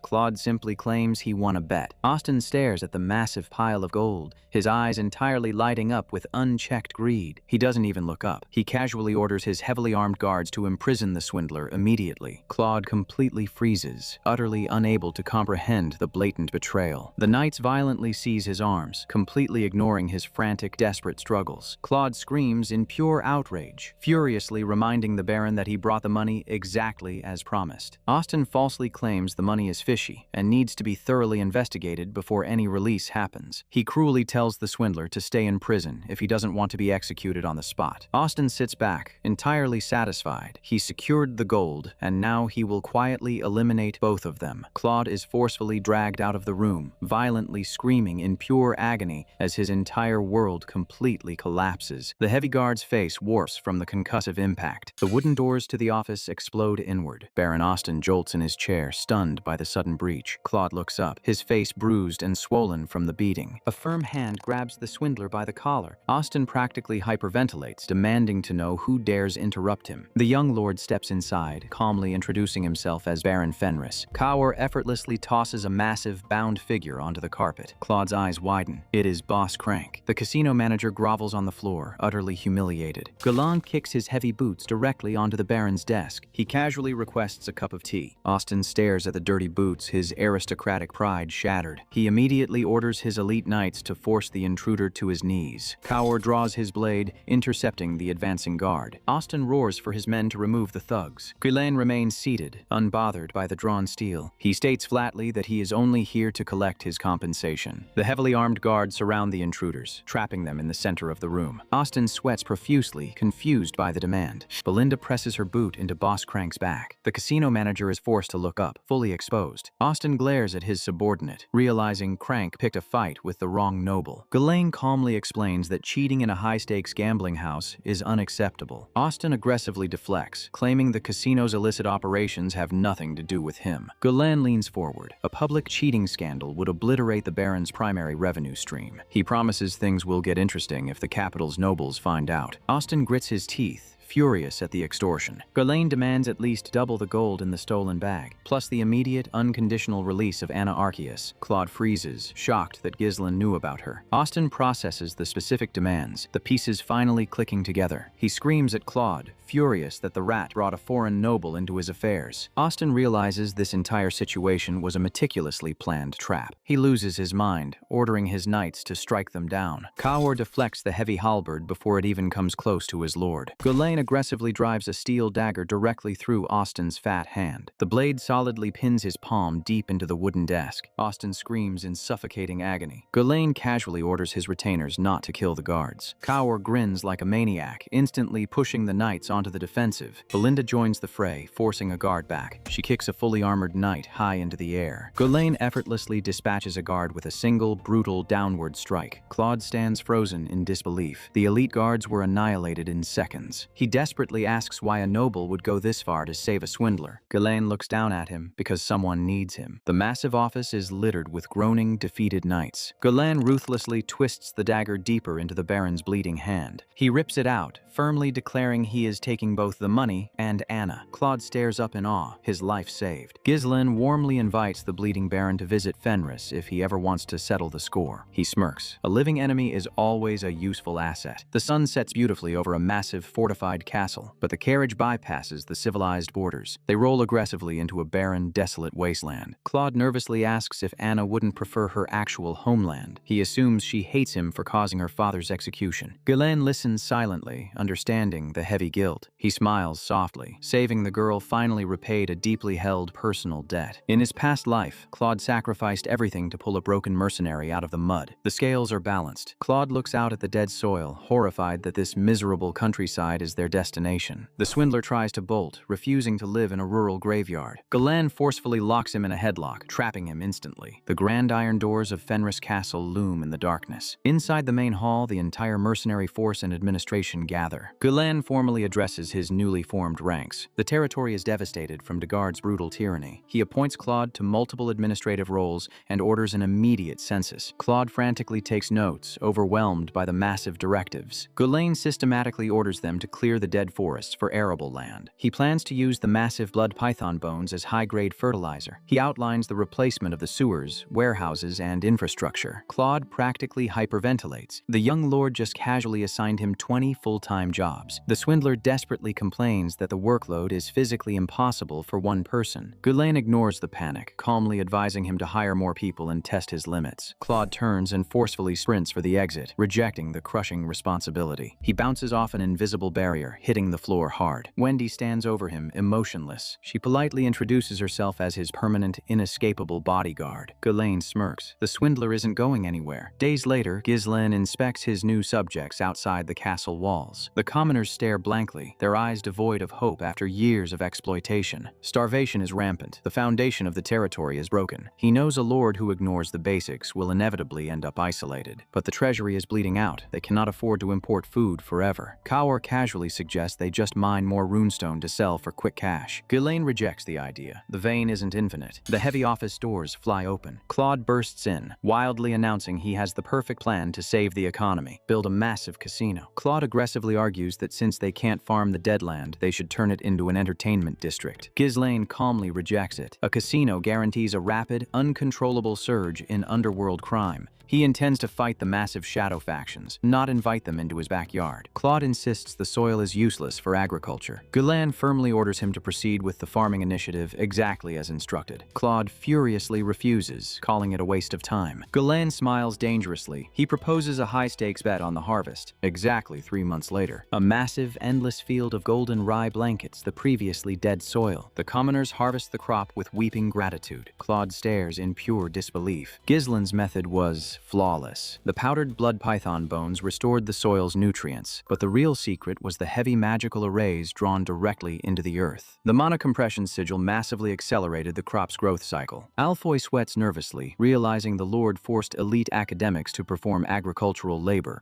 Ghislaine silently credits the magic scholars of the future for verifying the technique. The starving citizens violently cheer for Baron Fenris, their loyalty secured. Ghislaine turns his attention back to his 2 escaping administrators. Claude and Alfoy freeze, thoroughly caught attempting to sneak away from their duties. Ghislaine formally cashes in his bet. Claude is legally bound to 10 years of unpaid servitude. Claude drops to his knees in sheer, agonizing despair. With the food crisis resolved, the runestones can finally be weaponized for expansion. Tower Master Hubert sits in the garden, shocked by the Baron's aggressive request. Ghislaine demands a fully funded branch of the Flame Magic Tower right here in Fenris. He smoothly manipulates the old man, heavily implying Perdium was forced to detonate precious runestones due to the tower's lack of support. Hubert is horrified to learn the massive arcane bomb was powered by their supply. He frantically agrees to dispatch more mages immediately to secure the remaining stones. The elite academics arrive, instantly forced into grueling manual labor. They systematically dig out massive new waterways. They raise heavily fortified churches from the ground up. And they finalize the towering Fenris branch of the Magic Tower. The mages furiously complain about the undignified construction work, but the contracts are ironclad. The territory is successfully stabilized and functional. Claude suddenly bursts in, panicked. A violent, organized rebellion has broken out in the neighboring Rayfold territory. Ghislaine realizes the timeline has aggressively shifted due to his interference. Countess Amelia Rayfold and Count Desmond are actively moving as puppets for Duke Delphine. If they secure their borders, Fenris is the next target on their map. Ghislaine stands up. He is heading directly to the kingdom's capital. The sprawling, incredibly opulent city of Cardinia dominates the horizon. The streets are meticulously paved, flowing with immense aristocratic wealth. Kaur and Jillian are stunned by the sheer scale of the impregnable fortifications. Claude practically drools over the expensive imported luxury goods. Ghislaine stares at the massive central palace. In his past life, he breached these walls, blinded by his thirst for revenge against the Duke. He made enemies of everyone, and he died in the ashes. He clenches his fist. This time, he will secure the kingdom's authority before he strikes. A flashback reveals his final conversation with his father before leaving. Ghislaine guaranteed 1 year's worth of food for Perdium in exchange for their best nights holding the fort. He warned that Amelia needs exactly 1 week to suppress her internal rebellion. That is exactly how long he has to force the kingdom onto his side. In the present, a local broker leads them through the dark, empty streets. They arrive at a colossal, overgrown Gothic mansion. Claude visibly shakes, creeped out by the oppressive, haunted atmosphere. The broker sweats profusely, desperately swearing the rumors of violent ghosts are baseless. Ghislaine calmly agrees to buy it without hesitation. Claude violently protests, pointing out the broker is practically crying tears of joy to dump the cursed property. Ghislaine dismisses the supernatural threat. You can always just punch a ghost. He systematically haggles the price down from 1,000 gold to 500. He then ruthlessly halves it again, threatening to walk away from the expensive maintenance taxes. The broker caves, desperate to avoid paying another year of property tax. Ghislaine successfully secures the massive estate for practically nothing. Belinda immediately orders the crew to clean the dust and gloom out of their new base. The heavy mercenaries furiously sweep the grand staircase, thoroughly confused by their domestic duties. Claude questions how Ghislaine actually plans to make contact with the ultra-elite royal factions. Ghislaine smirks. He isn't going to beg for a meeting. He is going to make them beg to meet him. In the courtyard, massive iron cauldrons actively boil over open flames. The mages and administrators stare at the strange, bubbling alchemical setup. Ghislaine formally announces their massive new revenue stream, luxury cosmetics. He intends to distribute prototypes to every single noble mansion in the capital. Claude Claude genuinely doubts a simple jar of cream will bypass the strict aristocratic social barriers, but nobles value beauty as an unquestionable symbol of their ultimate power. Current cosmetics are heavily laced with lethal lead and mercury, slowly destroying their skin. In the future, Duke Delphine created a flawless, non-toxic alternative and monopolized the market. Ghislaine is actively stealing that exact recipe today. He carefully mixes oxidized zinc powder with melted beeswax. He tops it off with a highly concentrated drop of fairy's blessing extract. The resulting cream emits an incredibly pure, intoxicating floral scent. He explicitly guarantees that once a noble tries Deneb,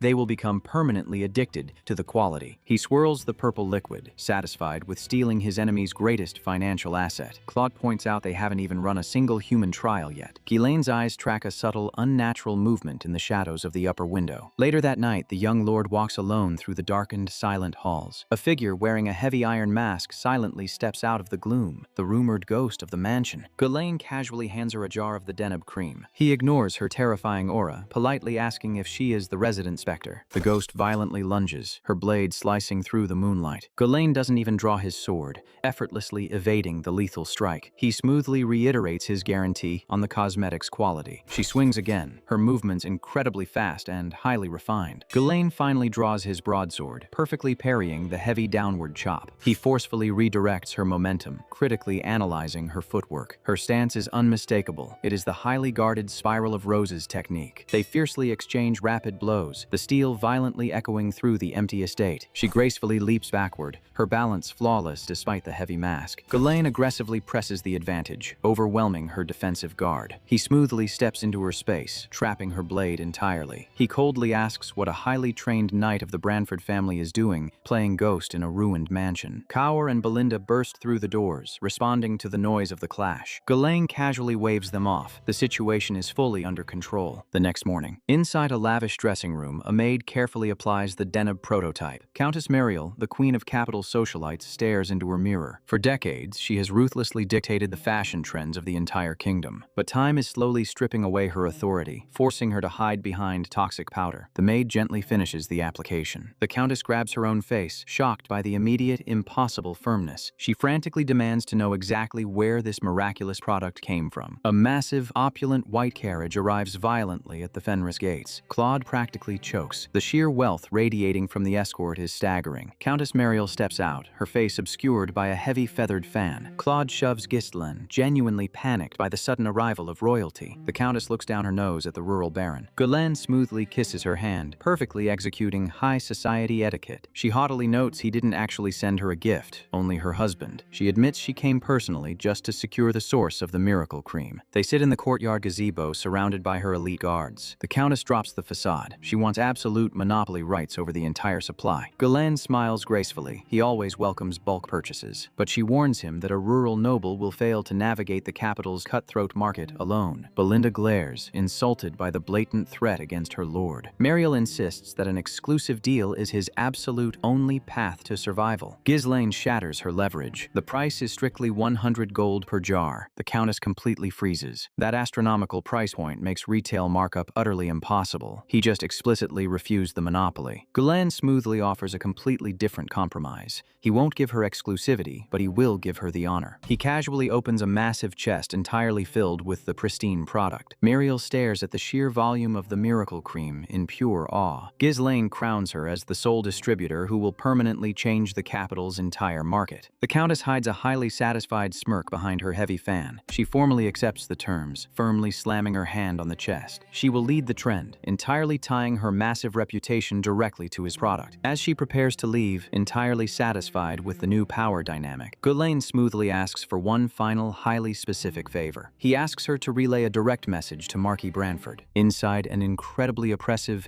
darkly lit office in the royal palace. The heavy doors remain firmly shut. Back at the mansion, Claude violently rolls around in a massive pile of gold coins, completely losing his mind. Jillian proudly congratulates Ghislaine on successfully cracking the capital's elite circle. Ghislaine's eyes narrow. The gold is absolutely meaningless. He watches the heavily armored knight silently patrolling the courtyard. The masked figure approaches him, formally confirming the royal summons. Ghislaine walks aggressively toward the towering, fortified estate of the Marquis. The massive double doors slowly open. Ghislaine steps onto the carpet, his eyes locked entirely on the most powerful man in the kingdom. kingdom. Marquis Branford, Minister of the Kingdom and absolute leader of the Royalist faction. Branford glares down from his elevated desk, his presence overwhelmingly heavy. He formally acknowledges the arrogant brat who single-handedly slaughtered Count de Garde. He explicitly notes that Ghislain is completely different from his strictly honorable father. Ghislain knows every single piece of information in this city flows directly through this man. The Marquis casually gestures for him to sit. He immediately demands to know if Ghislain actually claimed he could solve his daughter's illness. Ghislain doesn't hesitate. Yes. Branford leans forward, aggressively questioning how a rural noble can cure a disease that baffled the entire capital. Ghislain smoothly lies, claiming he cured a highly similar affliction while gathering information. Branford's eyes completely darken. He explicitly orders him to leave. He coldly reveals that every other doctor who made that arrogant claim paid for the failure with their lives. He genuinely doesn't want to execute a talented young noble for a stupid boast. Ghislain refuses to back down. A bad skin condition isn't lethal, but the psychological destruction of living with it absolutely is. Branford tests his resolve, aggressively asking if he is truly that confident. Ghislain places his hand on his chest.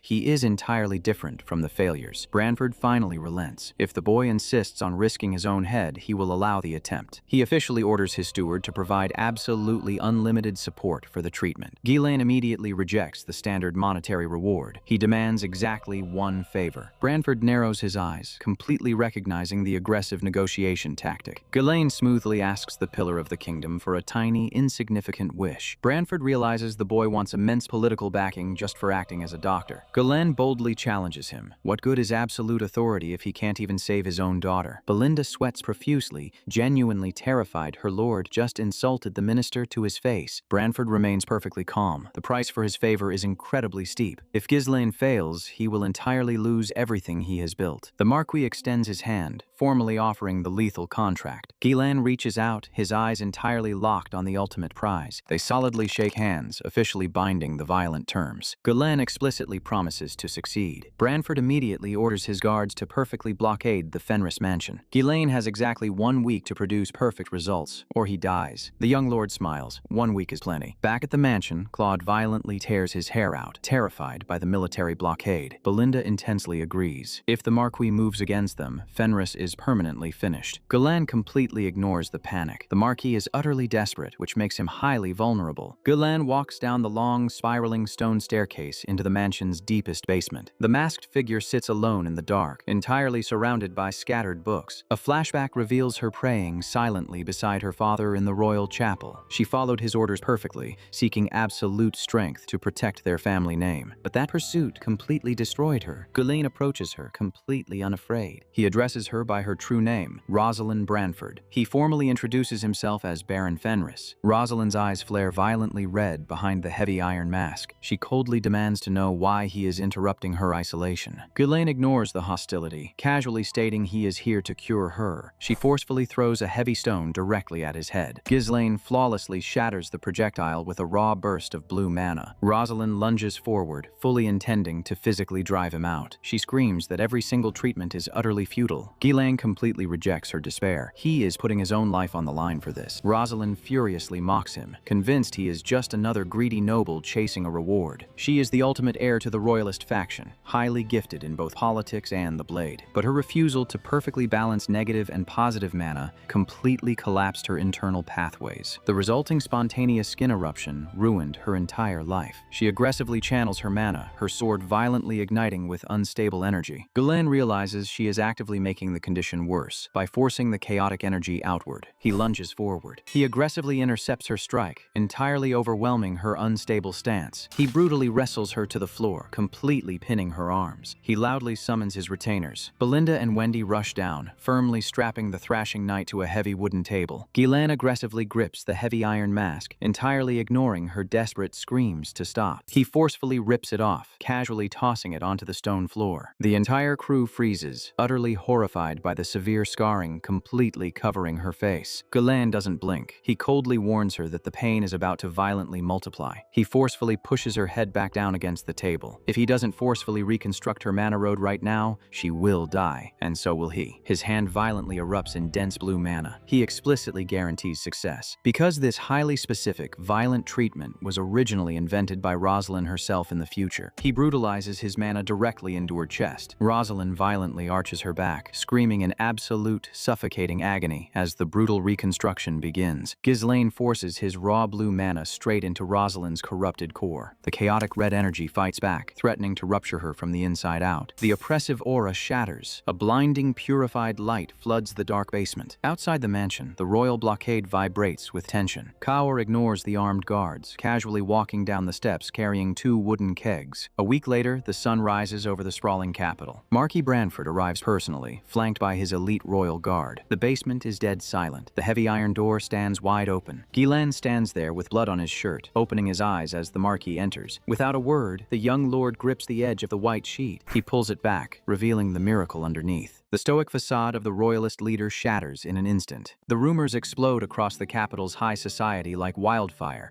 an incurable illness erased overnight. Ghislaine strides confidently through the opulent halls of the royal palace, his retainers trailing behind. They bow respectfully as they enter the secure main office. The Marquis sits at his grand desk, genuinely impressed. The rural boy actually delivered. Ghislaine smiles gracefully, claiming he only succeeded because the Marquis provided the highest quality resources. Branford leans forward. A promise is a promise. He asks the young lord to name his price. Ghislaine formally requests that the Marquis become his political guardian. The administrator practically chokes on air, stunned by the audacity of the demand. Belinda pumps her fists, thrilled by the aggressive maneuver. Branford's eyes narrow. A small favor has just mutated into a binding political alliance. The Marquis notes he was already planning to support Count Ravon as his primary northern asset. Ghislaine smoothly counters. The other major northern powers, Rayfold and Desmond, are highly dangerous variables. Desmond pretends to be neutral, and Rayfold is destabilized by internal strife. Branford asks if Ghislaine genuinely believes he is more worthy of support than an established count. Ghislaine drops the diplomacy. He asks if the Marquis actually finds Bravon satisfying to work with. The old man barks a genuine booming laugh. The young baron places a hand firmly on his chest, explicitly demanding to be appointed as the sole representative of the North. The Marquis stares at him in silence, evaluating the sheer arrogance of the request. He tightly grips his armrest. The decision is made. He formally accepts. With his retainers as witnesses, the Marquis declares himself Baron Fenris's guardian, but he demands absolute, unwavering loyalty in exchange for the protection. Ghislaine drives his broadsword straight into the pristine marble floor. He drops to one knee, pledging his blade to the royalist cause. Just before the grand banquet begins, the hem of a stunning blue dress enters the room. The heavy blue fan snaps shut. A beautiful woman approaches, stating that she is the one truly indebted to the Baron. The atmosphere in the main hall is electric with high society gossip. Ghislaine casually enters the massive ballroom, unbothered by the crushing weight of the elite crowd. Belinda awkwardly tugs at his sleeve, uncomfortable in the revealing dress. She radiates nervous energy, but proudly declares they cannot look weak while representing their lord. The colossal double doors at the top of the stairs slowly swing open, silencing the room. The Marquis enters, elegantly escorting a stunning young woman. The dark blue fan sharply closes. It is Rosalind Branford. The cursed ghost of the mansion is officially dead. The nobles lose their minds, stunned by her flawless appearance. Belinda is shocked. It is impossible to connect this radiant noblewoman to the screaming monster in the basement. Rosalind casts a subtle, deeply grateful glance directly toward the young baron. The Marquis addresses the crowd, thanking them for attending the celebration. He publicly credits exactly one man for breaking his daughter's incurable curse, Baron Ghislaine Fenris. The Marquis warns the entire room that the Branford family is now the guardian of the Fenris territory. Instantly, the predatory gaze of every single noble locks directly onto Ghislaine. Branford subtly communicates a silent warning to his new ward. Ghislaine understands. The social battlefield is infinitely more lethal than any physical war. The heavy rustle of silk silences the murmurs. Rosalind formally approaches him, bowing gracefully in a massive display of gratitude. She smoothly tells him to ignore the jealous whispers of the irrelevant nobles. Ghislaine smirks slightly, unbothered by the burning gazes boring into his back. She elegantly extends her hand, inviting him to greet the major power players. She guides him through the crowd, acting as his personal, untouchable escort. First, Countess Mariel Aylesbury, the Queen of Culture and Commercial Wealth. Second, Chief Justice Belor Norton, the man who dictates the kingdom's laws. Third, Marquis Morris Macquarie, the Commander-in-Chief of the military forces. He stands alone before the 3 towering titans of the capital. He places his hand gracefully over his chest, executing the highest form of aristocratic greeting. He chooses Countess Aylesbury as his primary contact. The military commander scowls, insulted by the public dismissal dismissal. The Countess is thrilled, fully aware that his choice just cemented her social superiority. The commander bitterly mutters that the Marquis must be going senile to back such an arrogant brat. Ghislaine glides directly past the furious general without a single glance. The disrespect is calculated. He approaches the Chief Justice instead, warmly thanking him for his presence. The Justice is surprised but happily accepts the political favor. The Marquis watches silently. He knows exactly why Ghislaine is actively ignoring the military faction. The crowd swarms him, desperate to secure a fraction of his new political momentum. The Countess smugly notes that Commander McQuarrie is a simple, jealous man. Branford closes his eyes, genuinely impressed by the boy's flawless maneuvering. But he also realizes that a blade this sharp inevitably casts a dangerous shadow. A heavy cane strikes the polished marble floor. Ghislaine's eyes narrow. The atmosphere in the room drops in temperature. A tall, pale figure steps out of the shadows. The Countess freezes, her smug confidence evaporating instantly. The man radiates a sinister aura, dominating the space. The architect of Perdium's ruin, Duke Delphine, and his closest aide, the chief strategist of the ducal house, Viscount Raoul Joseph, with a massive cloaked escort standing right behind him. The crowd practically hyperventilates. The enemy faction just brazenly infiltrated the royalist stronghold. Raoul smoothly greets the Marquis, ignoring the suffocating tension he just caused. Branford glares at the intruder, questioning why the Duke's pet is crashing his private celebration. Raoul shifts his gaze toward Ghislaine, noting that the Marquis retrieved a dangerous young lion. Branford coldly demands to know the identity of the massive shadow standing behind the Viscount. He orders the escort to show his face. A royal guard crosses his spear, enforcing the Marquis's authority. Branford raises his hand, signaling his guards to stand down. He doesn't want blood on his floor. Raoul smiles dangerously, mockingly thanking the Marquis for his generous consideration. He turns his back on the Titan, walking directly toward the young Baron. Ghislaine coldly stares down the vampire-like strategist. He maintains his composure, masking his burning hatred. Raoul softly asks if they have ever met before. Ghislaine confirms he knows everything about the Viscount, because this is the exact man who orchestrated the annihilation of the Perdium family in the previous timeline. Raoul suggests they move to a more private location to discuss business. High up in a secluded balcony room, the two enemies sit across from each other. Raoul cuts to the chase. The Delphine faction wants exclusive rights to his cosmetics. Ghislaine casually rejects the offer before Raoul even finishes the sentence. Raoul leans forward, dropping the polite business facade. He formally extends an invitation for the Baron to defect to the Delphine faction. Ghislaine gracefully gestures to himself, signaling he is capable of forging his own path. Raoul offers wealthy southern land for both Ghislaine and his father if he defects. Ghislaine reads the psychological trap. The Delphine faction doesn't want him. They want to leash an uncontrollable variable. The young lord rejects the offer. The north is where he belongs. He mockingly suggests the Viscount defect to the royalists instead. Raoul's dead eyes sharply narrow in genuine irritation. The boy just insulted him to his face. Later, the Delphine carriage aggressively departs the capital. Inside, Raoul drops his polite tone, frustrated by the failed negotiation. The Viscount admits he wants to gouge out the young lord's defiant eyes. The cloaked knight finally speaks. He confirms Ghislaine was suppressing extreme killing intent. Back in the balcony room, a pulse of raw blue mana suddenly locked onto the escort's precise position. In his mind, Ghislaine drew his sword and launched a blindingly fast strike across the table. The escort intercepted the blade, the kinetic force shattering the imaginary floor. They furiously exchanged dozens of lethal blows in a fraction of a second. Ghislaine pressed the advantage, intending to decapitate the shadow. The blue and silver mana collided, ripping apart the simulated room. Back in reality, the two men sat perfectly still, having fought to a standstill in their minds. The escort recognized the lethality hidden behind the Baron's calm posture. Raoul smoothly told Ghislaine he enjoyed their conversation, ending the meeting. The escort followed the Viscount out of the room, his hand never leaving his hilt, because this silent escort is Caen Balzac, the strongest swordsman in the kingdom. Raoul accepts the temporary setback. If the boy refuses to submit, they will destroy his territory. He bestows a terrifying new title upon the young Baron. Meanwhile, back at the Fenris mansion, Kaor directs the loading of heavy supply crates. Countess Aylesbury watches the frantic preparations, disappointed by his sudden departure. Ghislaine reminds her that their exclusive arrangement requires her to hand over 300,000 gold immediately. She pouts, demanding to know if he ever thinks about anything other than financing his war machine. She refuses to accept the cold distance, claiming she needs to understand his goals. Ghislaine answers flatly, he just wants to avoid starving to death. She doesn't believe a word of it. A man aiming for simple survival doesn't conquer the royalist hierarchy. He finally admits he has a specific specific, dangerous goal to revive his broken land. But he refuses to drag her into the lethal burden of achieving it. She seizes his hand, ignoring his attempt to maintain emotional distance. Her blue fan drops onto the marble floor. She practically pulls him against her, demanding to share his burden. He softly states he only wants to ensure her survival in the coming slaughter. She blushes deeply, disarmed by his rare sincerity. He turns his back and walks toward the carriages. The capital arc is concluded. By rejecting Raoul, he solidified his alliance with Marquis Branford. Towering stacks of gold coins and fully loaded wagons now flow directly toward the Fenris territory. 50,000 new citizens and essential dwarven laborers have already been relocated. The regression shifts from politics back to brutal, unyielding war. The previously desolate lands of Fenris are now buried under an ocean of golden crops. Heavy iron chains bind thick, calloused wrists. A long line of dwarven slaves expects another lifetime of forced labor. The elder, Galvaric, glares at the ground, his heart filled with hatred for human nobles. Gulan rides proudly at the front of the convoy, welcomed as a returning savior. Gillian and Kaur sit tall on their war horses, satisfied to finally be out of the capital. The citizens swarm the carriages, screaming their devotion to the young lord. The dwarves are baffled. Slaves are normally dragged into ruined territories, not thriving agricultural hubs. Galvaric glares, refusing to trust another deceptive human noble. He quietly confirms to his men that they will proceed with their secret escape plan tonight. Gulan smoothly leads the slaves toward their new lodgings, fully aware of their quiet plotting. Belinda breaks his focus, telling him to wave at his adoring citizens. Back at the castle, Claude celebrates the influx of capital, ready to relax. Ghislaine shatters his dreams, ordering him to organize the new administrative data immediately. The War Council convenes in the main office right now. He asks the local administrator Lowell if the older retainers caused any issues during his absence. Lowell reports that all major roads and waterways are functional, despite Alfoy complaining the entire time. The massive grain storage and heavy workshops are operational, ready for the dwarves to begin forging. Claude smugly confirms that their per-unit production is officially the highest in the kingdom, but Ghislaine's eyes are cold. Massive wealth just makes them a massive target. He orders Claude to buy up every scrap of food from the neighboring regions, regardless of the soaring cost. He folds his arms and drops the truth. They are preparing for immediate war. Claude practically hyperventilates, screaming that no one would dare attack a territory backed by the royalists. Ghislaine points directly to the intelligence report. Two names, Desmond and Rayfold. Claude's eyes widen in pure horror at the contents. Count Desmond has initiated a large-scale military conscription and is actively hoarding high-grade iron ore. Ghislaine specifies the exact source, the neighboring county of Cabaldi. Gillian notes that iron ore is the most critical resource for maintaining an army's weaponry. Belinda and the other mages panic, terrified of fighting another siege. Claude sweats. If Cabaldi refuses to sell them iron, the Fenris forces will be severely outgeared. Ghislaine confirms the worst-case scenario. Cabaldi is secretly aligned with the Delphine faction. The room falls silent. They are actively being surrounded by heavily armed enemies. He doesn't hesitate. He declares they will attack the county of Cabaldi first. The scene cuts to Cabaldi Castle, the supposedly impregnable iron fortress of the north. A tall, stern envoy from Duke Delphine dominates the lavish office. The envoy delivers the warning: treat Baron Fenris as the strongest sword of the north. He aggressively orders Cabaldi to mobilize his military for immediate war. Cabaldi laughs at the warning, convinced his ancient defenses are flawless. The envoy reiterates that this is a direct order from the Duke himself. Cabaldi proudly boasts about his colossal double walls, the deep moat, and the finest siege weaponry. He claims his legendary fortress has never been breached in the history of his bloodline. He smugly tells the envoy to worry about Count Desmond's pathetic forces instead. The envoy clenches his fist in pure frustration. Back at Fenris, Gillian expresses extreme concern regarding their lack of numbers compared to Cabaldi's elite forces. Galan calmly strides toward the gathering of his veteran mercenaries. He looks out over the rough, battle-hardened men who have bled for him since the beginning. He smiles softly, the eyes of true, unyielding survivors. He addresses them, acknowledging the risk they took by trusting a disgraced noble. He drives the steel into the stone, officially declaring the founding of the Fenris Knight Order. The men roar in disbelief that simple mercenaries are being elevated to true knighthood. Back inside the War Council, Ghislaine outlines exactly how he plans to achieve this. Claude frantically notes that Cabaldi and Desmond are essentially free-moving chess pieces for the Duke. Ghislaine calculates the risk. Conquering Cabaldi secures their iron ore supply while crippling enemy logistics. Claw demands to know exactly how they are going to breach an impregnable fortress. Kaur points out that Cabaldi's soldiers are heavily armored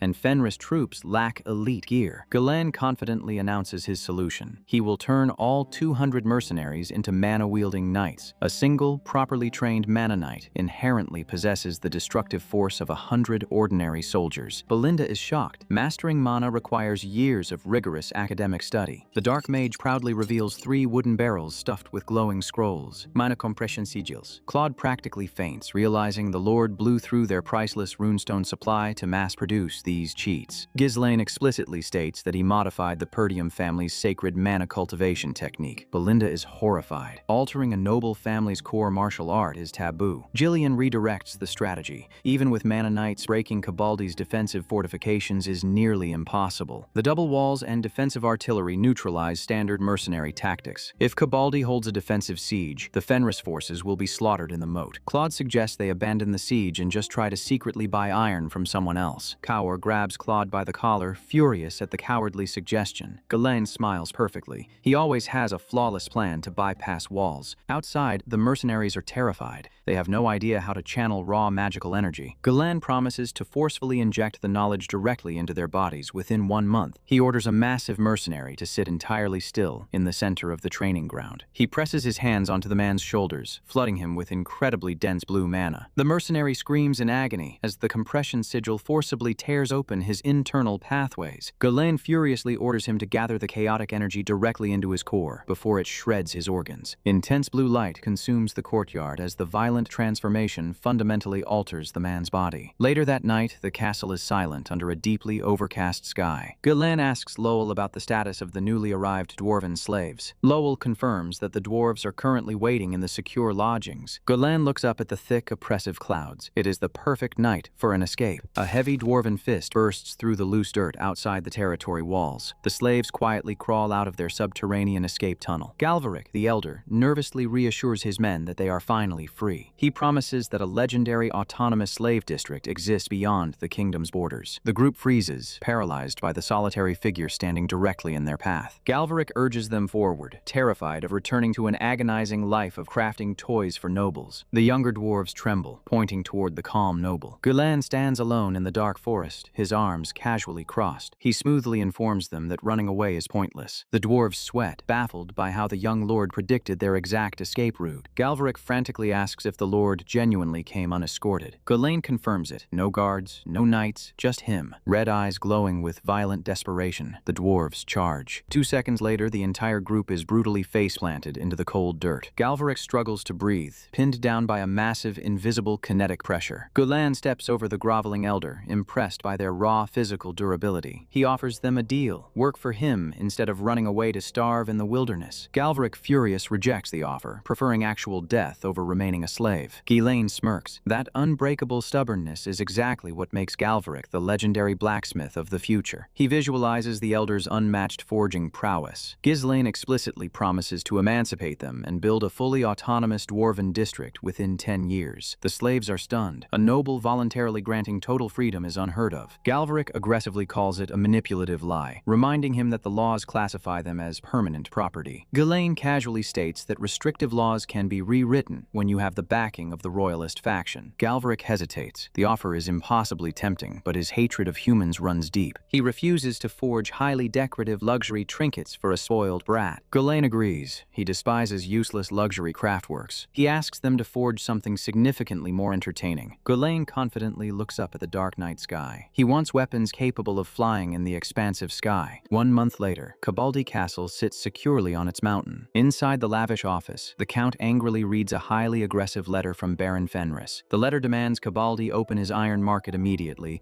or face absolute annihilation. Cabaldi laughs hysterically. His administrators report that Fenris has been aggressively buying up massive quantities of food. Cabaldi assumes the arrogant young lord will bankrupt himself. He tosses the final warning into a candle. He wishes he could witness the satisfying downfall of the Northern Lord. Meanwhile, an oppressive storm gathers directly over the royalist capital. Marquis Branford strides into his dark office, ignoring the late hour. His heavy boots boots echo through the silent room as he reaches for a highly secured scroll. He cracks the heavy wax seal, focused on the critical intelligence provided by his new ward. He unfurls the vital document, isolated in the massive room. The letter from Ghislaine contains an apocalyptic warning. It explicitly advises the powerful royalist nobles to immediately stockpile 10 years' worth of food reserves. A kingdom-ending famine is about to strike without any warning. Rosalind quietly enters the dark office, genuinely concerned by her father's intense focus. The Marquis ignores her question. He immediately orders his loyal vassals to convene a massive emergency council. Exactly as Ghislaine predicted, a devastating drought violently strikes the entire kingdom. The rivers dry up, the crops turn to dead ash in the blistering sun. Starvation instantly triggers absolute chaos, tearing apart the lower territories. Inside the Fenris office, Ghislaine sits perfectly calm. He smirks. The preparations are complete. The time to strike is exactly now. Inside Cabaldi Castle, the Count is sweating profusely. The sudden famine has obliterated his supply lines. He screams at his retainers, violently smashing his fist onto the table. He demands to know why Count Desmond hasn't sent the vital emergency rations. His envoy frantically explains that Desmond missed the harvest timing and is currently starving as well. The terrified administrator nervously suggests a humiliating alternative to secure immediate food. They must accept Fenris's aggressive offer, trading their precious iron ore directly for grain. Cabaldi violently rejects it. Surrendering to a royalist noble would destroy his alliance with the Duke. The desperate administrator begs him. The starving citizens are rioting and the military stockpile is empty. If the soldiers aren't fed immediately, the impregnable fortress will collapse from an internal mutiny. Cabaldi glares at the floor in absolute denial. He rationalizes that the Delphine faction will inevitably crush Fenris anyway. He orders the terrified envoy to send a messenger to Fenris to negotiate the trade. A heavily armored guard slowly steps into the room. He loses his mind, screaming that his iron fortress is absolute perfection and cannot be breached. He frantically orders the envoy to send a messenger now. The guard coldly informs the terrified count that sending a messenger is unnecessary. Cabaldi freezes in pure shock. His terrified eyes widen to massive proportions, because Baron Fenris has already arrived at the front gates with his entire army. Outside the massive walls, the Fenris forces sit atop war horses, clad in terrifying ultra-heavy blue armor. A knight violently strikes his chest plate. It is forged entirely from highly condensed blood python scales. The dwarven craftsmanship is absolute perfection. They are practically invincible to conventional weaponry. The knight proudly boasts about the armor. Ghislaine stares up at the colossal iron gates. His sharp eyes glow with lethal intent. The entire Fenris army waits for his command. Inside the walls, Cabaldi hyperventilates, panicked by the sheer impossible numbers. He screams at his guards, demanding an explanation. He orders his men to deploy the defensive artillery. Ghislaine looks up at the screaming noble on the battlements. His calm, collected gaze meets the terrified eyes of the fat count. Cabaldi demands to know why a royalist army is launching an unprovoked invasion. Ghislaine doesn't even raise his voice. He warned him. The market is closed and the slaughter begins. Cabaldi's guards scream from the safety of their battlements, frantically demanding a formal declaration of war. They genuinely believe aristocratic etiquette will protect them from a direct siege. Ghislaine stares up at the massive iron walls, completely unbothered by their panic. He coldly calls out his veteran knight's name. Thick leather groans as a massive recurve bow is drawn back to its absolute breaking point. Gillian takes aim, sitting casually on his warhorse directly in the line of fire. The defenders scramble to raise their heavy iron shields. The target is technically out of standard range, shielded by the colossal height of the fortress. Gillian does not care about standard range. He holds the tension perfectly steady. The arrow is released with the raw kinetic force of a siege engine. The Cabaldi guards brace behind their steel wall, expecting a simple impact. The heavy shaft punches straight through the steel shield like it is made of wet paper. It cleanly pins the screaming envoy right through the neck. Blood erupts across the pristine battlements. Ghislaine smirks up at the horrified survivors. That was his formal declaration. Miles away in the sprawling capital, the royalist faction urgently convenes. The room is thick with tension. Baron Fenris just dragged their entire political alliance into an unprovoked war. The nobles complain bitterly that launching an offensive during a kingdom-wide famine is utter madness. Marquis Branford listens in absolute calculating silence, but Rosalind's intelligence network already dug up the real truth behind the northern fortress. She smoothly reveals that Cabaldi was secretly funneling massive resources directly to the Duke's faction. The smug noble freezes, realizing the revelation completely flips the political narrative. Panic sets in. They demand Fenris be excommunicated before the Duke uses this as an excuse to strike. The older aristocrats aggressively agree to abandon the young lord. Count Faud yells, terrified of becoming prey for the ducal house. Rosalind snaps her fan closed. She coldly reminds them the war has already started. Debating the cause is a waste of breath. Faud clutches his cane, sweating through his expensive coat. Branford finally speaks, his heavy voice instantly silencing the room. The nobles turn, shocked by his calm demeanor. The Marquis locks eyes with the terrified Count. Fouad stammers, insisting that attacking a neutral noble during a disaster is unforgivable. He asks if the Marquis is genuinely willing to risk the entire faction for one arrogant boy. Branford's red eyes narrow. The sheer pressure of his gaze forces Fouad back into his seat. Rosalind analyzes the board. If her father denounces Ghislaine, they permanently lose their grip on the north. But if Fenris wins, the Royalists secure the largest iron mine in the entire territory. Branford subtly interlaces his fingers. He officially declares the war is justified. The debate is over. Fouad pales, confused by the sudden absolute backing. He stutters that the ducal house has no reason to intervene in a personal dispute. But abandoning a loyal noble to save face would shatter their own alliance. Branford strokes his beard. He calmly points out the obvious flaw in Fouad's logic. If Cabaldi is truly neutral, why would the Duke react so aggressively to his downfall? Back at the siege, Count Cabaldi's patience completely snaps. Kaur and Ghislaine wait casually outside the firing zone. A terrified guard tries to stop the bleeding from the dead envoy. Cabaldi loses his mind, his eyes practically glowing with rage. He orders his heavy infantry to man the battlements. He screams for his commanders to deploy the heavy catapults. Gillian watches the frantic movement, noting their response time is actually decent. The massive siege engines are loaded with steel payloads. Cabaldi screams the order to fire. A literal rain of steel descends from the sky, intended to wipe out the vanguard. The Fenris forces do not break formation. Ghislaine watches the incoming volley without blinking. Hundreds of shafts blanket the earth where the knights stood seconds ago. Kaur casually sidesteps a stray bolt. The knights smoothly pull back directly out of the artillery's effective range. Cabaldi's face contorts in fury as his massive barrage hits nothing but dirt. Gillian casually rests his bow on his shoulder. Ghislaine calmly orders the entire army to retreat to the base camp. Inside the command tent, Claude is throwing a fit. Alfoy lounges back with a massive grin, thrilled to finally avoid manual labor. The mage smugly offers to place a bet on how long the siege will last. Gillian steps through the tent flap. The old knight glares at the slacking academic. He hands Alfoy a shovel. The mages are ordered to dig an underground tunnel. Claude argues they should just sit outside and wait for the fortress to starve. Ghislaine stares at the towering stone walls. He promises the administrator this war will end faster than anyone expects. Cabaldi paces his office, furiously cursing the Fenris name. He rubs his temples, insulted that they damaged his pristine gates and ran away. His commanders sit around the war table, completely misreading the situation. Cabaldi grips his face. He knows Fenris is banking on the famine to starve them out, but he laughs maniacally. Duke Delphine will send reinforcements before the food runs dry. A guard bursts in, ruining the celebration. Through the brass spyglass, they spot the Fenris mages actively digging a massive trench. The commander grins, deducing the enemy plans a subterranean assault toward the southern gate. Cabaldi orders his men to heavily fortify the south exit. The plan is brutally simple. Slaughter the intruders the exact second they poke their heads out of the dirt. The commander dismisses Fenris entirely, mocking their lack of heavy siege weapons. Cabaldi smiles, thoroughly convinced of his own unmatched tactical genius. Night falls over the barren landscape. The Fenris troops move silently through the dark, abandoning the fake tunnel entirely. Deep in the forest, the dwarven slaves push heavy carts full of supplies. They complain bitterly about the lack of torches and the bizarre requests. Galvaric, the elder, sweats nervously, praying his strange creation actually works. He insists his craftsmanship is flawless. The starry sky above is completely clear. The dwarves sit around a campfire, staring skeptically at a massive pile of stitched cloth. Galvaric holds the thick canvas directly over the open flame. The fabric instantly catches the heat. It bloats outward, rising like a giant lung taking a breath. The dwarves stare in pure shock. Galvaric forcefully explains the science. Hot air rises, trapping the lift inside the sealed canopy. A dwarf's eyes widen to the size of saucers. Another tries to dismiss it as a random gust of wind. Galvaric firmly denies it. Wind flutters. It does not steadily lift heavy canvas. Ghislaine watches from the shadows,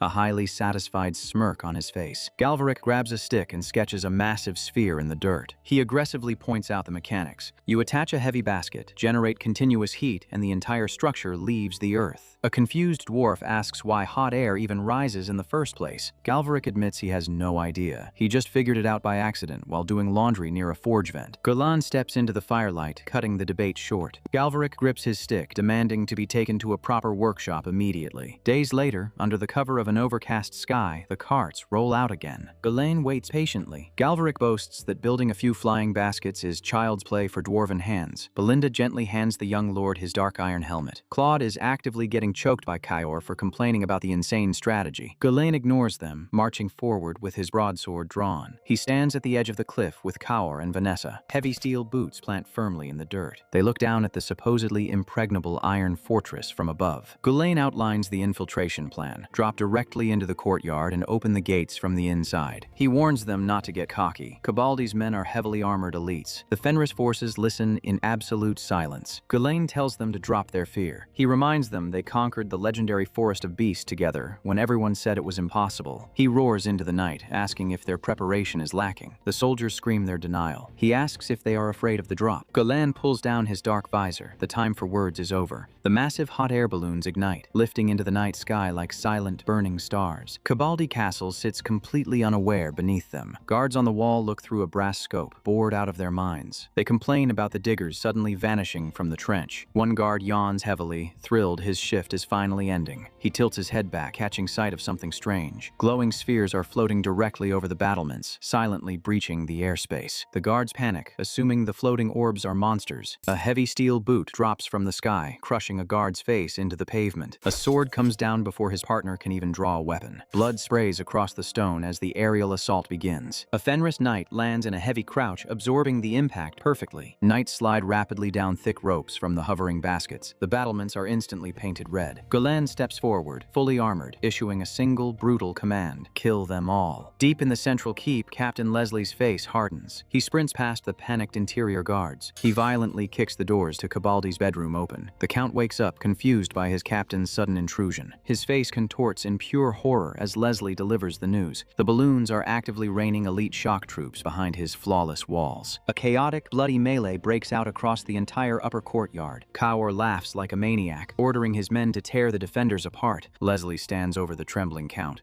Cabaldi screams about the tunnel trap, completely unable to process a vertical assault. Leslie stays coldly calm. The method of entry does not matter anymore. He notes the enemy's momentum is too fast to stop at the walls. The captain outlines a desperate hold. He will manually defend the main gate while calling the southern reinforcements. Cabaldi is hyperventilating, realizing his life is seconds away from ending. He wails that he fell for a pathetic diversion. He cannot accept that his bloodline's impregnable legacy is collapsing in a single night. Leslie grabs the fat noble by his collar. He orders him to use the secret escape passage to flee with the retainers, but he mutters a grim final instruction: if they can't hold them, release the prisoner. Outside, the castle is fully consumed by war. A Fenris knight swings heavily, driving a terrified defender back. Ghislaine wades into the chaos, his blade a blur of lethal motion. A Cabaldi guard raises his sword in a desperate block. Ghislaine meets the steel with crushing force. He violently forces the guard's weapon down, opening his guard. The platoon leader desperately orders his crossbowmen to fire. They aim upward at the hovering baskets. A massive, heavy sandbag plummets directly toward them. The sheer weight flattens the archers before they can pull a single trigger. Alfoy groans from above, complaining the basket was way too heavy anyway. A guard screams as a Fenris knight drops directly onto him. A brutal double strike carves through the remaining defenders. Kaur drops in, casually checking on Ghislaine and Belinda. Belinda looks thoroughly annoyed by his relaxed attitude. Ghislaine points his sword directly toward the towering main gates. Kaur points out the enemy has already formed a heavy defensive line to protect the exit. Ghislaine knows the diverted forces at the south gate will return soon. They have to hurry. He addresses his gathered knights in the blood-soaked courtyard. He issues rapid orders. Kaur clears the walls. Belinda hunts down Cabaldi. Galen's blue eyes glow through his dark visor. He will break the gate himself. The Fenris knights instantly ignite their mana,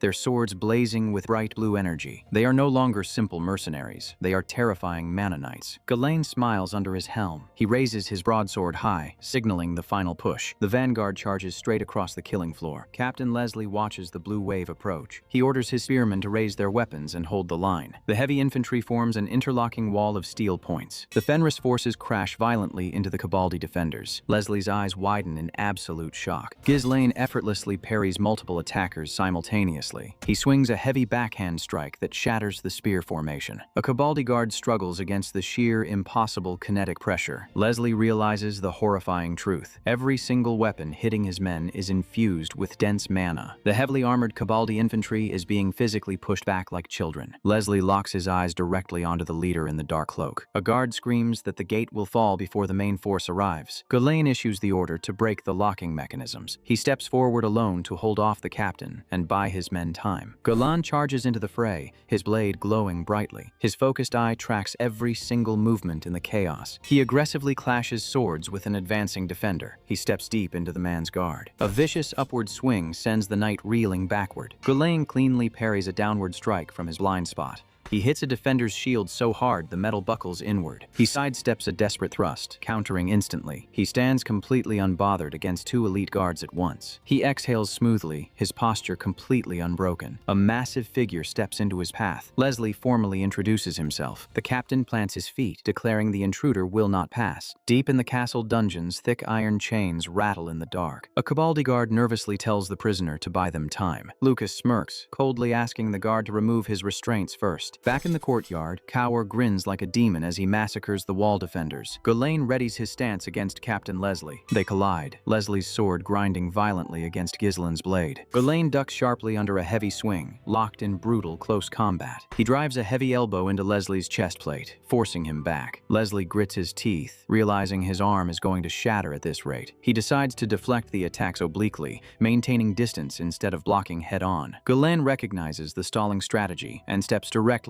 into his face. He brutally bashes Leslie's helmet with the steel pommel. A devastating follow-up strike sends the captain flying backward. Leslie drops to his knees, coughing blood inside his helm. Gulain turns his back on the defeated gatekeeper, ordering the gate opened. A knight reports the massive iron locking gears are completely destroyed. Leslie laughs darkly. The Cabaldi main force is coming. They are trapped. A massive wave of armored troops marches rapidly toward Ghislaine's exposed back. Gulain turns slowly, raising his broadsword with both hands. He channels an immense, suffocating volume of blue mana directly into the blade. He forcefully condenses the chaotic energy to its absolute limits. Leslie stares in pure, unadulterated terror as the light consumes the courtyard. Aura Blade. Gulain swings the towering column of light straight down into the iron doors. Gillian's cavalry violently tramples the charging Cabaldi guards from behind. The Cabaldi commander realizes the impregnable gate was literally split in half. The Fenris reinforcements flood the inner courtyard, turning the trap into a total massacre. Meanwhile, deep inside the keep, Belinda cautiously sweeps the halls for the count. A tall man steps out from the shadows, a massive spear resting on his shoulder. Lucas stares intensely at the dark mage. He glares, his presence completely different from the panicked guards. Lucas swings his spear in a massive, devastating arc. Belinda barely leaps backward as the blade slices the air where her throat was. He lunges directly at her with terrifying speed. She desperately deflects the heavy thrust with her small dagger. He smoothly sweeps his leg up for a brutal high kick. The boot catches her firmly, launching her backward across the stone floor. Lucas smirks, completely unbothered by her weak defense. He coldly asks if that is all she has. He points the sharp spearhead directly at her chest. Belinda panics, her stamina draining rapidly. He holds the weapon with absolute, relaxed confidence. Belinda struggles to catch her breath, realizing she is severely outmatched in close combat. She stares at him in shock. He fights like a seasoned killer, not a castle guard. Lucas's expression remains entirely indifferent. He violently drives the halberd straight down toward her head. She rolls desperately out of the way at the very last second. The heavy blade shatters the stone floor precisely where she just lay. Belinda screams in frustration. Lucas's eyes lock onto her, his intent purely lethal. He throws another wide, sweeping strike to cut off her escape route. The two exchange rapid, desperate strikes in the narrow hallway. Lucas effortlessly forces her entirely onto the defensive. A heavy hit knocks her backward into the air. He brings the spear down for a fatal, decapitating blow. Belinda catches it with her dagger, her arms trembling under his crushing weight. She uses his downward momentum to drag him forward, flipping him over. She slashes aggressively at his face with her dagger midair. He calmly blocks the blade with the thick wooden shaft of his spear. He fluidly swings the back end of the polearm around. The blunt wood hits her hard in the ribs. He casually explains his aggression. She just happened to look like his ex. He tells her it is nothing personal. He just has a job to do. Belinda freezes as the spear thrusts forward for the kill. A glowing blue broadsword violently intercepts the spearhead inches from her face. Belinda gasps, shocked by the sudden intervention of her lord. Gulain coldly orders her to leave immediately. He stares down the mercenary, taking over the fight. Lucas smirks, amused by the young master title. They clash violently, steel sparking in the dim hallway. They exchange a blindingly fast sequence of heavy blows, perfectly matched in speed. Lucas lunges forward with a devastating two-handed thrust. Gulain parries the heavy attack smoothly. The young lord steps deep inside the spear's effective range. He punches Lucas brutally straight in the face. Lucas reels backward from the incredibly heavy hit. Galan steps forward, pointing his sword down at his opponent. Lucas chuckles on the floor, wiping his bloody nose. Galan calmly says it is good to see him again. Lucas looks genuinely confused by the familiar greeting. He asks if they know each other. Galan thinks back to his previous life. Lucas was his most loyal subordinate. The mercenary complains the punch was completely unrefined and gross. He notes the young lord doesn't fight like a noble at all. It's street style. He aims his spear again, demanding to know Gislin's true identity. Galan cryptically admits he worked as a mercenary in the past. Lucas scoffs. Pampered nobles don't sleep in the mud for coin. Galan rests his sword on his shoulder, making a straightforward proposal. If he wins, Lucas works for him permanently. If he loses, he withdraws his army. Lucas asks why he would throw away a guaranteed siege victory for a petty bet. Galan's eye glows. Securing Lucas is infinitely more valuable than this ruined castle. Lucas smirks at the sheer audacity of the statement. He finally asks for his opponent's name. The young lord formally introduces himself as Gislin Fenris. Lucas notes the lord looks completely exhausted from the battle outside. Galan tells him to consider the fatigue a fair handicap. Lucas lunges forward with a malicious grin. He drops a heavy bag of coins, fully committing to the duel. He grabs his spear tightly, ready to end it. Galan watches him intently, reading his stance. He explicitly notes this is the last day Lucas will ever work as a free mercenary. Lucas is surprised the noble knows his contract expires today. Galan asks if he doesn't want to extend it. Lucas refuses. He can't let his life be devoured by someone else's war. He has his own revenge to finish. Galan promises him one thing if he joins. When Lucas is in danger, Gislin will come and save him. Lucas strikes hard, ignoring the sentimental offer. Galan parries it smoothly, their weapons locking together. They exchange a rapid, lethal flurry of strikes, reading each other perfectly. Their blades catch, sparks flying as they test their raw physical strength. Galan aggressively forces the spear downward, pinning it to the floor. Lucas smoothly uses the trapped pole to vault himself directly into the air. He rains heavy blows down from above. Gislain flawlessly blocks every single aerial strike, never losing his footing. Lucas grins, genuinely impressed by the defense despite the lord's heavy fatigue. Galan firmly states he cannot lose a bet he started. Lucas declares he has to win to preserve his freedom. The mercenary channels a massive surge of blue mana directly into his spear. Galan notes the raw power. Lucas was always a monster, even before they met. A dark memory surfaces. Lucas dying to honor his contract in the previous timeline. Galan smiles softly, letting the grief fuel his absolute focus. He steps forward, ready to finish this without anyone dying. He perfectly sidesteps a massive mana-infused thrust. He aggressively grabs the wooden shaft with his bare hand, neutralizing its reach. He steps entirely inside the spear's lethal range. He drives a brutal elbow straight into Lucas's unprotected chest. He flawlessly executes a tactical throw, lifting the massive man off the ground. Before Lucas can blink, Gislin presses a dagger directly against his throat. The young lord calmly claims his victory. Lucas curses his terrible luck from the floor, thoroughly beaten. Hours later, the morning sun rises over the completely conquered fortress. Count Cabaldi is dragged out in chains. Gislin states impenetrable fortresses don't exist. The fat count screams that killing him will incite the wrath of the duke. Galan coldly lists the duke's entire shadow operation to recruit neutral nobles. He exposes the grand conspiracy to instigate a bloody civil war. Cabaldi is absolutely horrified that the boy knows every single detail. Desperate, he begs for his life, offering half his iron ore production for 20 years. Gilan's eyes are dead. He effortlessly raises his broadsword. He has absolutely no intention of working with a traitor. The steel comes down, violently ending the corrupt lord's life instantly. In the capital, a messenger pigeon delivers the impossible news to Marquis Branford.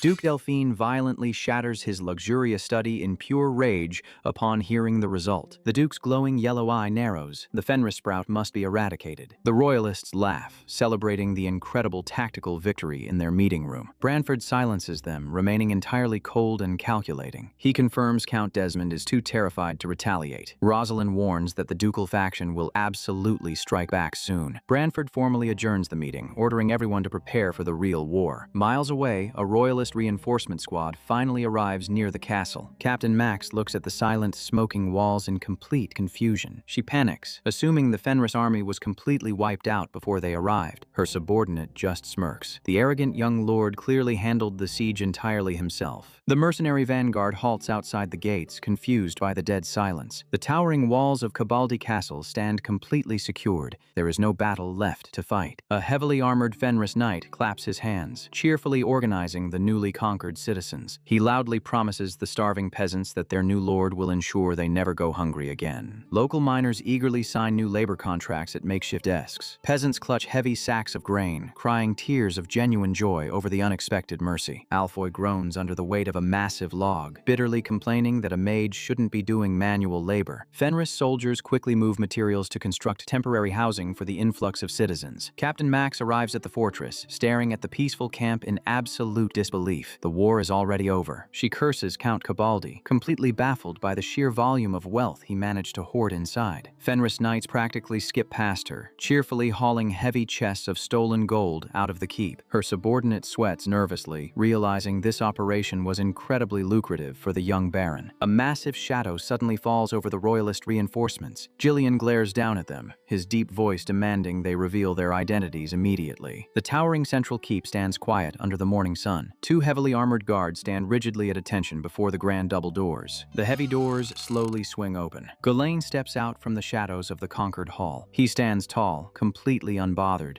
radiating the relaxed confidence of a true conqueror. A guard announces the visitors from the capital, prompting the young lord to turn his head. Max steps forward, instinctively reading the atmosphere of the man in front of her. She is genuinely terrified by the metallic stench of fresh blood still clinging to his dark cloak. She confirms his identity instantly. This is Baron Fenris. She immediately drops into a deep, respectful bow, her earlier arrogance entirely gone. She formally introduces herself as Captain Max, sent by Countess Aylesbury and Rosalind to rescue him. Ghislaine stares at her coldly, stating the obvious. She is incredibly late. Max laughs awkwardly, apologizing for the delay. He points down the hall, casually asking where she thinks she is going now. She stammers, insisting they need to leave since the war is already over. He smoothly guilt-trips her, pointing out that she completely failed her primary objective of protecting him. He asks if she really wants him to tell her wealthy clients that she did absolutely nothing to earn her pay. Her subordinate places a heavy hand on her shoulder, shaking his head. Defeated by pure logic, Max drops her shoulders and agrees to help with the post-war cleanup. Gielen's eyes narrow slightly as he spots a second figure. He shifts his attention to the nervous woman hiding behind the captain. She introduces herself as Piote, a specially dispatched priestess of the goddess of beauty and abundance. Ghislaine thinks back to his previous life. Wana priests strictly rejected battlefields and uncleanness. The divine power of priests is an incredibly precious resource in the violent north. Piote visibly recoils, completely terrified by the metallic stench of fresh blood radiating from his armor. Ghislaine smiles warmly. A divine healer is the ultimate strategic asset for his growing army. He graciously welcomes her, acting like the perfect, polite noble. He turns to Belinda, ordering her to take the priestess to the working area immediately. Belinda grabs Piote firmly by both arms. The priestess whines as she is dragged away, protesting that she isn't here to do manual labor. Gillian comments that securing a priest is an unexpected fortune. Ghislaine smirks. The royalists are finally paying their dues. Back at the training grounds, a heavy fist violently connects with Kaur's face. The Fenris knights gasp in pure shock as their captain is brutally thrown backward. Kaur hits the dirt, holding his bleeding nose while trying to process the sheer speed of the attack. Lucas looks down at him, genuinely disappointed that this guy is supposed to be the Lord's right-hand man. Kaur's pride completely shatters. He glares at the mercenary with pure, unadulterated hatred. He launches himself forward, desperate to land a single retaliatory strike. Kaur winds up a devastating right hook, putting his entire body weight behind the blow. Lucas effortlessly dodges the punch and throws a counter, but a massive hand intercepts it mid-air. The knights freeze as the giant steps onto the training grounds. Gillian holds Lucas back, his eyes deadly serious as he stops the brawl. The old knight firmly declares that the fight is over. He forcefully pushes the mercenary backward, separating the two combatants. Kaur furiously struggles against the giant's grip, screaming to be let go. Gillian tosses the struggling captain back. He forcefully shoves Kaur away, his sheer physical strength overwhelming him. He sternly orders Kaur to maintain his dignity in front of the newer subordinates. Gillian turns his back on the humiliated captain,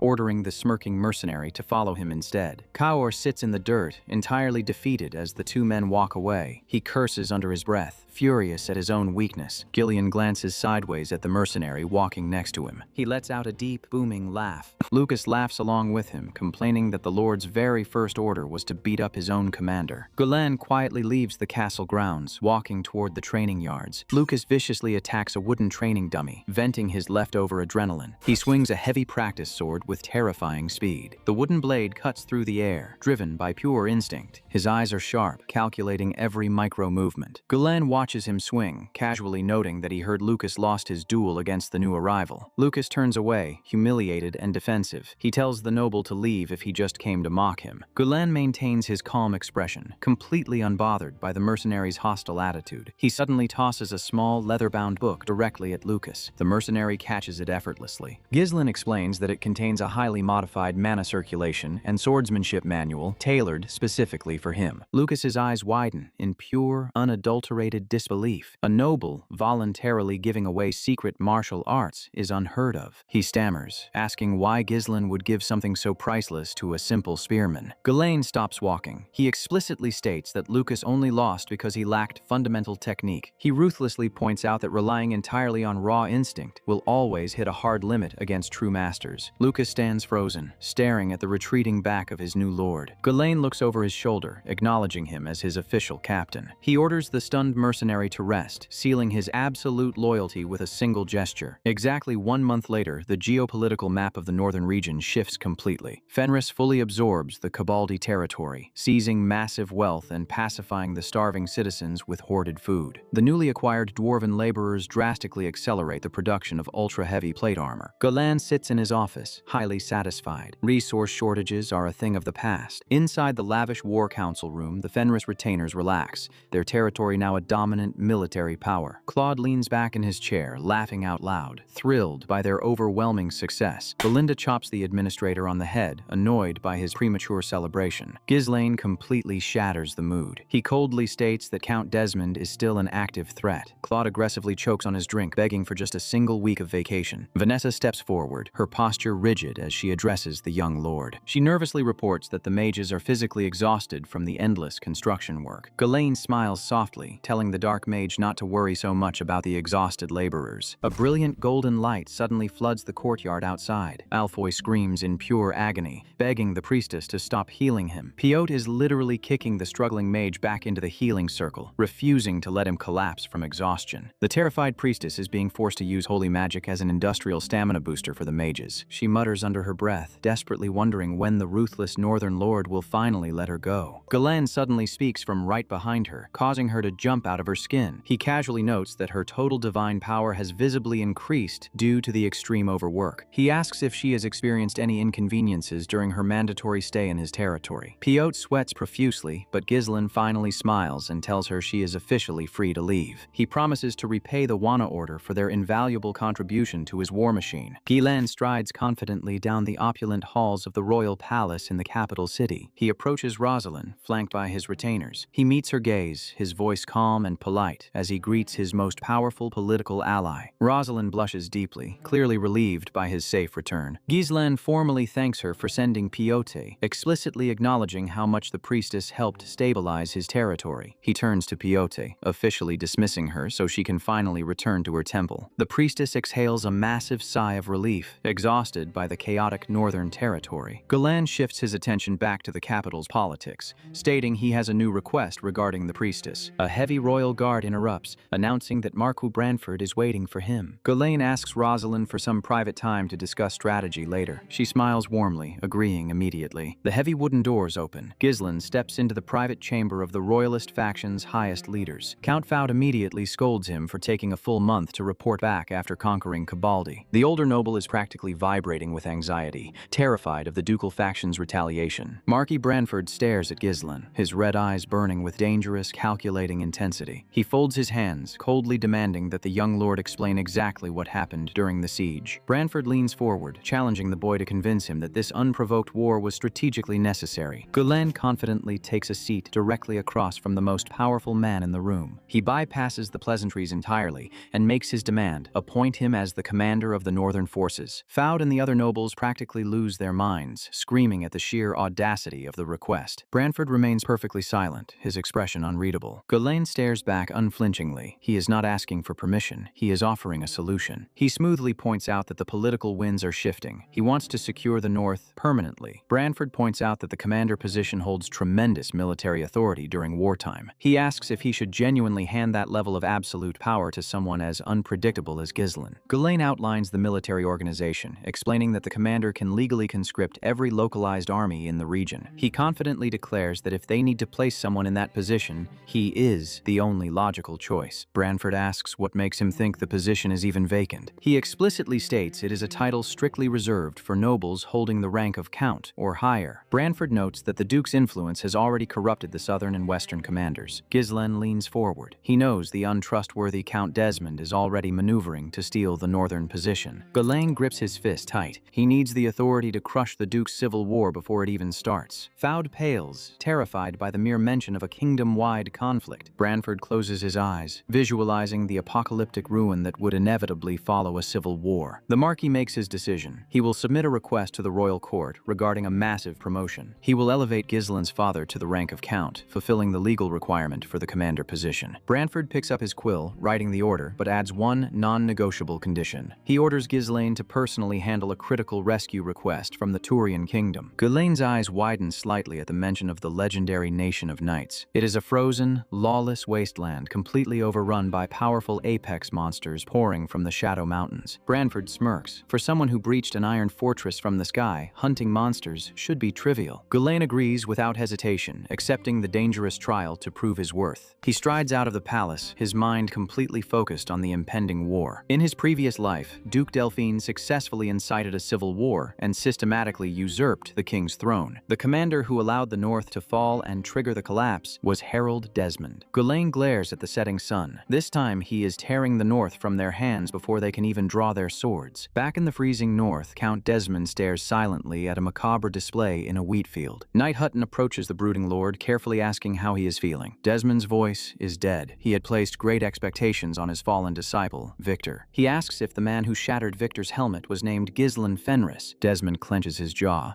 The ducal faction treated Ghislain like a minor nuisance and completely underestimated him. And they paid for that arrogance with the life of his strongest knight. Desmond glares at the broken steel. Viscount Joseph only warned them about Ghislain after the battle was already lost. He turns his back on the grave, stepping heavily through the dead grass. His eyes burn with lethal ambition. He declares he will personally start a war to destroy Pertium and Fenris. Hutton warns him that attacking the royalists without the Duke's permission is basically inciting a civil war. Desmond snaps at his subordinate, telling him there is no need to hide his true feelings anymore. He stares at his trembling hand, consumed by grief over his one and only disciple. His aura flares wildly. He screams that simple revenge will never be enough to satisfy him. He vows to march his entire army north and personally behead Ghislain Fenris. Hutton immediately drops to one knee, begging to lead the vanguard into battle. Desmond's glowing yellow eye narrows with absolute, unyielding malice. The two-winged Knight Order formally begins their mobilization for total war. Meanwhile, Ghislain's carriage rattles toward the Turian kingdom. He knows Branford is directly testing his strength. He tells Rosalind not to worry. Killing monsters is literally what he does best. He bows gracefully, formally thanking the noblewoman for smoothly negotiating their passage with the Wana Order. He kisses her hand, a perfect display of aristocratic gratitude before departing for the lawless zone. The carriage finally crosses into the Shadow Mountains, a brutal, freezing hellscape. The group transitions to horseback, pushing deep into the snowy valleys to reach the fortress. Kaur spots rapid movement in the thick blizzard ahead. Lucas doesn't even hesitate. He charges his horse forward, slicing a massive white wolf straight through the chest. The beasts swarm them, but the mercenary casually cuts them down without breaking his momentum. He violently launches himself from his saddle, diving directly into the center of the pack. He laughs like an absolute maniac, thrilled to finally have a real fight after weeks of travel. Kaur wipes the sweat from his face, complaining that the mountains are completely infested with monsters. Ghislain's eyes glow. He orders them to stay sharp. They are almost at the stronghold. Fortress Ironcliff rises from the snow, a massive stone structure built directly into the mountain face. Before leaving Fenris, Ghislain explicitly ordered Gillian to prepare the territory for Count Desmond's inevitable invasion. The group finally arrives at the towering iron gates of the Hunter's Sanctuary. They ride slowly into the main courtyard, heavily armed and fully alert. The interior of Ironcliff is chaotic, packed with rough mercenaries and dead monster carcasses. The local guards are completely slacking off, rolling dice around a fire pit instead of maintaining order. Belinda asks why they need to officially register if they were specifically requested by the Turian royal family. Ghislain leads them straight into the guild building, noting that the rules here are absolute. He approaches the receptionist, a massive man wearing a grotesque white wolf head pelt. The man barely looks up from his ledger, immediately warning them that nobility status isn't recognized in this city. He bluntly states that slaves and nobles are all exactly the same to the hunters of Ironcliff. He advises Ghislain not to earn unnecessary resentment by playing aristocrat in a lawless zone. The receptionist sighs, telling them to just try not to murder anyone while they are here. Kaur scoffs loudly, calling the entire guild a bunch of lazy slackers. Ghislain casually inspects the Golden Hunter tag, his official license to kill in the Shadow Mountains. Outside the guild, field, a group of heavily armed thugs intentionally blocks their path, telling them to get lost. Kaor steps forward, his eyes narrowing at the blatant disrespect. Belinda glares at them, immediately recognizing this as a cheap extortion attempt. Ghislaine smirks. He tells Kaor to educate them on how things actually work in a new neighborhood. Kaor drives a devastating, bone-shattering right hook directly into the thug leader's face. The extortionist hits the frozen pavement with enough force to crack the stone beneath him. Kaor looks down at the bleeding man, coldly stating that the strong define justice. Ghislaine raises his fist, fully backing his subordinate. Fists always come before talks. The surviving thugs panic and pull out their weapons, furious that their authority was challenged. They charge Ghislaine directly, completely underestimating the young lord. The bleeding leader staggers back to his feet, holding his ruined face. He screams that Donkad, the absolute king of Ironcliff, will slaughter them all for this insult. Kaor brutally kicks him in the jaw to shut him up before he can finish the threat. Ghislaine coldly orders the survivors to pass a message to their fake king. Far away from the freezing mountains, a massive fire consumes a peaceful northern village. The Soundwind barbarian tribe mercilessly slaughters the defenseless locals in a brutal raid. The barbarians sit around a roaring campfire, loudly boasting about their kills and celebrating the carnage. Chief Kustu drinks heavily from a horn, his face completely covered by a massive wolf pelt. A subordinate nervously interrupts the celebration, handing the chieftain a sealed letter. A shaman reads the contents aloud. The letter explicitly reveals that the northern borders are completely empty. Kustu grips his knee, highly amused. He doesn't care who sent it. They've always wanted to invade Perdium anyway. He laughs hysterically, ordering his men to rally the other tribal chiefs for a massive, united invasion. Back in the blizzard, Belinda suddenly points toward a clearing in the snow. Two massive, feathered beasts are brutally ripping apart a fresh monster corpse. Owl bears, the undisputed, highly intelligent apex predators of the Shadow Mountains. Lucas casually volunteers to handle them, eager to warm up with a real challenge. He charges in recklessly, completely underestimating the monster's speed. The beast brings down a massive, razor-sharp talon, nearly crushing him into the snow. Lucas barely leaps backward, his eyes widening as the claws carve deep trenches into the ice. The monster follows up instantly, violently swatting the mercenary out of the air. Lucas desperately raises his spear shaft to block the crushing weight of the attack. He is blasted backward, sliding heavily across the frozen ground. Ghislaine yells out over the wind, reminding him that half-assed skills will get him killed against superior predators. Belinda asks if Lucas will be okay. Ghislaine calmly states he isn't the type to die from something like this. The young lord orders him to stop fighting defensively and remember how he struck Victor in the past. He must wait for the absolute perfect moment to strike, and only attack when he knows he can kill for certain. Lucas grits his teeth, his eyes glowing as he focuses his raw blue mana directly into his blade. The massive beast lunges forward, fully extending its guard and exposing its vulnerable side. Lucas perfectly sidesteps the lethal talons and executes a devastating, perfectly timed slash. He lands smoothly in the snow, a massive, satisfied grin spreading across his blood-spattered face. Days pass. The local hunters are completely terrified, whispering that Ghislaine's group is wiping out the entire ecosystem. A towering giant with wild white hair slowly steps through the snow, glaring at a pile of dead monsters. Donkad wraps his massive hands around a thick stone pillar, violently ripping it straight from its foundation. He hefts the colossal weight onto his shoulder, his rage boiling over at the arrogant newcomers. Ghislaine's group casually rests on top of a mountain of slaughtered owlbears, completely relaxed. Ghislaine looks up, sensing an incredibly dense, hostile aura rapidly approaching their position. Lucas asks what they should do with the massive haul of materials.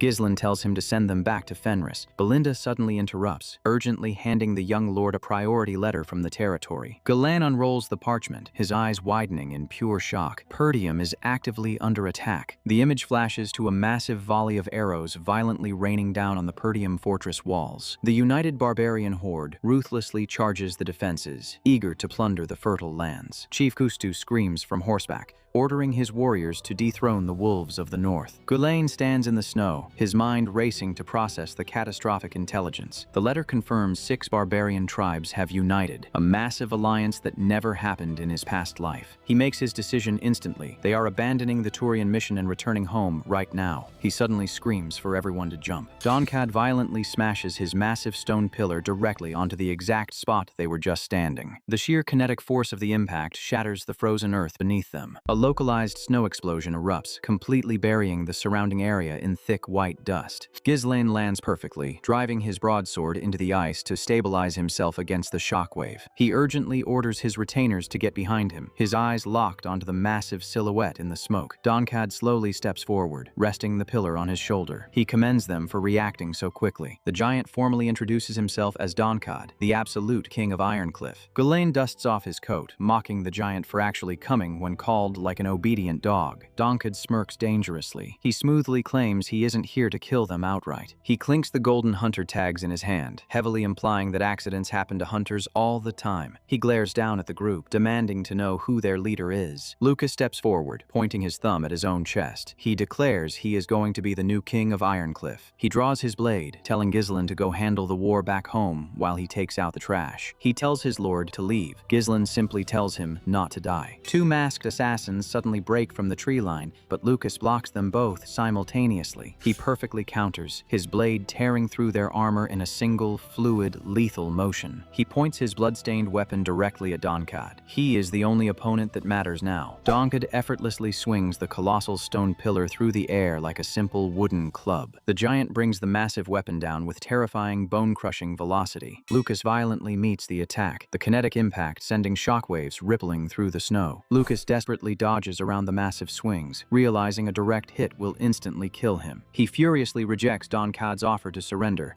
asking how a wolf could ever work under a pig. Lucas blocks the pillar again, but the sheer weight forces him backward across the ice. He sweats profusely, realizing the giant is using the massive stone structure as an impenetrable shield. Lucas's stamina drains rapidly. The giant's speed is completely unnatural for his colossal size. Donkad viciously sweeps the pillar upward, catching the mercenary directly in the chest. Lucas is violently blasted high into the freezing air, his internal organs screaming from the impact. He realizes in midair that his every single movement is being perfectly predicted by the veteran hunter. Donkad casually lights a cigar while the mercenary struggles to stand, boasting that everyone eventually surrenders to him. He looks down at Lucas's trembling legs, highly amused by the pathetic display of weakness. The giant sighs, calling the entire fight boring. Lucas wipes the blood from his mouth, his eyes burning with renewed, desperate fury. He declares that someone will die today, and it absolutely won't be him. Donkad raises his pillar, blazing with dense blue aura, fully intending to crush the mercenary into paste. A deep, instinctual dread crawls up Lucas's spine. His body remembers this exact feeling from his past life. Pure, paralyzing fear completely overrides his martial training. He remembers freezing up against Victor in the previous timeline, completely overwhelmed by superior strength. Ghislaine watches silently, remembering how he had to beat this exact lesson into Lucas during their sparring sessions. He taught him that focusing entirely on dodging and survival is the fastest way to lose a fight. The massive glowing pillar falls like a meteor directly toward Lucas's head, but Ghislaine also taught him that fear is the greatest teacher a warrior can have. Lucas completely abandons his defense, diving suicidally underneath the massive, falling shadow. He drives his blade violently straight into Donkad's unprotected stomach. Lucas executes a flawless aerial spin, carrying his forward momentum entirely over the giant's shoulder. Donkad's eyes widen in absolute shock, completely unprepared for the reckless counterattack. Lucas brings the blade down in a brutal, decisive slash straight across Donkad's massive back. The giant roars in agony as his aura shield is completely shredded by the strike. A massive spray of blood erupts into the freezing air, painting the white snow red. Lucas lands smoothly on his feet, his eyes glowing. The paralyzing fear is completely gone. The King of Ironcliff heavily collapses into the snow, utterly defeated by the young mercenary. High above the battlefield, the surviving masked assassin rapidly rides away on horseback. He recognizes Baron Fenris and realizes this critical information must be reported immediately. He spurs his horse forward, desperate to deliver the intelligence directly to Count Desmond. The scene shifts violently back to the northern fortress of Pertium,